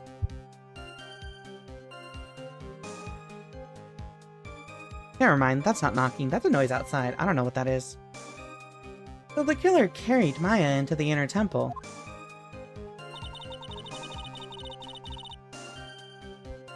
It also could be fireworks, maybe, yeah. By the time I got back to the garden, the place had totally changed. Hold it. Naturally, the killer must have done it, right? Yes, I think so. But why would the killer tamper with the crime scene like that? There must have been something that the killer desperately wanted to hide. I don't know.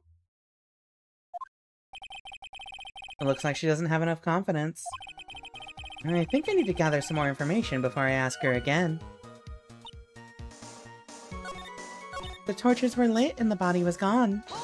Hold it. The torches were lit?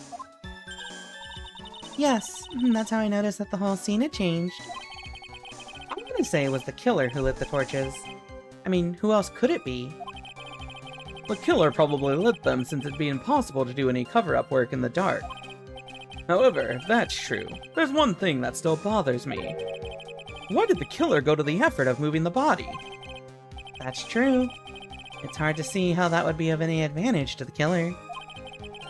The only one who would gain anything from that would be the only person that was at the inner temple Maya. Very well. Let me hear some more about the condition of the crime scene. All of the snow around the stone lantern had been carefully cleaned up too. So I'm gonna assume this was cleaned up because there were bloodstains all over or something. Hold it. So you're saying the killer cleaned up the snow? It did look really odd. The snow was removed in an unnatural-looking rectangular shape around the lantern. There were a lot of shovels around the inner temple. But they're all really heavy. Way too heavy for me to use. An odd fellow indeed, this killer. Why on earth would anyone want to take snow away? Well, there's one thing I can think of. Didn't you say that a lot of the victims' blood sprayed onto the snow? Yeah. The area I collapsed in ended up being splattered. In other words, the killer's purpose was to hide the bloody snow. I think that's the most reasonable explanation. Perhaps. However, there's something that's bothering me. If the killer just wanted to hide the snow with blood on it, there was no need to remove that amount. Actually. Oh. That's true. He could have scooped up just the snow that was stained with blood. It looks like there are some mysteries behind this issue. But I think this will help explain them. Alright. I understand. This is what we needed. Because now, we can answer the question of why the place was totally changed. And it's because they needed to hide the blood. But the reason that it was so totally made over is because the killer couldn't pinpoint where blood had fallen. Hold it. Naturally, the killer must have done it, right? Yes, I think so. But why would the killer tamper with the crime scene like that? There must have been something that the killer desperately wanted to hide. The truth is, when I saw the crime scene, I felt something. You did? Yes. I felt like the killer was hiding the evidence for me. For my sake. What? Hiding it for you?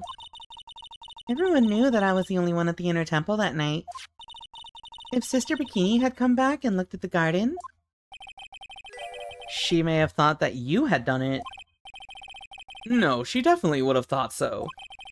And you're saying that's why the killer cleaned up the crime scene to make it look like nothing had happened. Yes, I'm sure of it. Well, that's certainly an important piece of information. I want you to add that to your testimony. Yes, Your Honor. I think it was for my sake that the killer cleaned up the evidence of what had happened. Hold it. They did it for your sake? Well, if the body and the blood hadn't been removed, I would have immediately been the prime suspect, right? Yes, I suppose that's true. Yeah, and if that happened, the body would have caused some other problems too. If her real identity had come out right then, it would have been terrible.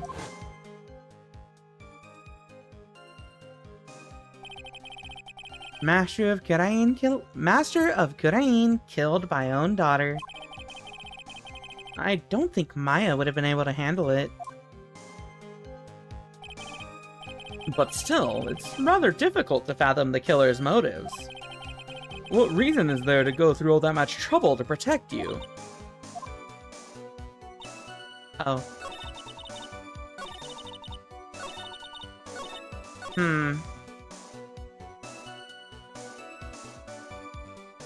Is there something I can object with here? It was for my sake that the killer cleaned up the evidence of what happened.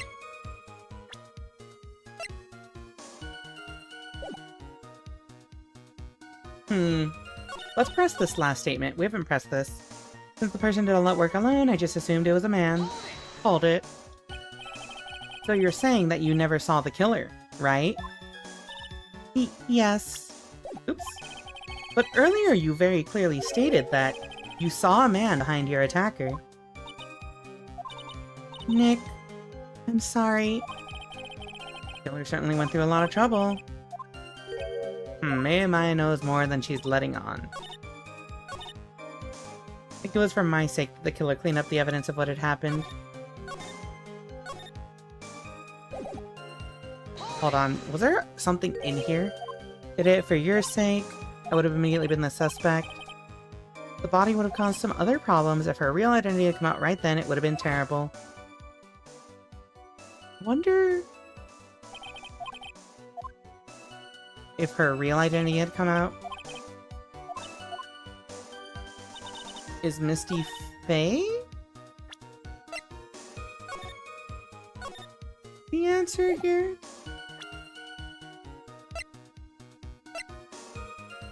Let's just try it. Why not? Yo, what up? Alright, never mind. That's not the answer. Alright. I have a cracked theory. A cracked theory. It wasn't for your sake. It was for Mia's sake. Never mind. Wait, what if it was for Pearl's sake? Alright, we're not reading all this. That's enough. This court sees no reason to further prolong this trial, nor is there any need for more time to decide the case against the defendant. The case is extremely clear. Guilty. Goodbye, wait. The hair still looks like Dahlia, and that's really funny. Like he did a pretty shitty job at it.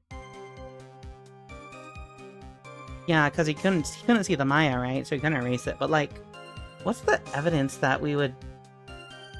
Rather, what would we present that to? It was for my sake. The torches were lit, the body was gone, the snow had been cleaned up.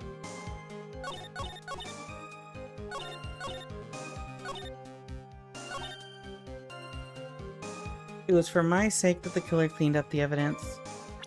Would we present... Doesn't make sense.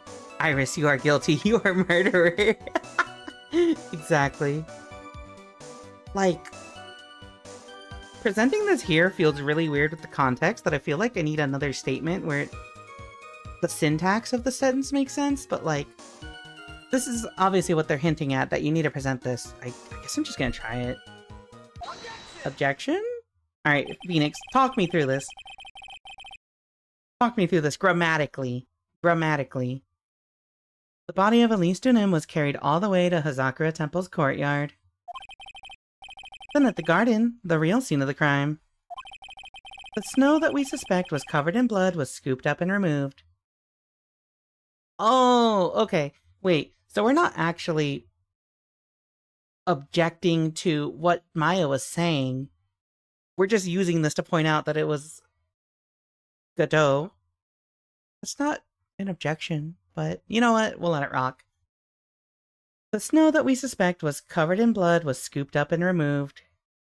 I'm just like, I got the hint, but I'm also like, that doesn't make sense, because like, we're looking for a contradiction, right? But that's not like a contradiction. Oh, okay. No, actually, no. I guess it is, because she's saying it was for my sake, but then it's like, why would the killer have left your name there if it was for your sake? I guess that would be the contradiction? I've been here just avoiding spoilers. Hi, Callie. Welcome to the stream. He cleaned up everything. Man. I hate... Alright. The snow we suspect was covered in blood was scooped up and removed. It's reasonable to believe that all this was done in an attempt to hide the true crime scene. However, there's still one matter that seems somewhat odd. Oh? And what would that be? You must have figured it out by now, Mr. Godot. It's the message written in blood on the lantern. Gasp. It was written very clearly on the white stone lantern. Maya. Ah. If the killer was so motivated to protect Maya from suspicion, Then why didn't they wipe the writing off the lantern? Ah, you're right!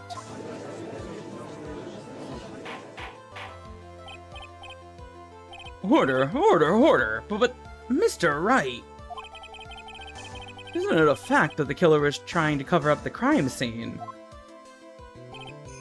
Indeed, but it doesn't make much sense to move the body and remove the bloody snow. Then not wipe off the most incriminating thing of all, the bloody writing. Objection! But if that's the case, do you have an explanation for the killer's mysterious behavior? Why would this killer move the body and remove all that snow, but then leave the bloody writing on the lantern? I don't know what the killer's plan was, but it's a fact that the killer left the writing on the lantern. There must be a reason for it. You know the reason. You literally implicated him, like, one testimony ago. Why are you acting like you aren't already on that route, Phoenix? Well then, Mr. Wright, let's hear your opinion. Why did the killer leave the message written in blood on the lantern? The killer didn't notice it. Thank you for the follow. Follows are anonymous. Feel free to chat. Prosecutor Godot, earlier in this trial, you gave me some good advice. Once you eliminate the impossible, whatever remains must be the truth. Maybe you're not as dumb as I thought. The real killer wanted to disguise the fact that a crime had occurred there. If that's the case, they wouldn't have left the bloody writing on the stone lantern on purpose. Therefore, it must mean that they didn't notice it. But that doesn't make any sense. The torches were all lit and everything. There's no way any normal person would miss something as glaring as that. That's kind of rude, isn't it? You're right. There is no way any normal person would. What are you trying to say, Mr. Wright? There was only one person involved in this incident who could have missed seeing the bloody writing altogether. And who would that be? Who's the person that could have failed to notice the bloody writing? Gumshoe, because he's incompetent. No, it's Godot. It's really funny that we've just presented Godot twice at the end of both of these testimonies so far. Take that. Why am I being bonked? Gumshoe isn't here, so I remember him fondly, okay?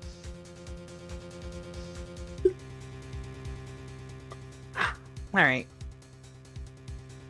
Mr. Godot, this is what you said yesterday. My eyesight is pretty messed up. Even with these huge goggles on my head, I still can't see everything. You can't see everything? Is that correct, Mr. Godot? This lantern was submitted as evidence today. I would like the court to think back to the moment it was first presented. But this lantern, there's something written on it. Why? It's written in blood. Nonsense. This lantern, it's as clean as a whistle. Mr. Godot, just admit it. There are certain colors you can't see, correct? You can't see red on a white background, can you? That's right. We went through this once before. During the poisoning case at Trebian. This is the apron that delightful Miss Bird was wearing at the time. And somehow spilled coffee on. There's something still bothering me, Mr. Godot. Why have you not explained the bloodstain to the court? Bloodstain? What bloodstain would that be? Don't play games, prosecutor. The blood-colored stain that's smeared all over the apron. That's ridiculous. No one told me anything about a blood stain. Hold on. This is worth pinning. Hello, an hour after 10. Welcome in. I think I don't know how long you've been here. I might have said hi to you earlier. It's been a long night. We're at 5 hours already. During the case with the stolen gem that someone mistook for being red, was Godot just sitting there looking super confused? Honestly, probably, yeah. I think it might have been, like, mentioned offhand or something. I think the color of the stone might have been one of the plot points for him, but I don't remember. That it's been a few weeks. Yeah, this judge has experienced this twice and is still surprised to learn about it. It's so funny, right? Also, welcome back, Hug and Bug. Alright. No one told me anything about a bloodstain. You could see the coffee on the white apron, but you couldn't see the ketchup because it was red. You are definitely way above 18. It's strange. In a black and white photo, those letters would have appeared black to me. I wonder, why am I the only one that can't see them? So then, Mr. Godot, are you admitting it? Are you admitting that you can't see the red writing on the lantern? That's also why he couldn't see this thing. Well, no, actually, there's like gold on it, but like it probably would have been really hard for him to see it in the snow. Even with the gold highlights.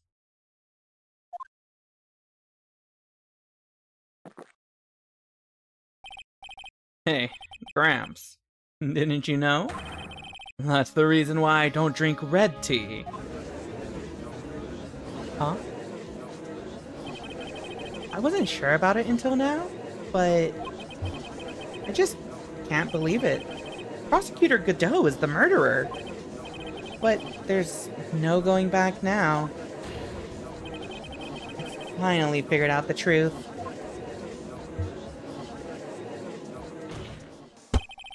Mr. Godot, the defense at this time formally accuses you. You are the murderer of Miss Elise Dunim, also known as Misty Faye. It's hard to believe this may be true. However, once again, Mr. Wright has brought up a disquieting fact about you.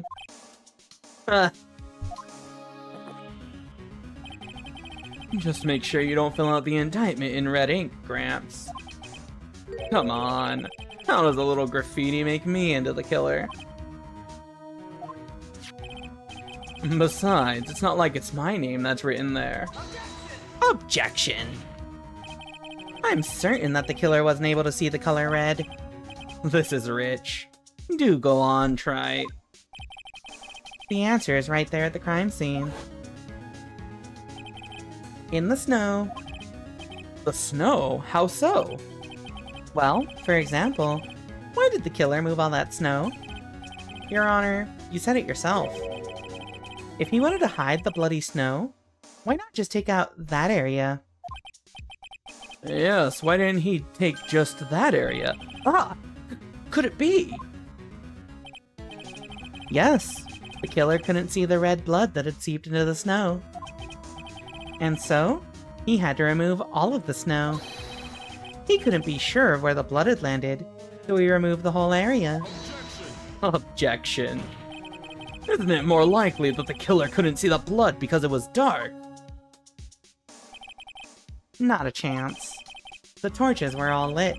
He would have been able to see just fine. It seems. Well, once again, this trial has taken an unexpected turn, to say the least. Can you explain this, Mr. Godot? Hold it. Hold it. Wait just a minute. Maya? What is it, witness? Mr. Godot isn't the killer. After all, he didn't even come to the Inner Temple until 2 days after the murder took place. He didn't show up until after that old bridge got fixed up. I think you're lying. Objection. Maya. You can't testify to something like that. Why? What do you mean? I may not look it, but... After the murder happened, you didn't even exist. She didn't? I'm afraid I don't follow. Are you senile, old man? We established this just a little while ago. After the murder, this witness was unconscious for a long time. Because she was channeling Dahlia Hawthorne. Oh, that's right. Please, Your Honor, let me add to my testimony. Nick, please listen to me. Maya, do you plan to cover for Godot no matter what the cost? If that's the case, then I've got no choice. Your Honor, let's hear her testimony. If it means we're going to hear the whole truth, I say we should not silence her. Nicely done, Trite. Very well, let's hear the witness's testimony. Please tell us what happened at the Inner Temple after the murder. Yes, sir. Alright, let's hear this testimony after an ad break. Let's get this last ad break out the way, and then I think we can finish this chat. See you all in a few minutes.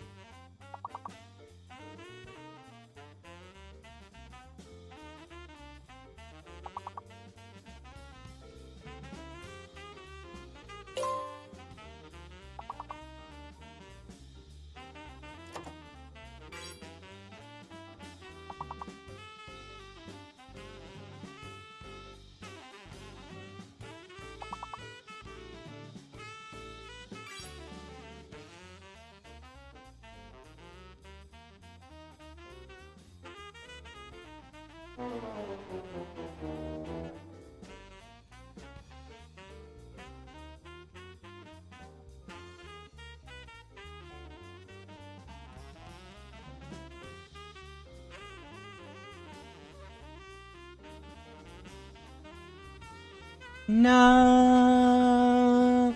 No! Alright, chat. Honestly, it's good that we ended on a loss. Because, we're never playing again.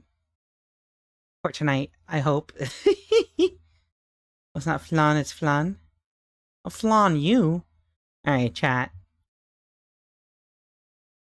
I think it's finally time to end this. Bonk! Thank you. I appreciate you.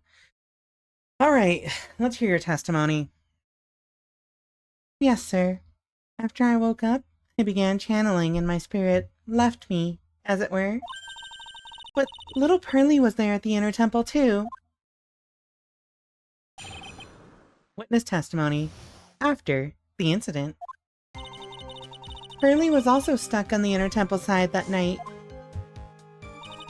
The next morning, she looked around but couldn't find anyone. The next day, when the bridge was finally fixed, she was in the spare prep room. That's when Mr. Godot arrived at the inner temple for the first time. He found Pearly first and cheered her right up. Who is this Pearly? That's my little cousin, Pearl Faye. So when did you hear about this? Oh, just a while ago, when I was in the medical office. I'm terribly sorry. But what you heard from someone else is simply not admissible as testimony. What? Come on! Pearly would never tell a lie.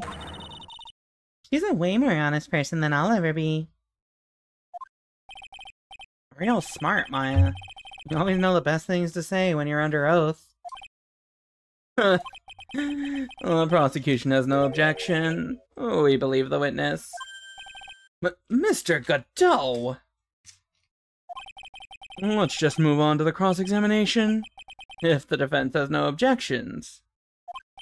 This is highly unusual, but... Well, Mr. Wright! Also chat. Also chat.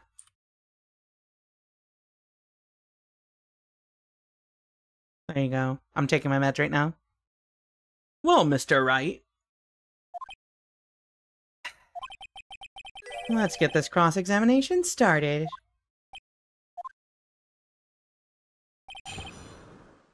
Cross-examination after the incident. Is there anything to, like... Pearly was stuck on the temple side that night. The next morning she looked around but couldn't find anyone. The next day when the bridge was finally fixed, she was in the spare prep room. That's when Mr. Godot arrived at the inner temple for the first time. He found Pearly first and cheered her right up. Wait. She was in the spare prep room. So you were in... spare prep room? Wait.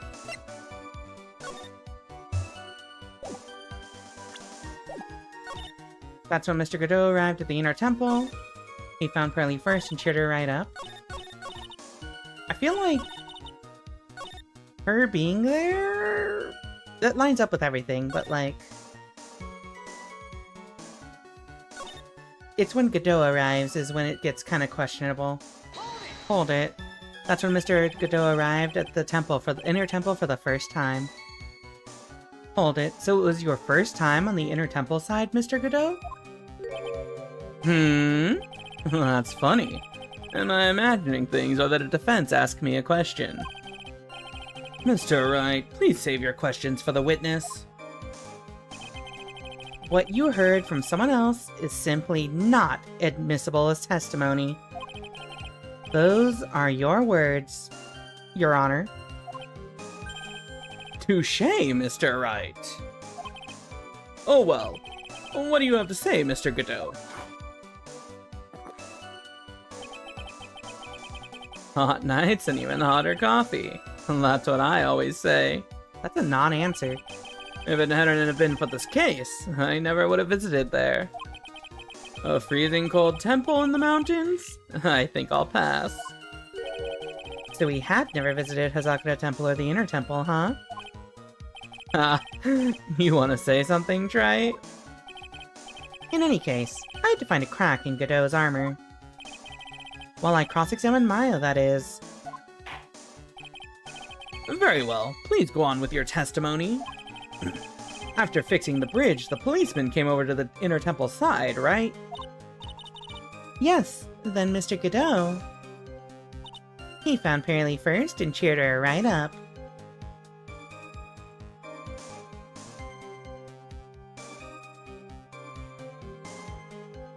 Didn't it? Wait, is that what happened? Hold it.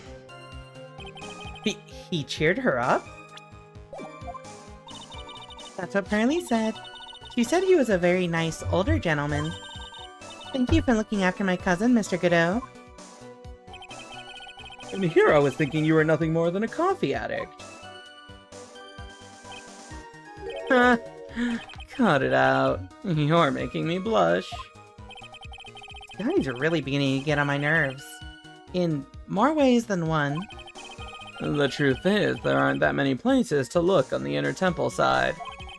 The policemen were all busy going over the garden with fine-toothed combs.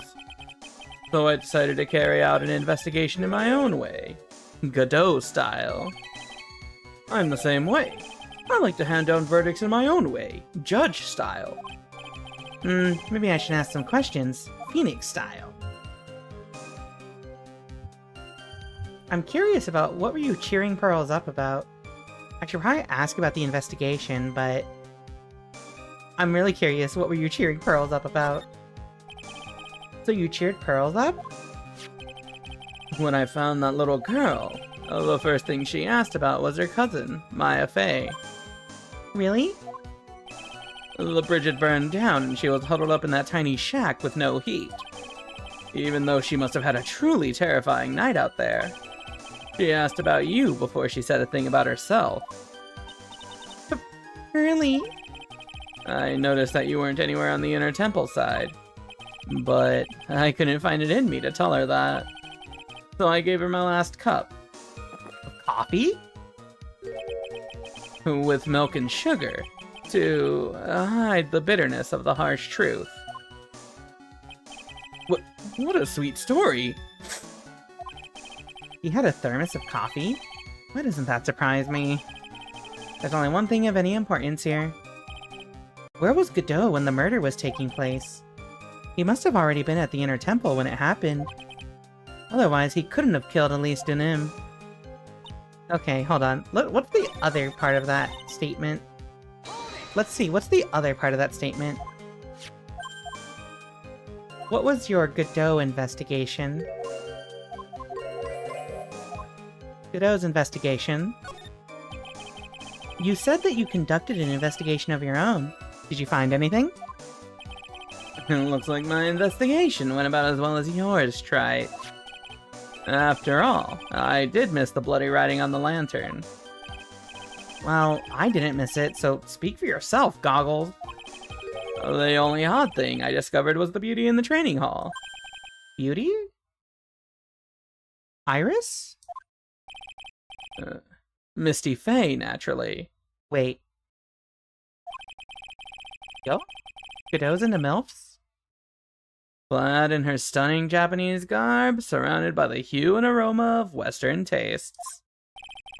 Western tastes? Could you find a stranger way to describe gravy? So from there, you headed for the prep room. Wait a sec. What did Godot say just now? The training hall? I think I just found his proverbial weak spot. Only one thing of any importance here. Where was he when the murder was taking place? Where's the training hall?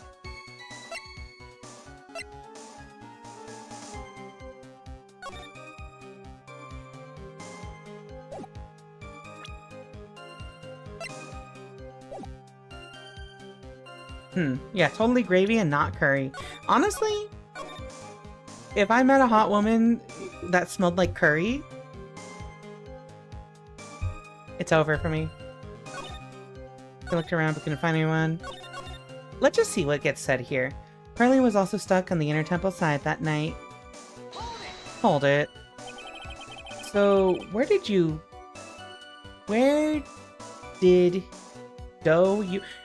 think Pearl slept that night? Can Serena make curry? Probably. But I can also make curry. The original Japanese version uses the pun involving curry. Oh yeah! I think we went over that last week too, actually. That, like, Gare is splendid. Because that's how Pearl misread the note about murder.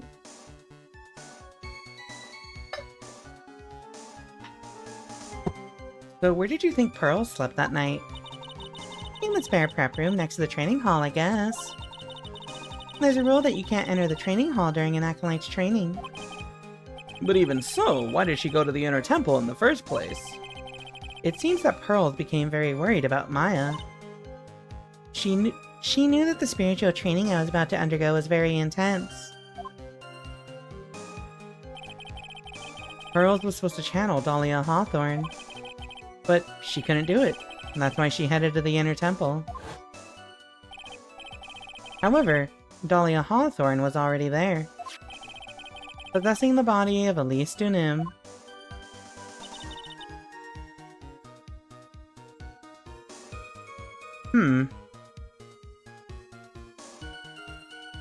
Wait. Hold on. I need to check something. There was something said here. Let me get that information again. Yeah, hold on. Let's see this again. You conducted an investigation of your own. I did miss the bloody writing. The only odd thing was the beauty in the training hall. So that would have been Dahlia possessing Elise? Or he says Elise. Beauty? Misty Faye. Clad in her stunning Japanese garb, surrounded by the hue and aroma of Western tastes. The hue and... wait. The hue and aroma of Western taste. Wait, yeah, Japanese garb. Is she wearing... No, because she's not wearing, like, Japanese-style clothing, and... Well, I guess she was wearing an acolyte outfit here, but... Alright, hold on. Western taste? Could he find a stranger way to describe gravy? I think I just found his proverbial weak spot. There's only one thing of any importance here. It looks like a curry? Yeah. That's when Mr. Godot arrived at the inner temple. When the bridge was finally fixed, she was in the spare prep room. That's when Mr. Godot arrived at the inner temple for the first time.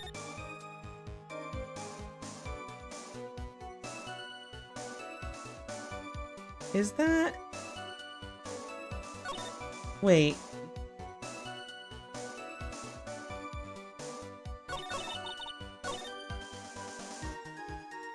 Is that correct? Hold on. It was your first time on the inner temple side? That's funny. Did the defense ask me a question? What you heard from someone else is simply not admissible as testimony? Blah blah. Gravy, huh? Oh! I get it.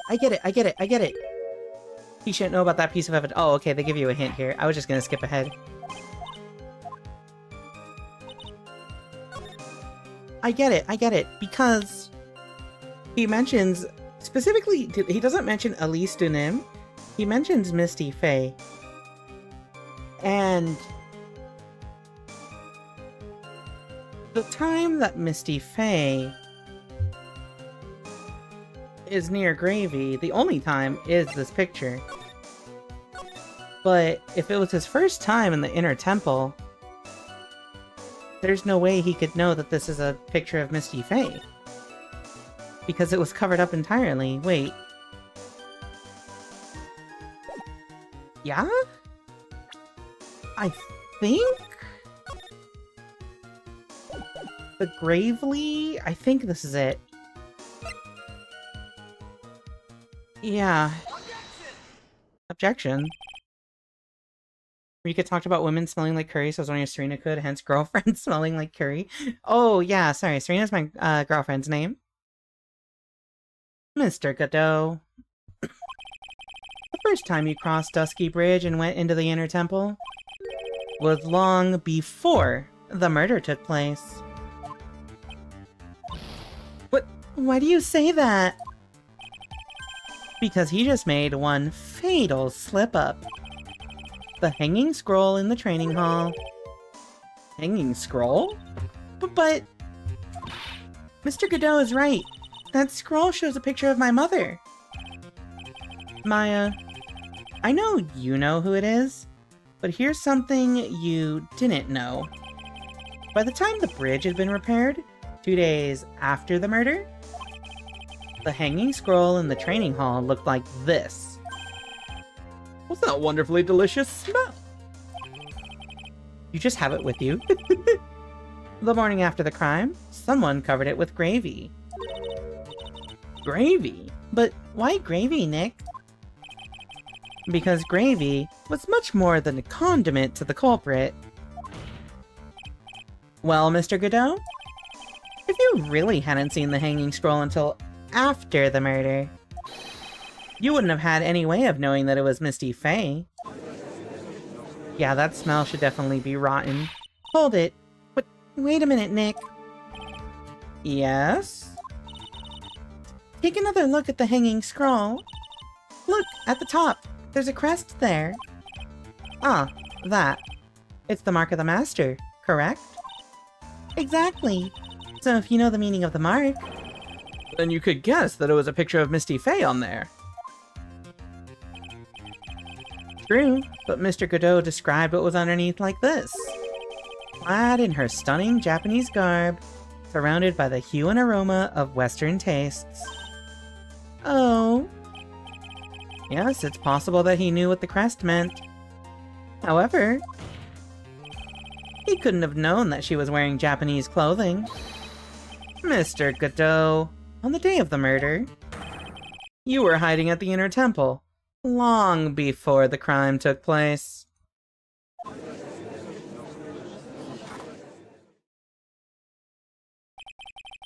Can I ask you just one little thing, Trite? What is it?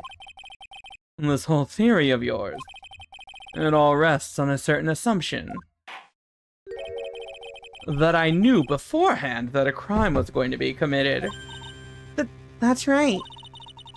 Otherwise, there's no reason for him to sneak onto the crime scene. Of course Mr. Godot knew about the plan. Huh? What did you say? Is it really possible that another person knew of the plan? I mean, like...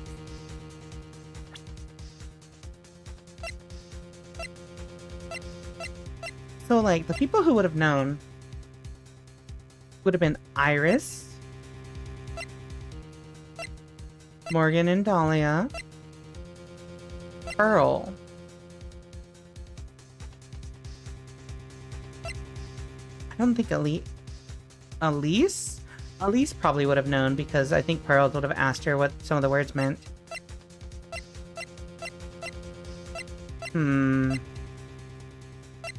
Any of this... Oh, wait. Opened once before.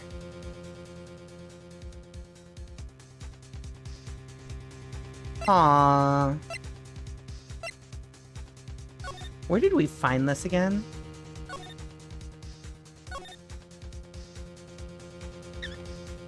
Burn the... Like, technically, anyone could read this. I feel like, let's take a chance. we're close enough to the end. Let's take a chance here. Because it's very plausible that he could have just... Oh! You know what? Because if he was on the inner temp... Wait. So, like, it got burnt in the Oh, we got it. Yeah, it was in the incinerator. So, like... Someone had put it in there. I saved. I couldn't save before it took me to the screen, but you know what? It's fine. I get one more chance after this. Let's just present it. Take that. This crime was actually planned over a year ago. That's right, Dahlia did mention that. Morgan Fay authored the plan for her daughter's future. And these instructions were hidden somewhere in Fay Manor for a year. Oop. However, by the time Little Pearls found these instructions, they had already been unsealed. That's what they meant by opened once before. Unsealed? Yes. The killer had read these instructions long before Pearls ever found them. That's how he knew the crime was to take place at the Inner Temple. And you still insist this crafty killer is me? You bet I do. But you just said that the instructions were hidden. That's right. Mr. Godot couldn't have known where the instructions were hidden. If he really wanted to know, he had one great chance to find out. Have a good night, Winter. Yes, and when was that? During a visit. A visit?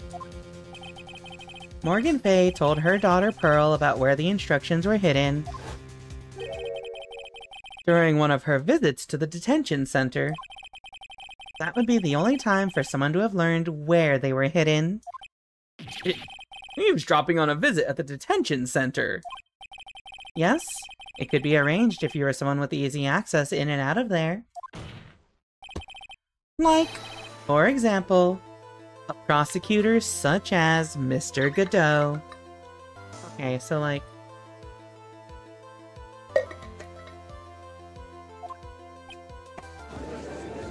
This doesn't prove that he did it, it just says that he had a way to do it. Order, order, order. Mr. Godot, you're under fire again. This murder could not have been carried out without prior knowledge. And you were the only one that could have acquired this information before the murder.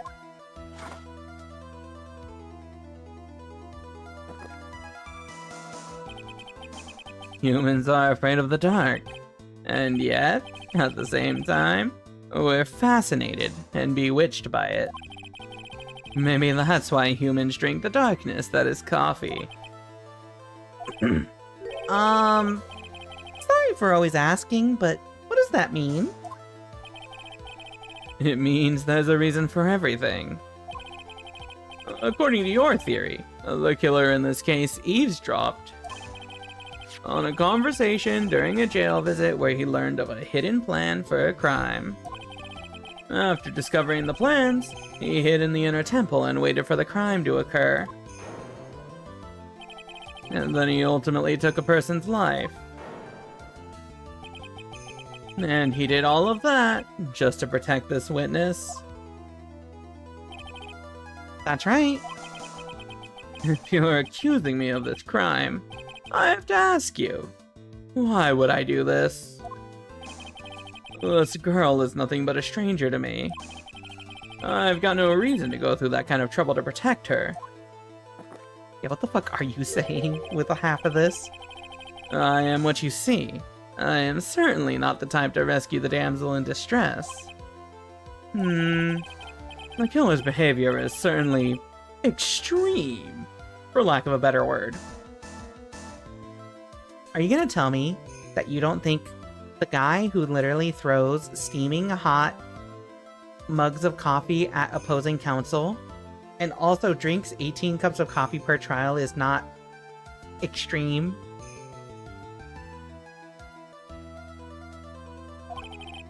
Even considering that the killer wanted to protect this witness's life, his behavior is still a little too unnatural. Objection! However, you had a good reason. didn't you, Mr. Godot? An unshakable reason that forced you to protect this witness at all costs. Yeah, it's the 14th cup that really gets them. I knew it. You figured it out, haven't you, Nick?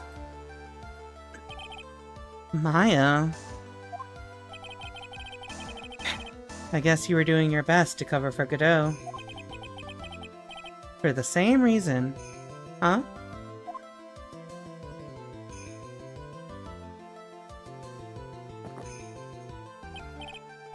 Okay, try. I'm all ears. Let's hear it. It's very simple. Maya Fey is a lot more than just a stranger to you. What's this? There's one person who lies at the very center of this whole story.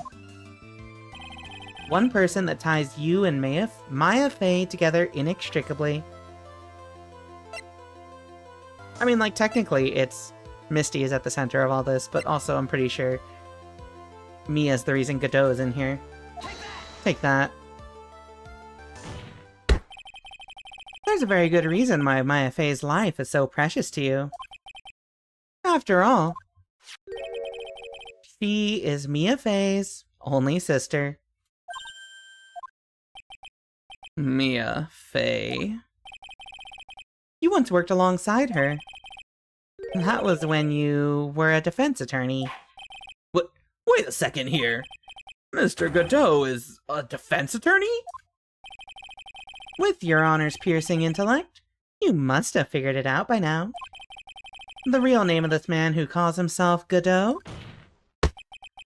His real name is Diego Armando. Isn't that right?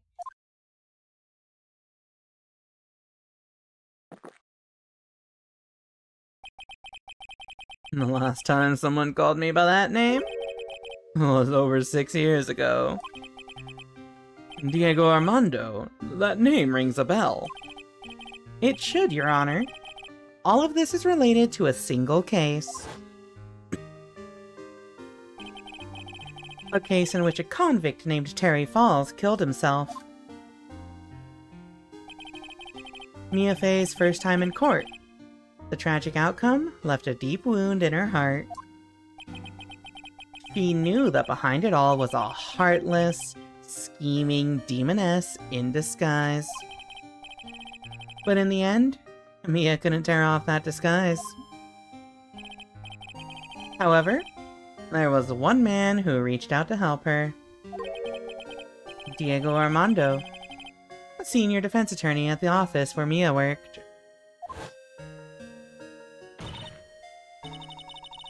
It's my fault. It's my fault that Mr. Falls killed himself. Mia. You can't cry yet. Ew. The only time a lawyer can cry is when it's all over.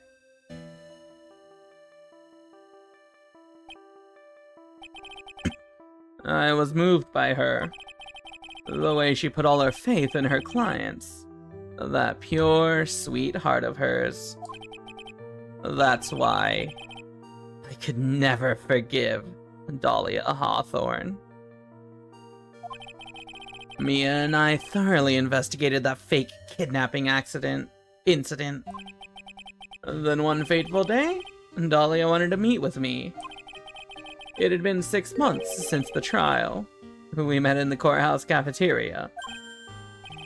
I just remembered. 6 years ago, right here in this courthouse, you were poisoned. Even I didn't see it coming.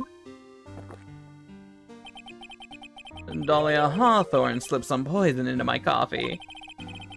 Some newspapers at the time called it a murder, but very little information about the case was released to the press. But you weren't dead at all.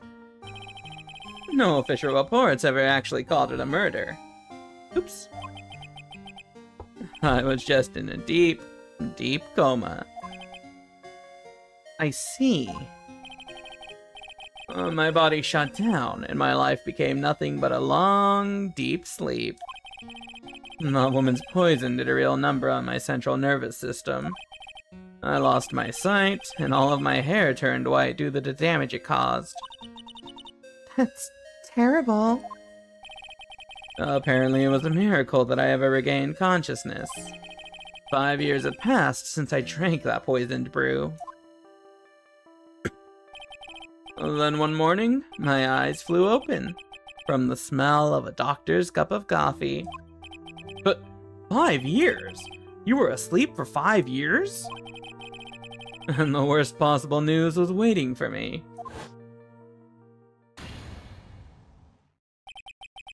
Mia Fey was dead. From the very moment I opened my eyes, I had already lost everything I thought I had. The woman I loved had been murdered. And the woman I loathed had been sentenced to death. The woman you loathed? The woman who had spiked my scaffolding hot coffee. Dahlia Hawthorne.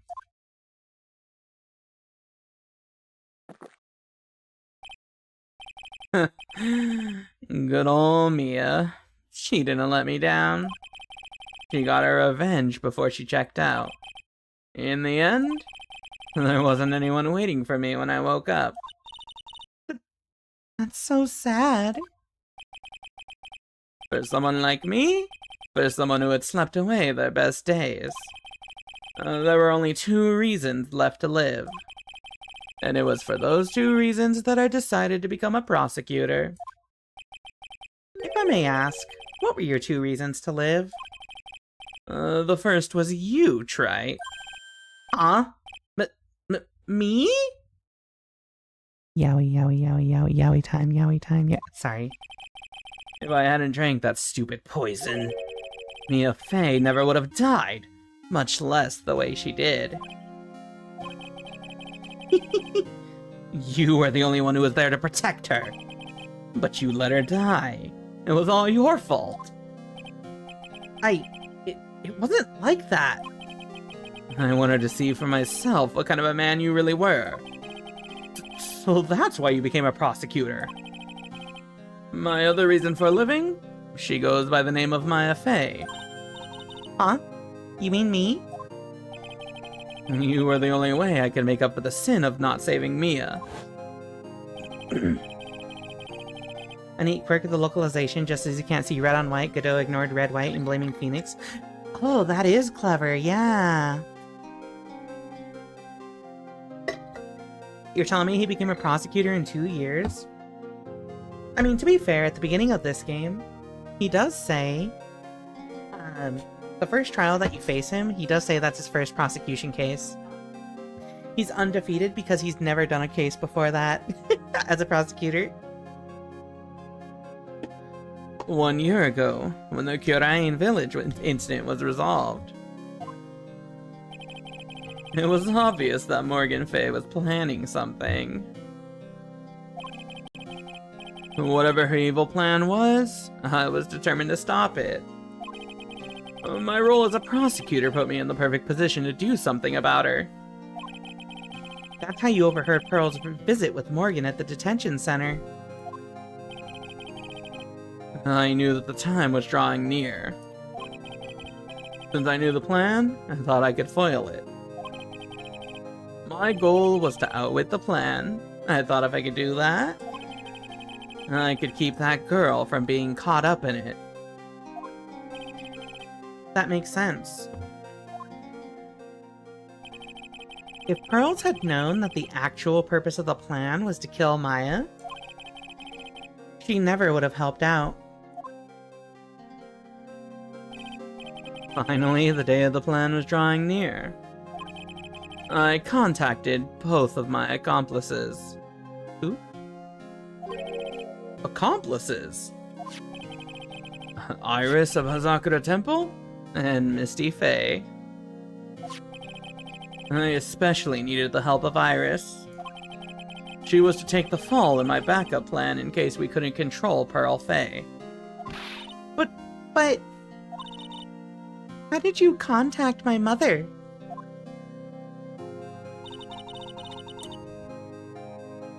She had been missing for almost 20 years. Officially? Yes. What? What do you mean, officially?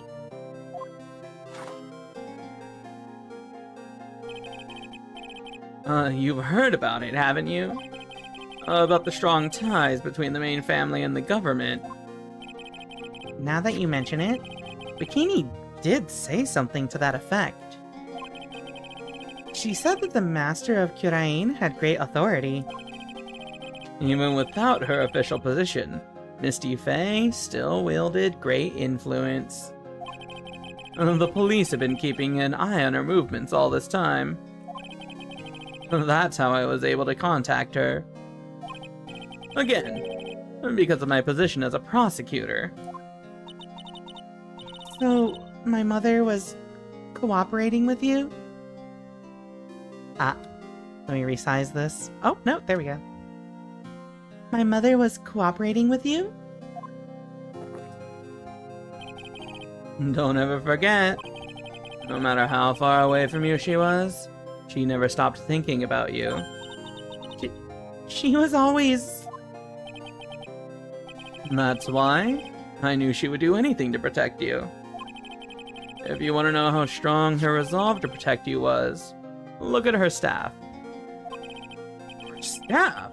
The one with the sword in it. The day the plan was to be carried out arrived soon enough. We met for the first time at Hazakura Temple. That's when your mother showed me her special staff. I realized it then, just how far she was willing to go. She was ready to use that sword to protect you from Morgan Fay if necessary. Yes, even if it meant paying the ultimate price. Mother... That night, the night of the crime, there was just one way to stop Morgan's evil plan. You mean... pearls, don't you? We had to make sure she didn't channel Dahlia Hawthorne. Well, Pearl, what are you gonna do tonight? Well, if you'd like, you can come to my room.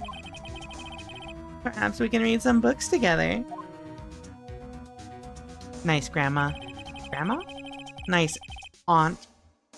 We thought we could prevent her from playing her part in Morgan's plan. But she never showed up. She was worried and followed me to the inner temple. That was the thing we were most afraid of. And that's why Misty Faye had to do the channeling herself. She channeled Dahlia Hawthorne into her own body. What? What do you mean? If she channeled the spirit first, then Pearls wouldn't be able to do it herself. As Master of Kurain, Misty Faye's power was supreme. So that's how it went down. She channeled Dahlia Hawthorne so that Pearl Faye wouldn't be able to.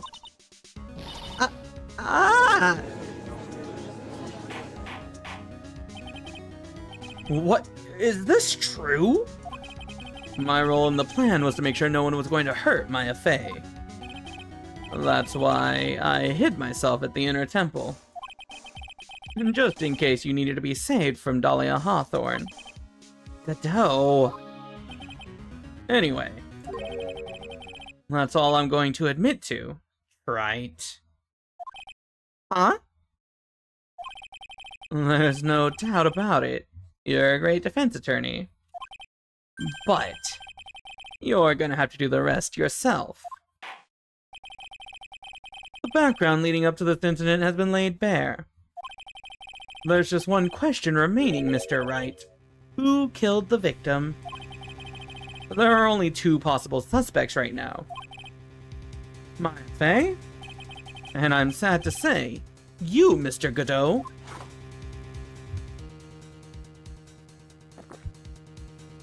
I mean, he basically all but admitted it.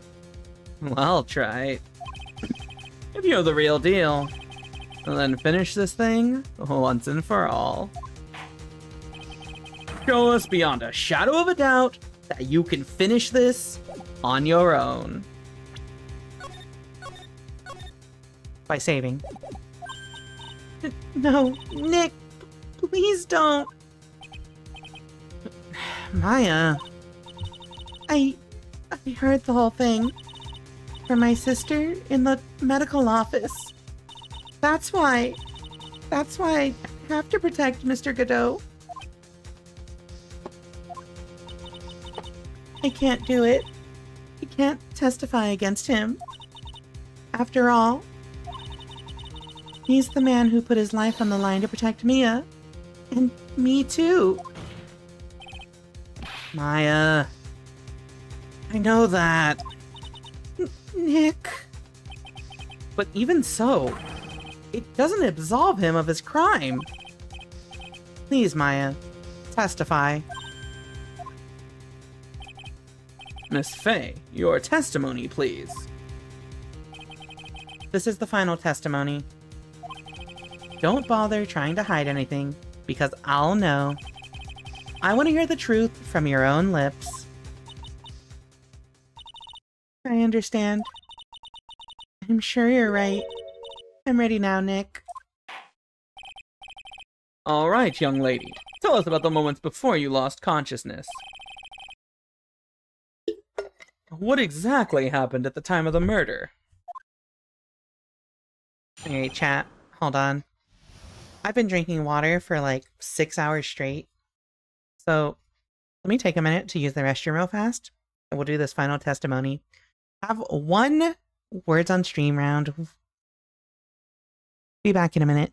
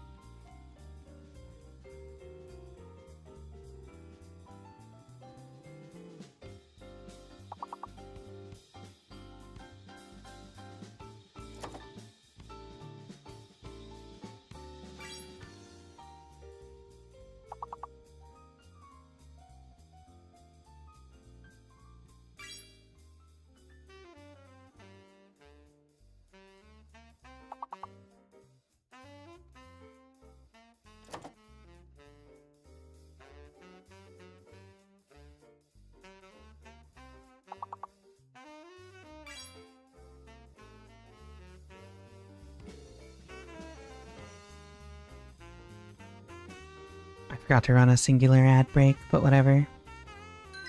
We still got like 15 minutes.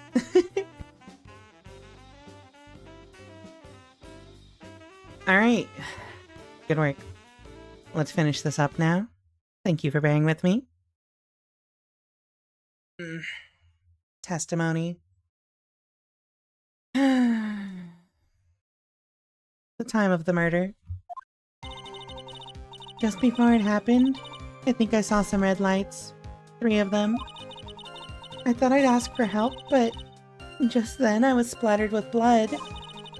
She wasn't dead though, and she struck back at the enemy behind her. Suddenly, the red lights went out and the whole area was dark. Just at that moment, there was a horrible scream. Right after that, Dahlia collapsed and I lost consciousness. These red lights? I thought you said you don't remember seeing them. I'm sorry. I thought I saw them, but then they disappeared all of a sudden. Things break, Trite. Even the best of theories. Who was it that stabbed Misty Faye? It looks like you still can't prove it. Maya is telling the truth this time. I know it. The rest is up to me. Well then, Mr. Wright, proceed with your final cross-examination of the witness.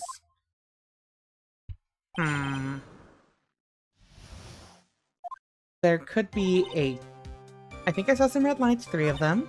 I thought I'd ask for help, but just then I was splattered with blood. Okay, that checks out. She wasn't dead though, and she struck back at the enemy behind her.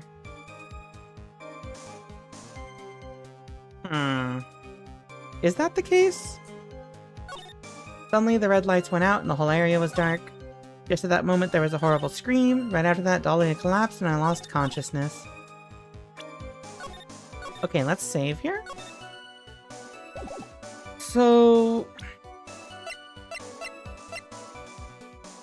she probably struck back with the dagger? Oh. She struck back at the enemy behind her. Wait. Hold it. Struck back? How do you know that? Well, you're right. I didn't see it exactly. But I could tell by the sounds of their breathing and movement. And also the smell of blood. You have witnessed more horror than any young lady should ever have to in one life. So then, what did you do at that point? I couldn't move. I could just barely make out their shadows moving in the dark, but... I had no idea what to do. Could you still see the red lights you mentioned earlier? Yes, I think so. But... suddenly the red lights went out and the whole area was dark. Hold it. They went out? Yes, suddenly I couldn't see them at all. What could it mean? If the red lights were coming from Godot's mask, and they went out right in the middle of a fight, maybe the mask was damaged. Or maybe it was knocked off. Or maybe the batteries ran out. Right, Trite? Or maybe those little red pinhead-looking lights just stopped working. What could have really happened then? What could have happened? So, like... if she was stabbed in the back...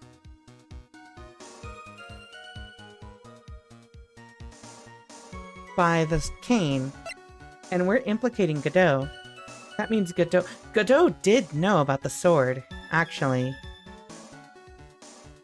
Personally, I think Godot did it. Hello, Lily. Welcome to the stream. 2 fanfics I read give him 6 years manslaughter in defense of another. That's not that bad, actually, yeah. I was joking. I don't remember this case. We're right at the end. And we're trying to prove that Godot did it. There was a horrible scream. Hold it. What do you mean by just at that moment? Do you mean the moment when the red lights went out? Yes, that's right. The scream that you heard then, was it Dahlia Hawthorne? I don't think so. I'm pretty sure it was a man's voice. What? So then that scream came from the killer. That's gotta be it.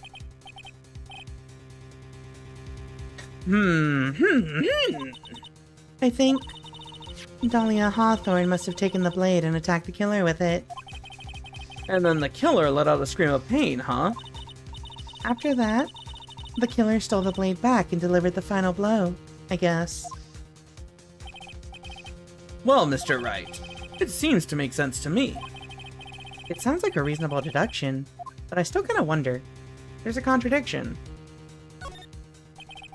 I'm sorry to say this, but that interpretation would create an enormous contradiction.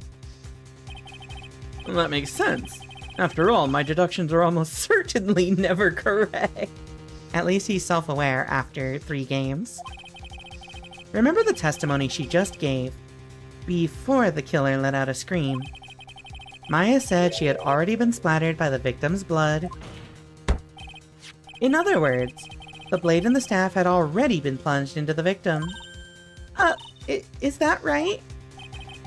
She couldn't have struck back with the sword that was already stuck in her body. The weapon that caused the killer to let out a scream must have been something other than the staff. If you're so sure about that, then don't keep us waiting any longer, Trite. There's only one thing I can think of that could have been used as the weapon here. If Dahlia Hawthorne had already been stabbed in the back by the staff, what could she have used to strike back at the killer? Y'all, you brought this evidence in. Don't act dumb. You don't make fun of your name, Dora. He called him Trite. Oh no, wait, Dora? This man is living proof that people who get C averages in law school end up in the bench. Listen, you just gotta pay money. It's fine. Y'all ever think about how the judge never once suspected his best buddy Gant was corrupt as fuck? Yeah, it's kinda wild still. Y'all ever think about how Gant just gives you that dead-eyed stare for like 10 seconds straight? I like that. Alright, the dagger. Take that. Naturally, the dagger the killer brought to the scene of the crime. Oh, that's right. I forgot about that. This dagger was found at the crime scene, stuck into a pine tree. Yes, the detective found that this morning and brought it to me.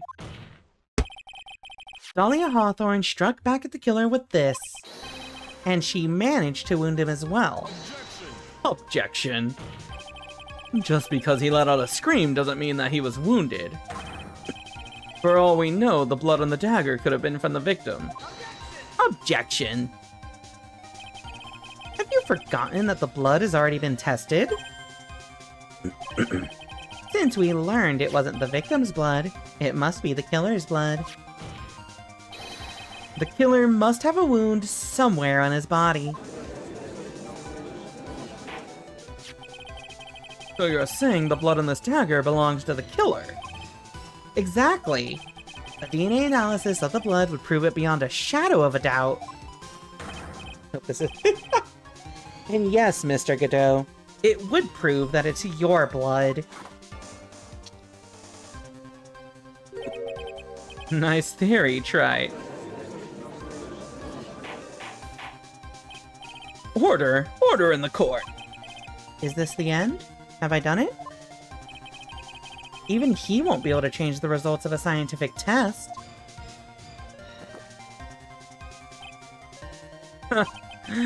Let me ask you something, Trite. Let's just say that it turned out that I was the killer. Do you really think I would be stupid enough to leave evidence like that? What? Just think for a second. Whoops. I gotta sneeze that. This dagger was found this morning by a detective and brought to me. There was already blood on it, correct? But even so, I was the one who brought this dagger here to the courtroom. Yes, what does that prove? Well, if I really were the killer, I could have washed the blade off and then planted another person's blood on it. It can't be.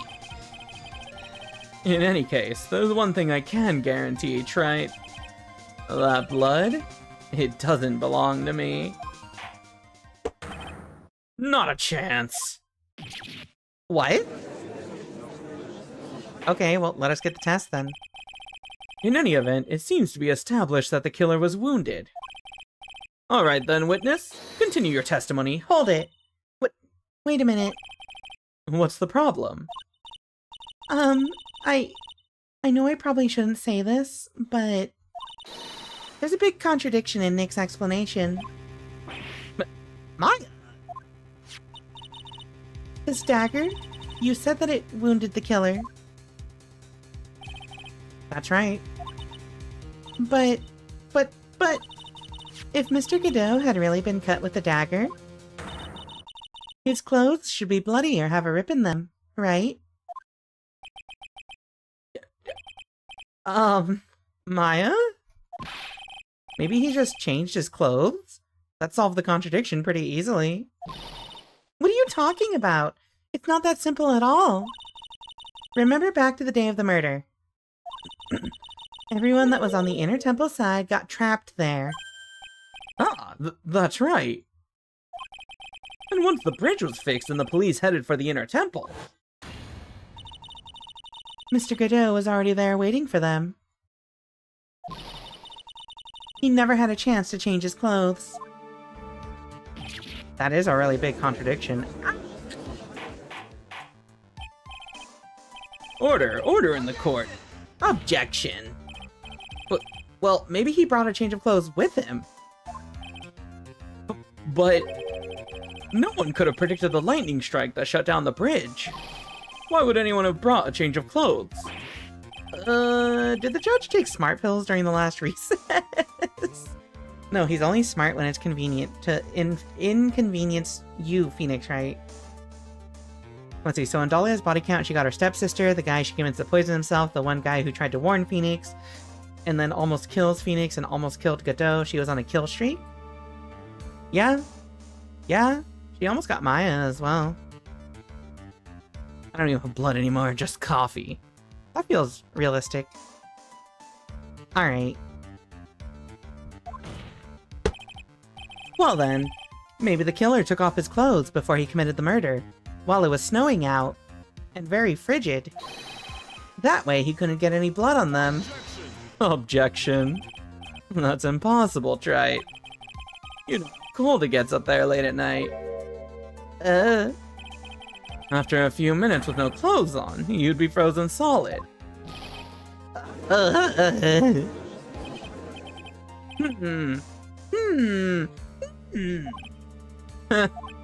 So that's all you've got. I knew you weren't tough enough to finish this. Right now, if Mia Fey were here. If Mia Fey were here, she would have closed the book in this case already. If Mia Fey were here? So come on, Trite! Can you do it or not? How about it, Mr. Wright? You've accused Mr. Godot of being the killer. Wait, was that all just one really big loop to tell me? No. You were wrong. But can you prove it? Have you even got one piece of evidence? Oh, never mind. It wasn't a loop. The question isn't whether I can prove it or not. The fact is, I have to prove it. That's the only choice I have. I was taught that it's one of the rules of being a lawyer.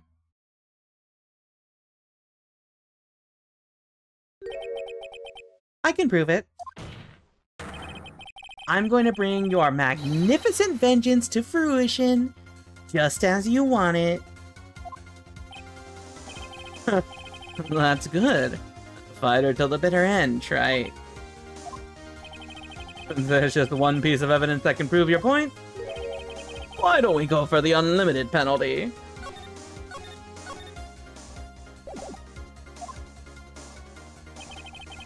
Are you trying to pressure me, Mr. Godot? Because it doesn't matter to me. I've got the One Piece. Sorry, I couldn't resist. I've got the one piece of evidence I need. Yeah, I really like this OG theme coming in. Also, hello, Lord Ratatosk. Welcome in. Give me a break. You've got nothing, Trite. So what do I do at a time like this? It's simple. I've got to think outside the box and approach this from a different angle. Alright then, Mr. Wright. Let's hear what you've got. There's one thing I've demonstrated in the previous cross-examination. The killer was wounded. That was proven by the blood on the dagger. But we decided it was impossible for him to have hidden such a wound. If he had been cut by a dagger, there should have been a bloodstain on his clothing. There's... Oh!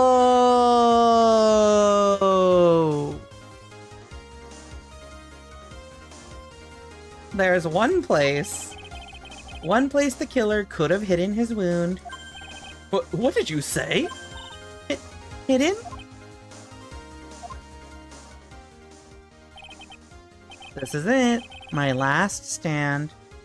I need to think about this from a different angle. I don't need to think about why there were no bloodstains on his clothing. I need to show how he hid the wound. It's the end of the line. The final stop, Trey. Let's hear what you've got. Where's this location where you say the killer hid his wound? What? What? What? Huh? Huh? What?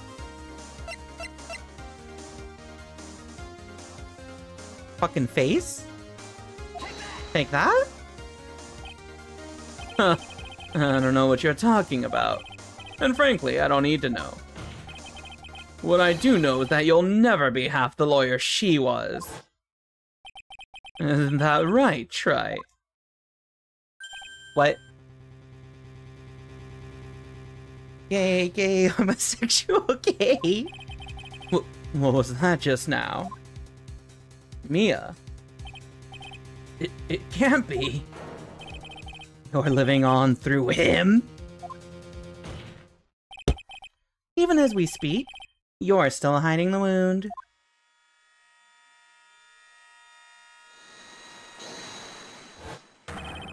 It's beneath your mask. During the fight, the red lights given off by the killer suddenly disappeared. Seconds later, the killer let out a scream. That's right, your mask went flying off your face. Mr. Godot, would you mind removing your mask? If you have a dagger wound under there somewhere, then I'd say this whole case is solved.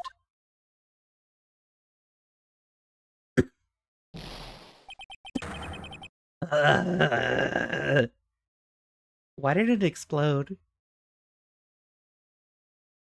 Why did it explode? Why did it explode? I mean, to be fair, yeah, that is next to your eyes, but also, like, his eyes are already fucked up, so... Yeah, he sensed the aura farming moment. Just now? I saw her spirit in you. I never liked you. 6 years ago? You helped the woman who put me to sleep by hiding her bottle of poison. And then, while I was sleeping, you let Mia die.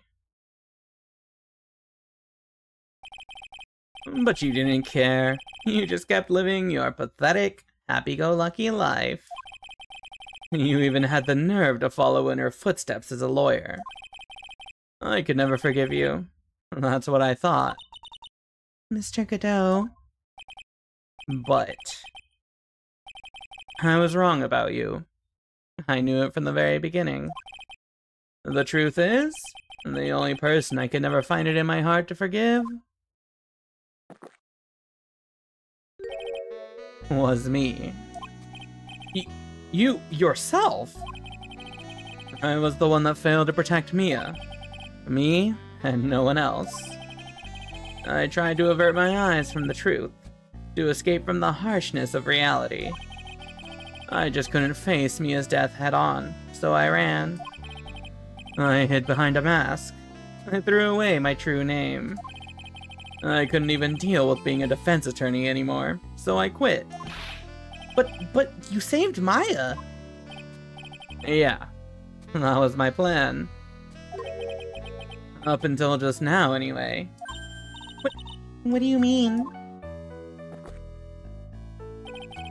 Are you listening, Maya? I'd really wanted to save you. And there's one person that I should have gone and talked to right away. Who would that be? Are you talking about Nick? But I didn't do it. I tried to get the help of Iris and your mother. but I closed my eyes to the most important man involved. I don't think that's sound logic, but you know what? Whatever you say, buddy. Whatever you say. Do you know why? The real reason. No?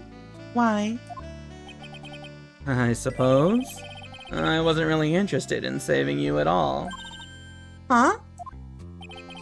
I think I was just trying to salvage what's left of my own broken soul. I was trying to make up for the fact that I couldn't save Mia. Nothing more. That's why I let you walk right into a situation that I knew was dangerous. Forgive me. You're wrong! You put your life on the line to save Maya. Was it really for Maya's sake? Even I'm not really sure. What do you mean by that? That night, in the darkness of the garden, when I saw her silhouette, a part of me must have known the truth. The truth that it wasn't really Dahlia Hawthorne standing there in front of me.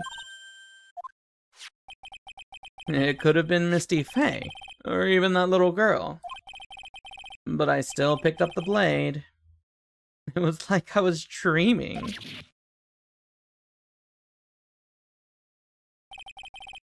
I'm not sure exactly what was going on in my mind at that point. Was I really motivated by the pure desire to protect Maya Fey? Or was it something else?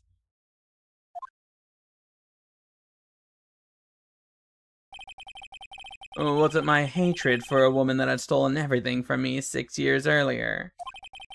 Could it have been simply a desire for revenge? And now? I don't know anything anymore. I did learn something today, however. I finally realized that I was the arrogant one. I was just chasing an illusion, a fantasy. The stupid fantasy of defeating you in the courtroom. You were the one who made me realize my folly. You never ran away from Mia's death. Instead, you picked up where she left off. The true defender of the people.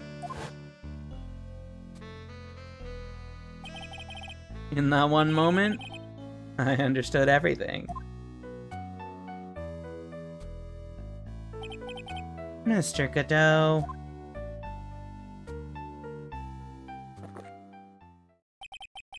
I think you already know this, but if you don't, my name is Diego Armando.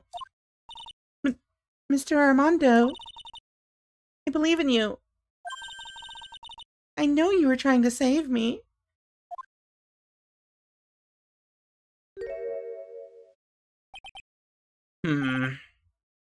Thanks.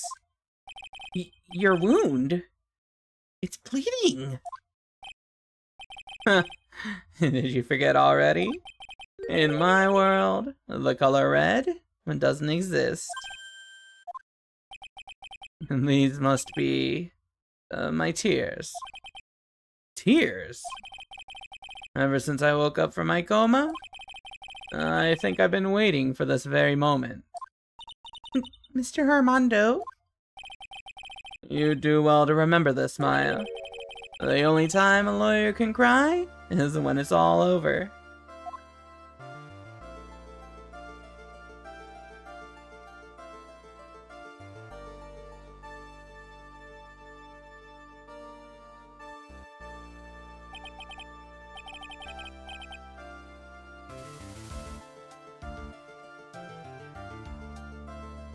Damn.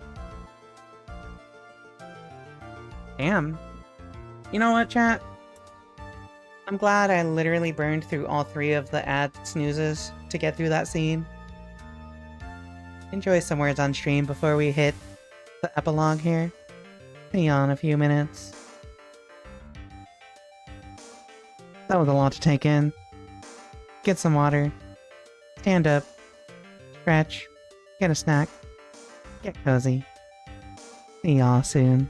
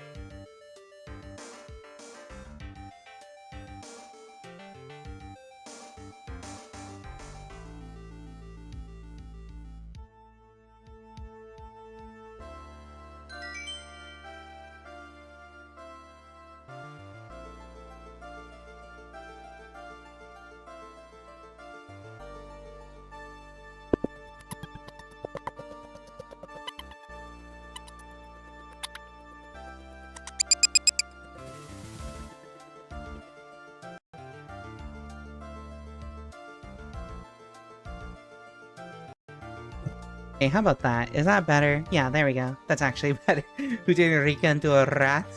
Squeak, squeak, squeak, squeak. Soy un ratón. Ratman. Really talking ratón. Hello, spooky boy. Welcome in. The cake is alive. Alright, buddy. Alright, calm down. Alright, chat. This truly should be the end. Let's finish this up.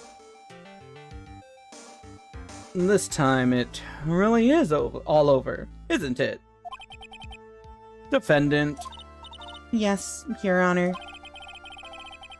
Although you weren't directly involved in the murder. Tampering with the body in the crime scene is a serious offense in itself. I understand, Your Honor. Mr. Armando explained that to me very carefully. I knew the risk, and I willingly cooperated anyway. Very well. Before I hand down my verdict, is there anything you'd like to say? You finished already? We literally just finished, yeah. Well, there is one thing. I'd like to say something to Mr. Wright. Hmm?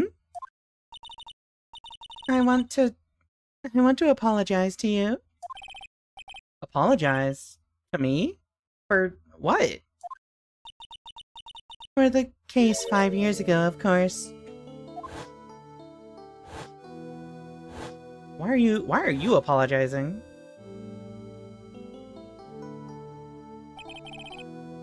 I just remembered. Weren't you poisoned by your own lover? Not exactly, but yeah, something like that. Even now, 5 years later, I can hardly believe it. She was gonna do it. She was planning to kill me. It's not all that surprising. The two of you hardly knew each other. Huh? What do you mean? You and my sister. You only met twice. Huh? What? We only met twice? The first time you met was on that fateful day. The day she poisoned Mr. Armando in the cafeteria of this very courthouse. The next time you met her was 8 months later. You met her again on the day that she stole your cold medicine. And Doug Swallow was killed. No way! It can't be true. I mean, during our whole relationship, we were... For those 8 months? The woman that you thought was Dahlia Hawthorne wasn't actually my sister. Huh? It wasn't Dahlia? I hope one day you can forgive me, Beanie. Oh, they're fucking conjugal visit time.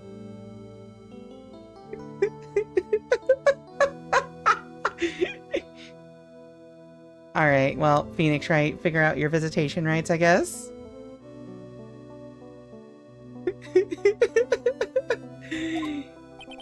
You mean... That's right. I lied to you for 8 months. You did not need to say this in front of the entire courtroom, by the way. You could have just waited until after the trial was done. But why? Why would you do such a thing? Ever since she gave you the bottle that day, my sister was trying to get it back as soon as she possibly could. Because of the police investigation and their surveillance.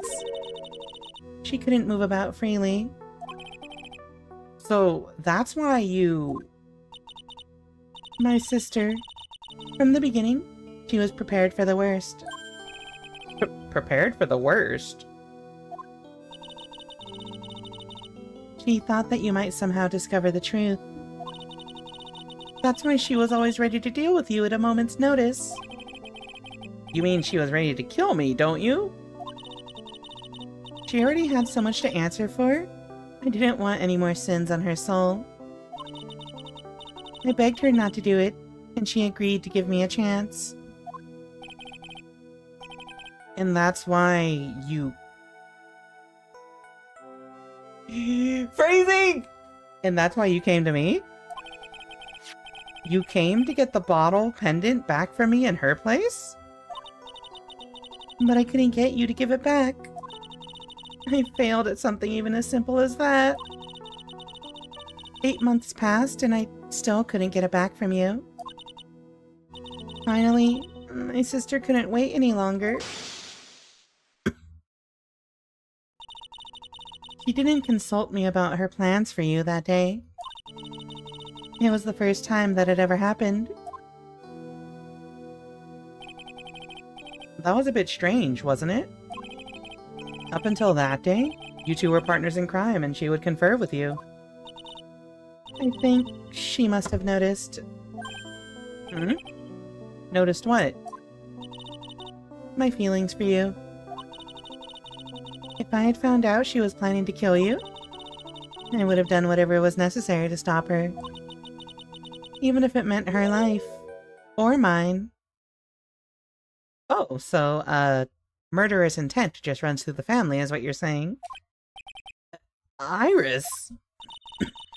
After spending those 8 months by your side, my feelings towards you, they changed. I have something to say to you, too. Yes? You really are the person I always thought you were.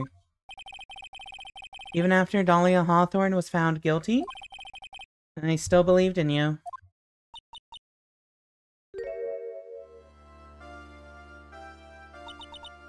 Thank you. Aww. Doomed hetero. I don't know how to say that. Remember any of the case? I do. Yeah. You were really resistant to letting me take your clothes off for some reason. You kept mumbling something about distance, how many miles you wanted. Where Phoenix got that must have been a fake. Yeah. Okay. It's an interesting plot development. It's cute. It's cute. They're cute. I approve of it. How many cups of darkness have I drank over the years? Even I don't know. I'll tell you, though. Right now, this one here is the greatest cup I think I've ever had. Don't you think so? Phoenix, right? Huh? Yeah, I think you're right. The purpose of this trial was to rule on the murder of the victim, Elise Dunim. At some point, I expect you will be tried for your role as an accomplice in this case. I understand, Your Honor. Very well. On the charge of murder, I hereby find the defendant not guilty. Court is now adjourned. Where's the confetti? Where's the cheering? Where's the... No confetti for the end. Yeah, I'm glad that he finally has Godot's respect. February 10th. 4:51 p.m. District Court, Defendant Lobby number 1. So, I guess it's all over. The way everything ended, was justice really served? The man who risked his life to save Maya is being sent to prison by my own hand. Of course justice was served. Mia! I'm proud of you, Phoenix. Your defense was truly brilliant. But I couldn't save Mr. Armando. The man who cared so deeply for you. You're wrong, Phoenix. You did save Diego. You saved him in the only way possible. You mean, with that verdict? I think one day you'll understand too. Phoenix, I want you to remember one thing. You were as good out there today as any defense attorney could ever hope to be. There's nothing more you can learn from me. But Mia? You've accomplished something I wasn't able to. I owe you a great deal. Thank you. Mia? I'm sure we'll meet again. Someday, Phoenix.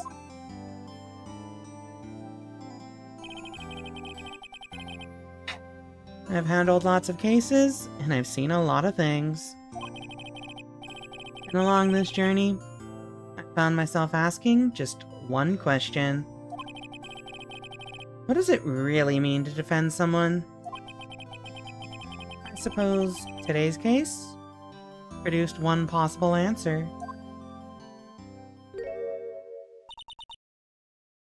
Nick. Maya? I guess it's just like my sis said. Mia? What did she say?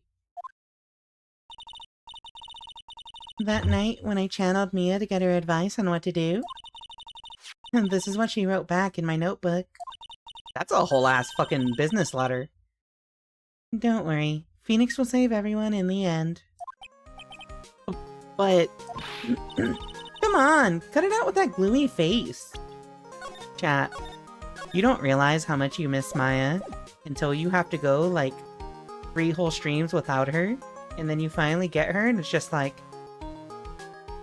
I missed Maya. What a good kid. Can't you see? Me, sis, and I'm sure Iris too. We owe you for everything you've done for us, Nick. Maya. Also, yeah, we did prove the afterlife true in this case. Literally. Ow! How can you be so bright and chipper after all that's happened? You were brutally attacked. You even saw your mother murdered. Ouch! But Franziska! Still as happy as always, Phoenix, right? Excellent work, right? Huh? Mr. Edward? When did you get back? Oh, that's right. I guess no one filled her in on that. Edward and Franziska have actually been helping me. Helping you? If these two hadn't been here on the first day of the trial, the defense wouldn't have gotten anywhere. Wow. But where were you, Nick? I heard he fell into a river and caught a nasty cold, which forced him to sleep all day.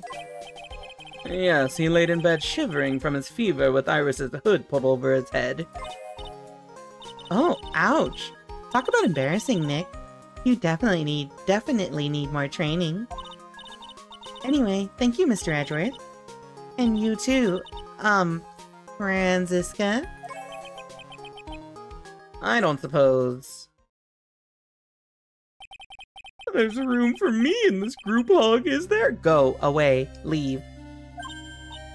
Oh, Larry. What's with the, longer than usual face? I realized something when I was reborn. I realized that Larry was never of any use to anyone. Not even once. True. But that's not true, right, Nick? What? You're asking me? Well, Nick, is it true? I've got a place in this world, right? Huh? Oh, yeah, of course. I knew it. Everyone would be better off if I were gone for good. No. Oh yeah!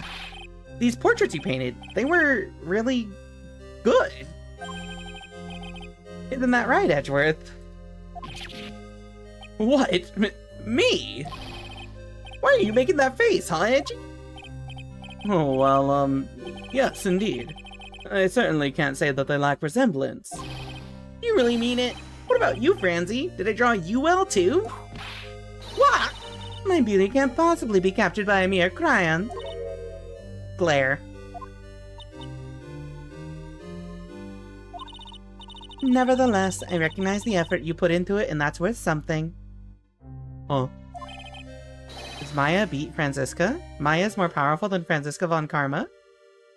So then you'll do it? Like you promised?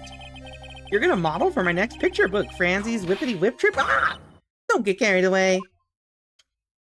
That's so goofy. Well, how about that? I guess painting portraits is the only thing I'm good at. The painting of Pearl was pretty darn good too, if you ask me. Huh? Now that you mention it, I haven't seen her around. Pearls? Where could she have gone? Normally she would have made a beeline for Maya. Oh, I'll go look for her. Be right back. Huh? Hey, Pearly! Right. You seem to be uncharacteristically puzzled. I suspect you are wondering how Maya can be so cheerful despite all that has happened. Yeah, Pearl's mom is going to super hell, where she belongs. Yeah. To be honest, I can't understand it either. Franziska? That's right, she lost her father fairly recently as well. I think I understand how she feels. Maya is a much wiser person than she appears, and I think she realizes something. Now is exactly the time when she needs to be as strong as she can. But what do you mean by now is exactly the time? Maya wasn't the only one that was badly wounded by this incident. In fact, there was someone that was hurt far more deeply than she. I believe it's for that person that Maya is trying her best not to cry. Someone who was hurt more deeply than Maya. Edgeworth. I think I'm starting to understand too. Ow! Then tell me, Phoenix Wright. Who is Maya Fey being strong for? The attorney's badge. No, it's Pearl, obviously. Take that. Pearl Fey. Poor kid. After all, the reason that she worked so hard to follow the instructions was because she loved and believed in her mother, Morgan. It's for the good of the Fey clan. I'm sure she believed in every last word. She thought she was doing it for Maya. That's why she was so happy. It shows how truly devoted she is to Maya.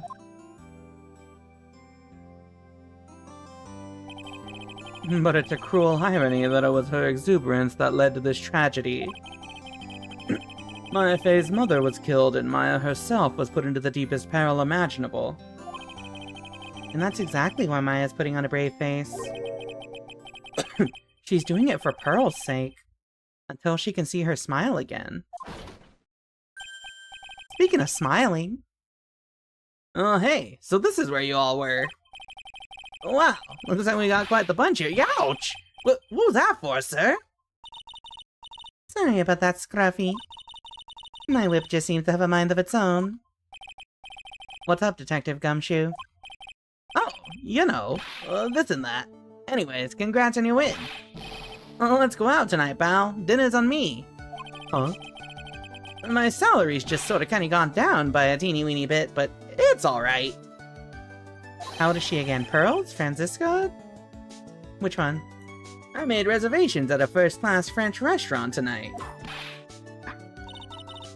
Pretty good work, Scruffy. That whip was your reward. Hmm? Alright. I'm glad Winter's asleep. She would have been having... She would have been destroyed by this.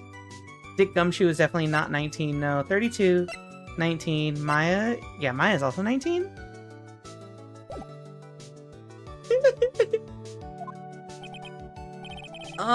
Detective Gumshoe? You said a first-class French restaurant. You don't mean... Très bien. Where else? I knew it. We're doomed. Come on, let's go, everyone. Can't keep Maggie waiting, pal. Hey, you, crybaby. You're invited too. Oh, forget about me. Pearl and I will be at the loser shack eating potatoes. What? You know, Maya's taking an awfully long time to get back. She's still out looking for pearls. Objection. Oh, Maya, what's wrong? Nick, what do I do? Really, I can't find her anywhere.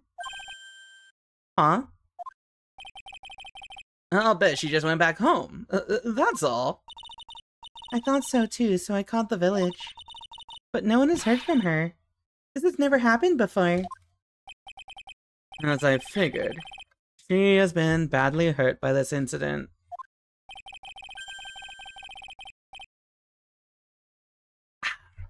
She feels responsible for the tragedy that has befallen you, Maya. But none of this was her fault. What should I do? Too much body pillow? Never too much body pillow. Detective Gumshoe. Yeah, what is it, pal? Could you guys go on ahead? But what about you? Maya and I will... We'll join you guys once we find pearls. Nick! Don't worry about us, Detective Gumshoe. We may be a little late, but we'll definitely be there. We have a lot of celebrating to do tonight, and I wouldn't miss it for the world. Yeah, but you're the... Very well, Phoenix Wright. We'll go on ahead. Don't keep us waiting, right? We won't. But where should we look? Where could Pearly have gone? Let's go, Maya. There's only one place I can think of that Pearls might have gone to. Wright & Co. law offices? Oh, never mind. February 10th, Hazakura Temple, main gate. How would a child get here by herself? Hazakura Temple. For pearls? I bet this is a very important place. After all, it's where this whole incident started. What's this? You're all back again so soon. Mr. Bikini? I thought we'd be eating mashed potatoes alone tonight. So she's here? Pearly is here? She's in the training hall. Why don't you hurry along and go see her? Okay. Okay.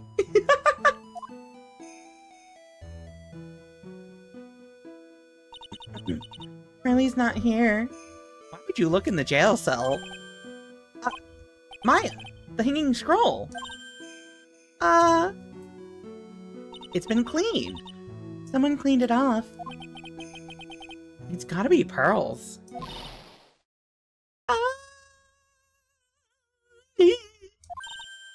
Mystic Maya. Pearly. Why did you just leave like that? Mystic Maya. Mystic Maya. Crying child. I swore that I would never trouble the two of you ever again. Because it's all my fault that Mystic Maya's mother. That's why you came here? It's the least I could do to pray for your happiness. You don't have to do that, Pearly. It wasn't your fault. You didn't do anything wrong. Of course I'm sad that my mother is gone. But, how do I say this? I'm still happy. You don't have to lie just to make me feel better. No, really. It's true. The only reason I'm still here at all is thanks to everyone who was there for me. Gasp. My sis, my mother, Mr. Armando, Nick, and you. If even one of you weren't there, I'm sure I wouldn't still be alive right now. That's why I have to be strong. For all the people that were there for me when I needed them. And that's all I can really do. Mystic Maya? I'm impressed. You truly are the daughter of Mystic Misty. Mr. Bikini. Your mother, Mystic Misty, was a strong woman indeed. I want to tell you what she said to me that night. After dishonoring the good name of Kirain, I don't have the right to face my daughter. But still, Maya is always in my thoughts. It's true. She'll always be with me until the day I die. till the day I die. I mean, that day didn't take that long to arrive, you know? And I wish people prayed to me so I could do 358,139 damage to Gigas. Don't actually pray to me, I am not a deity. Your spirit was with her, and that's why your mother was so strong. Even at the end, I'm sure she had no regrets. She'll always be with me until the day I die, huh? There's a rule or something all masters are to follow, isn't there? To never take the charm off until the day you die. That's the master's talisman. The thing that Misty kept by her heart and would never take off. It wasn't the container that was important. Rather, it was the contents. Ah? That's... a photo? Ah! Mother... What's the photo? It's only natural for living creatures to fight to protect their own lives. But what makes us human is that we fight for others. But who do you fight for? How hard must you fight? That's the true measure of what human life is worth. We defense attorneys are warriors who are constantly challenged by that question. Aww! So wait, they've just been breaking that jar since they were fucking children? Even when the battle is over, and the bonds that connect us are severed. We always return, time and time again. Mia, Maya, Pearls, Mr. Armando. And Maya's mother, too. I learned that from all of them. It runs in the family like crime? Yes. An unofficial Fae tradition. I like it. Well, shall we get going? Everyone is waiting. This is a day to remember. A day when a lot of things were finally put to rest. I think we should celebrate what we've overcome today. But I still can't. Oh, go on, sweetie. You can come back for training anytime. Okay. Yay! Alright, I'm gonna make a brand new start too. Sister Bikini, I'll be back for more training, I promise. I know, and I won't go easy on you just because you're the future master. I'll make sure to prepare reservations for 3 for when you come back. Alright, we're gonna have a great feast today, Pearly. You know why? Because training is a battle of endurance. Okay, Mystic Maya. I'll eat lots and lots of food tonight. You know, there's one thing I don't get, and probably don't want to, but... What is it, Nick? Reservations for training is fine and all, but why for 3? Come on, what do you think? You're one of us, Nick. Next time, you can train right alongside us. Oh.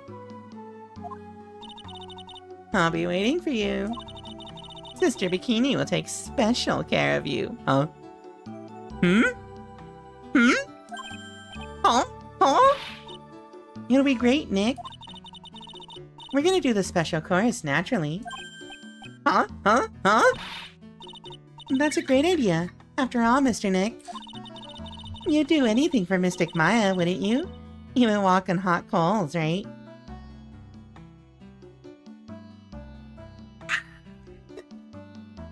This kid, they should never let this kid learn about Tumblr. We'll have a nice big meal before we come next time. Right, Nick? You know, I was wondering if I can say just one little thing. Sure, of course you can. Oh, I love this part. I can't wait to hear it. I'm getting goosebumps too. Well then, here goes nothing. Objection!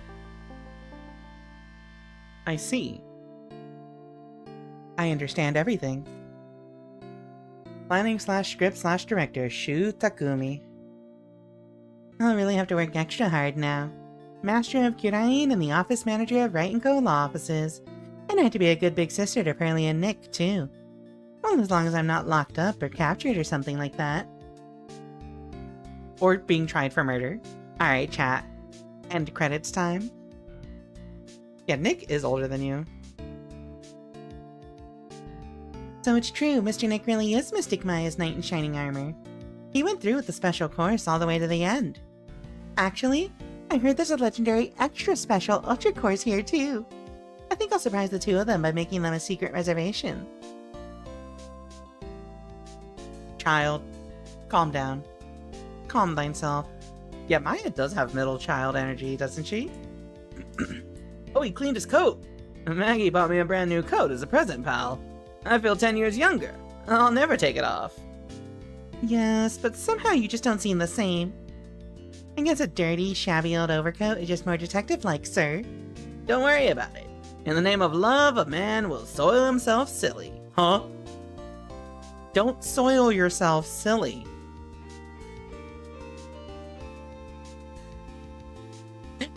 The best person. Mr. Wright, I am once again in your debt. And thanks to you, the Treasures of Kurain exhibit was a great success. I even got to see Miss Von Karma, who I hadn't seen for almost a year. She taught me how to use a whip and said that I must show you what I've learned. You know, I remember people theorizing that Franziska and Adrian were lesbians. On the low. Maybe they were. Maybe they were. Maybe they were. Hello, Azura. I'm gonna stop reading all these because it's going too fast. How was Street Fighter Alpha 3?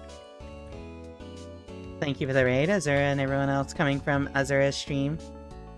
My name is Rika Readman, Calico Librarian VTuber, stream visual novels, horror games, Dark Souls.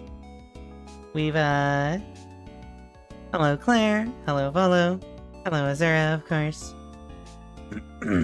Hello, Uma. Uma, welcome to the stream. Hello Walker Sunrise. So, we literally just finished the entire trilogy. Like, we just did the last case of the last game of the last... No, that's it. So, technically this is spoilers, but like, it's the end credits, so you're not gonna see anything super critical. Thank you for streaming Peak? No. This guy is not Peak. Anyway, I hope y'all are doing well. I hope you enjoyed your Ingrid stream. If you gotta do post-stream stuff, feel free. Go forth. Rest up. I'm actually gonna shut down soon. Because we're, at the end of the game, but I want to at least look at the intro to the next game that we're gonna be streaming. Generally need a distraction. I'll distract you. Wanted to bully a friend is all? I love bullying friends. But like, affectionately, Affectionately. Yeah, we bully with love. Exactly. You got it. You understand. Anyway, chat. So, okay, you know what? I'm not reading all these. Okay, so we gotta share. So we oh no, see Azura, see, this doesn't work. Bullying me affectionately doesn't work because I enjoy praise. Praise me more. You ever seen that picture of that cat that's like getting scratched on the chin and the cat is just like completely like at a 90-degree angle leaning into it? That's me when somebody praises me. Not like, it's like, praise me more, fools. Give me objections. Ben Groman Judd. Oh, these are the English voice actors. Also, they changed up the song. You still have a voice like honey and a wit that's sharper than a sushi knife? Yeah, see? See? It works. Hello, Game Crazy 20. Welcome on in from the raid. What was I gonna say? Oh, yeah, so it has legitimately taken us, like, It took us half a year to get through this game. We legitimately started like middle of January on the first case. And we're barely finishing in the first week of July. It's...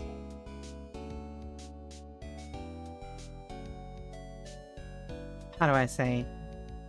It's a nice pace. Half a year to get through an entire trilogy. It's pretty nice. I also like looking at all the characters, but this was my first time really experiencing at least the first two games. I'd played the third game, but like 10 years ago. So, you know. A really good series. I'm glad. Because I never got to experience this when I was younger. So, like, I'm glad we got to go through it together. Chat. Together. It's great. It's fantastic. It's peak. And I can't believe I let y'all I let y'all trick me into promising to stream Apollo Justice and Miles Edgeworth collection. So like we probably have a whole another half a year to go, if not more than that. Larry. I spent a wonderful time with your streaming of AA for half a year. Well, you got another half a year to go, at least. Depends on how short Miles Edgeworth is. What you mean, Trick? You bought them yourself. They were on sale. Oh, that's such a good image. I love this image. Get in the credits, Shinji. That's also a good image. All the dead people. I get extra turn. Yeah, Edgeworth is tall. You love height gap relationships. Capcom. Oh, wait. We got the achievements. Alright, chat. Alright. Let's move over. You can't believe Phoenix died. Wait, why are you being weird? There we go. Also, why are you being weird, Game Capture? Alright, chat, we did it. We finished Ace Attorney. We're done. It's over. Good game. Very good game.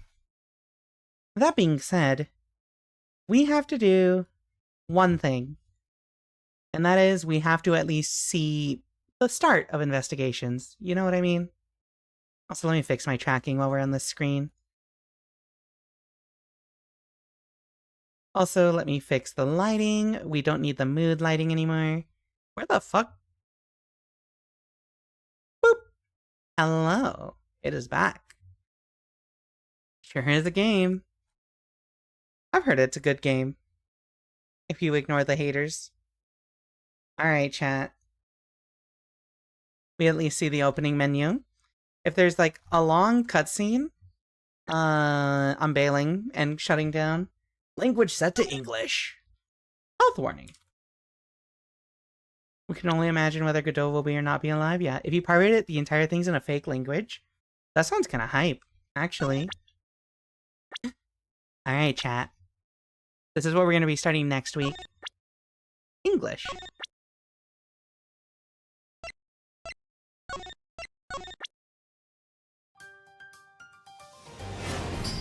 Ace Attorney Investigations Collection. Title selection. Are there only 2? Yeah, there's only 2. New game. Oh my god. Wait, the HD is really cute though. I love the the HD is really cute. Alright, start from this episode. Alright, let's see the intro. Episode 1, Turnabout Visitor. March 14th, 1:16 a.m. Question marks. To make sure the defendant is found guilty. What other choice do I have? That's the job of a prosecutor, after all. That may be true, but why? Why go this far? Sorry, maybe I wasn't clear enough. The guilty verdict is all that matters to me. No matter what the cost.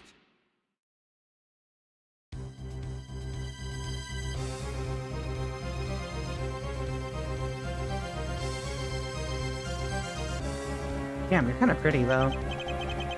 I'm a prodigy among prosecutors. Always have been, always will be.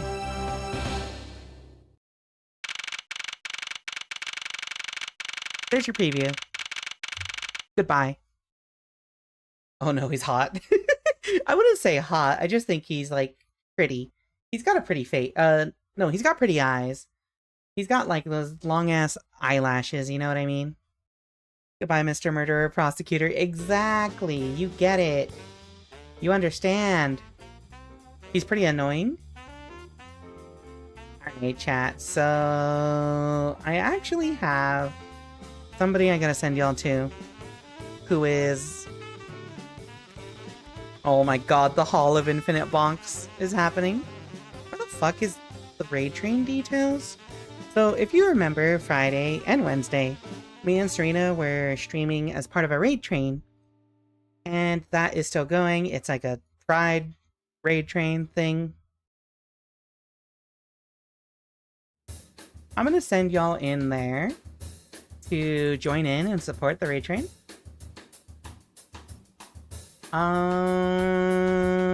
Is it already this person's? Yeah.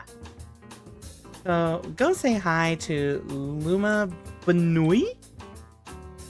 It's actually pretty good. Rika Amigos Pride. What do you mean? Oh, okay. Yeah, thank you all for coming by. As always, Rika Amigos Pride Raid. Use your gay emojis, I guess. Pride stuff. Thank you all for stopping by tonight. I'm glad we finished. Oh my god. I'm really glad we finished. Ace Attorney, really, really good. Really good. Here's the raid message, chat. You can use whatever emoji you want. We're gonna move Ace Attorney days. If you come back, we're gonna move them to Thursday and Friday night. If you're in Discord, I'll post the timestamps so that you can see it converted to your time zones, but we're gonna have Saturdays be like the free day, the variety day. So please look forward to it Thursday and Friday. Just cancel your raid, Steve. Cancel your raid. That being said, Monday we will have Dark Souls. Hopefully we're finishing that on Monday. And then we can continue another game. But look forward to the schedule posting tomorrow. Look forward on Discord, Blue Sky, YouTube, wherever you're watching. Thank you all for watching as always. Thank you for sticking with me for half a year. And I'll see you next week. Adios, Rika amigos.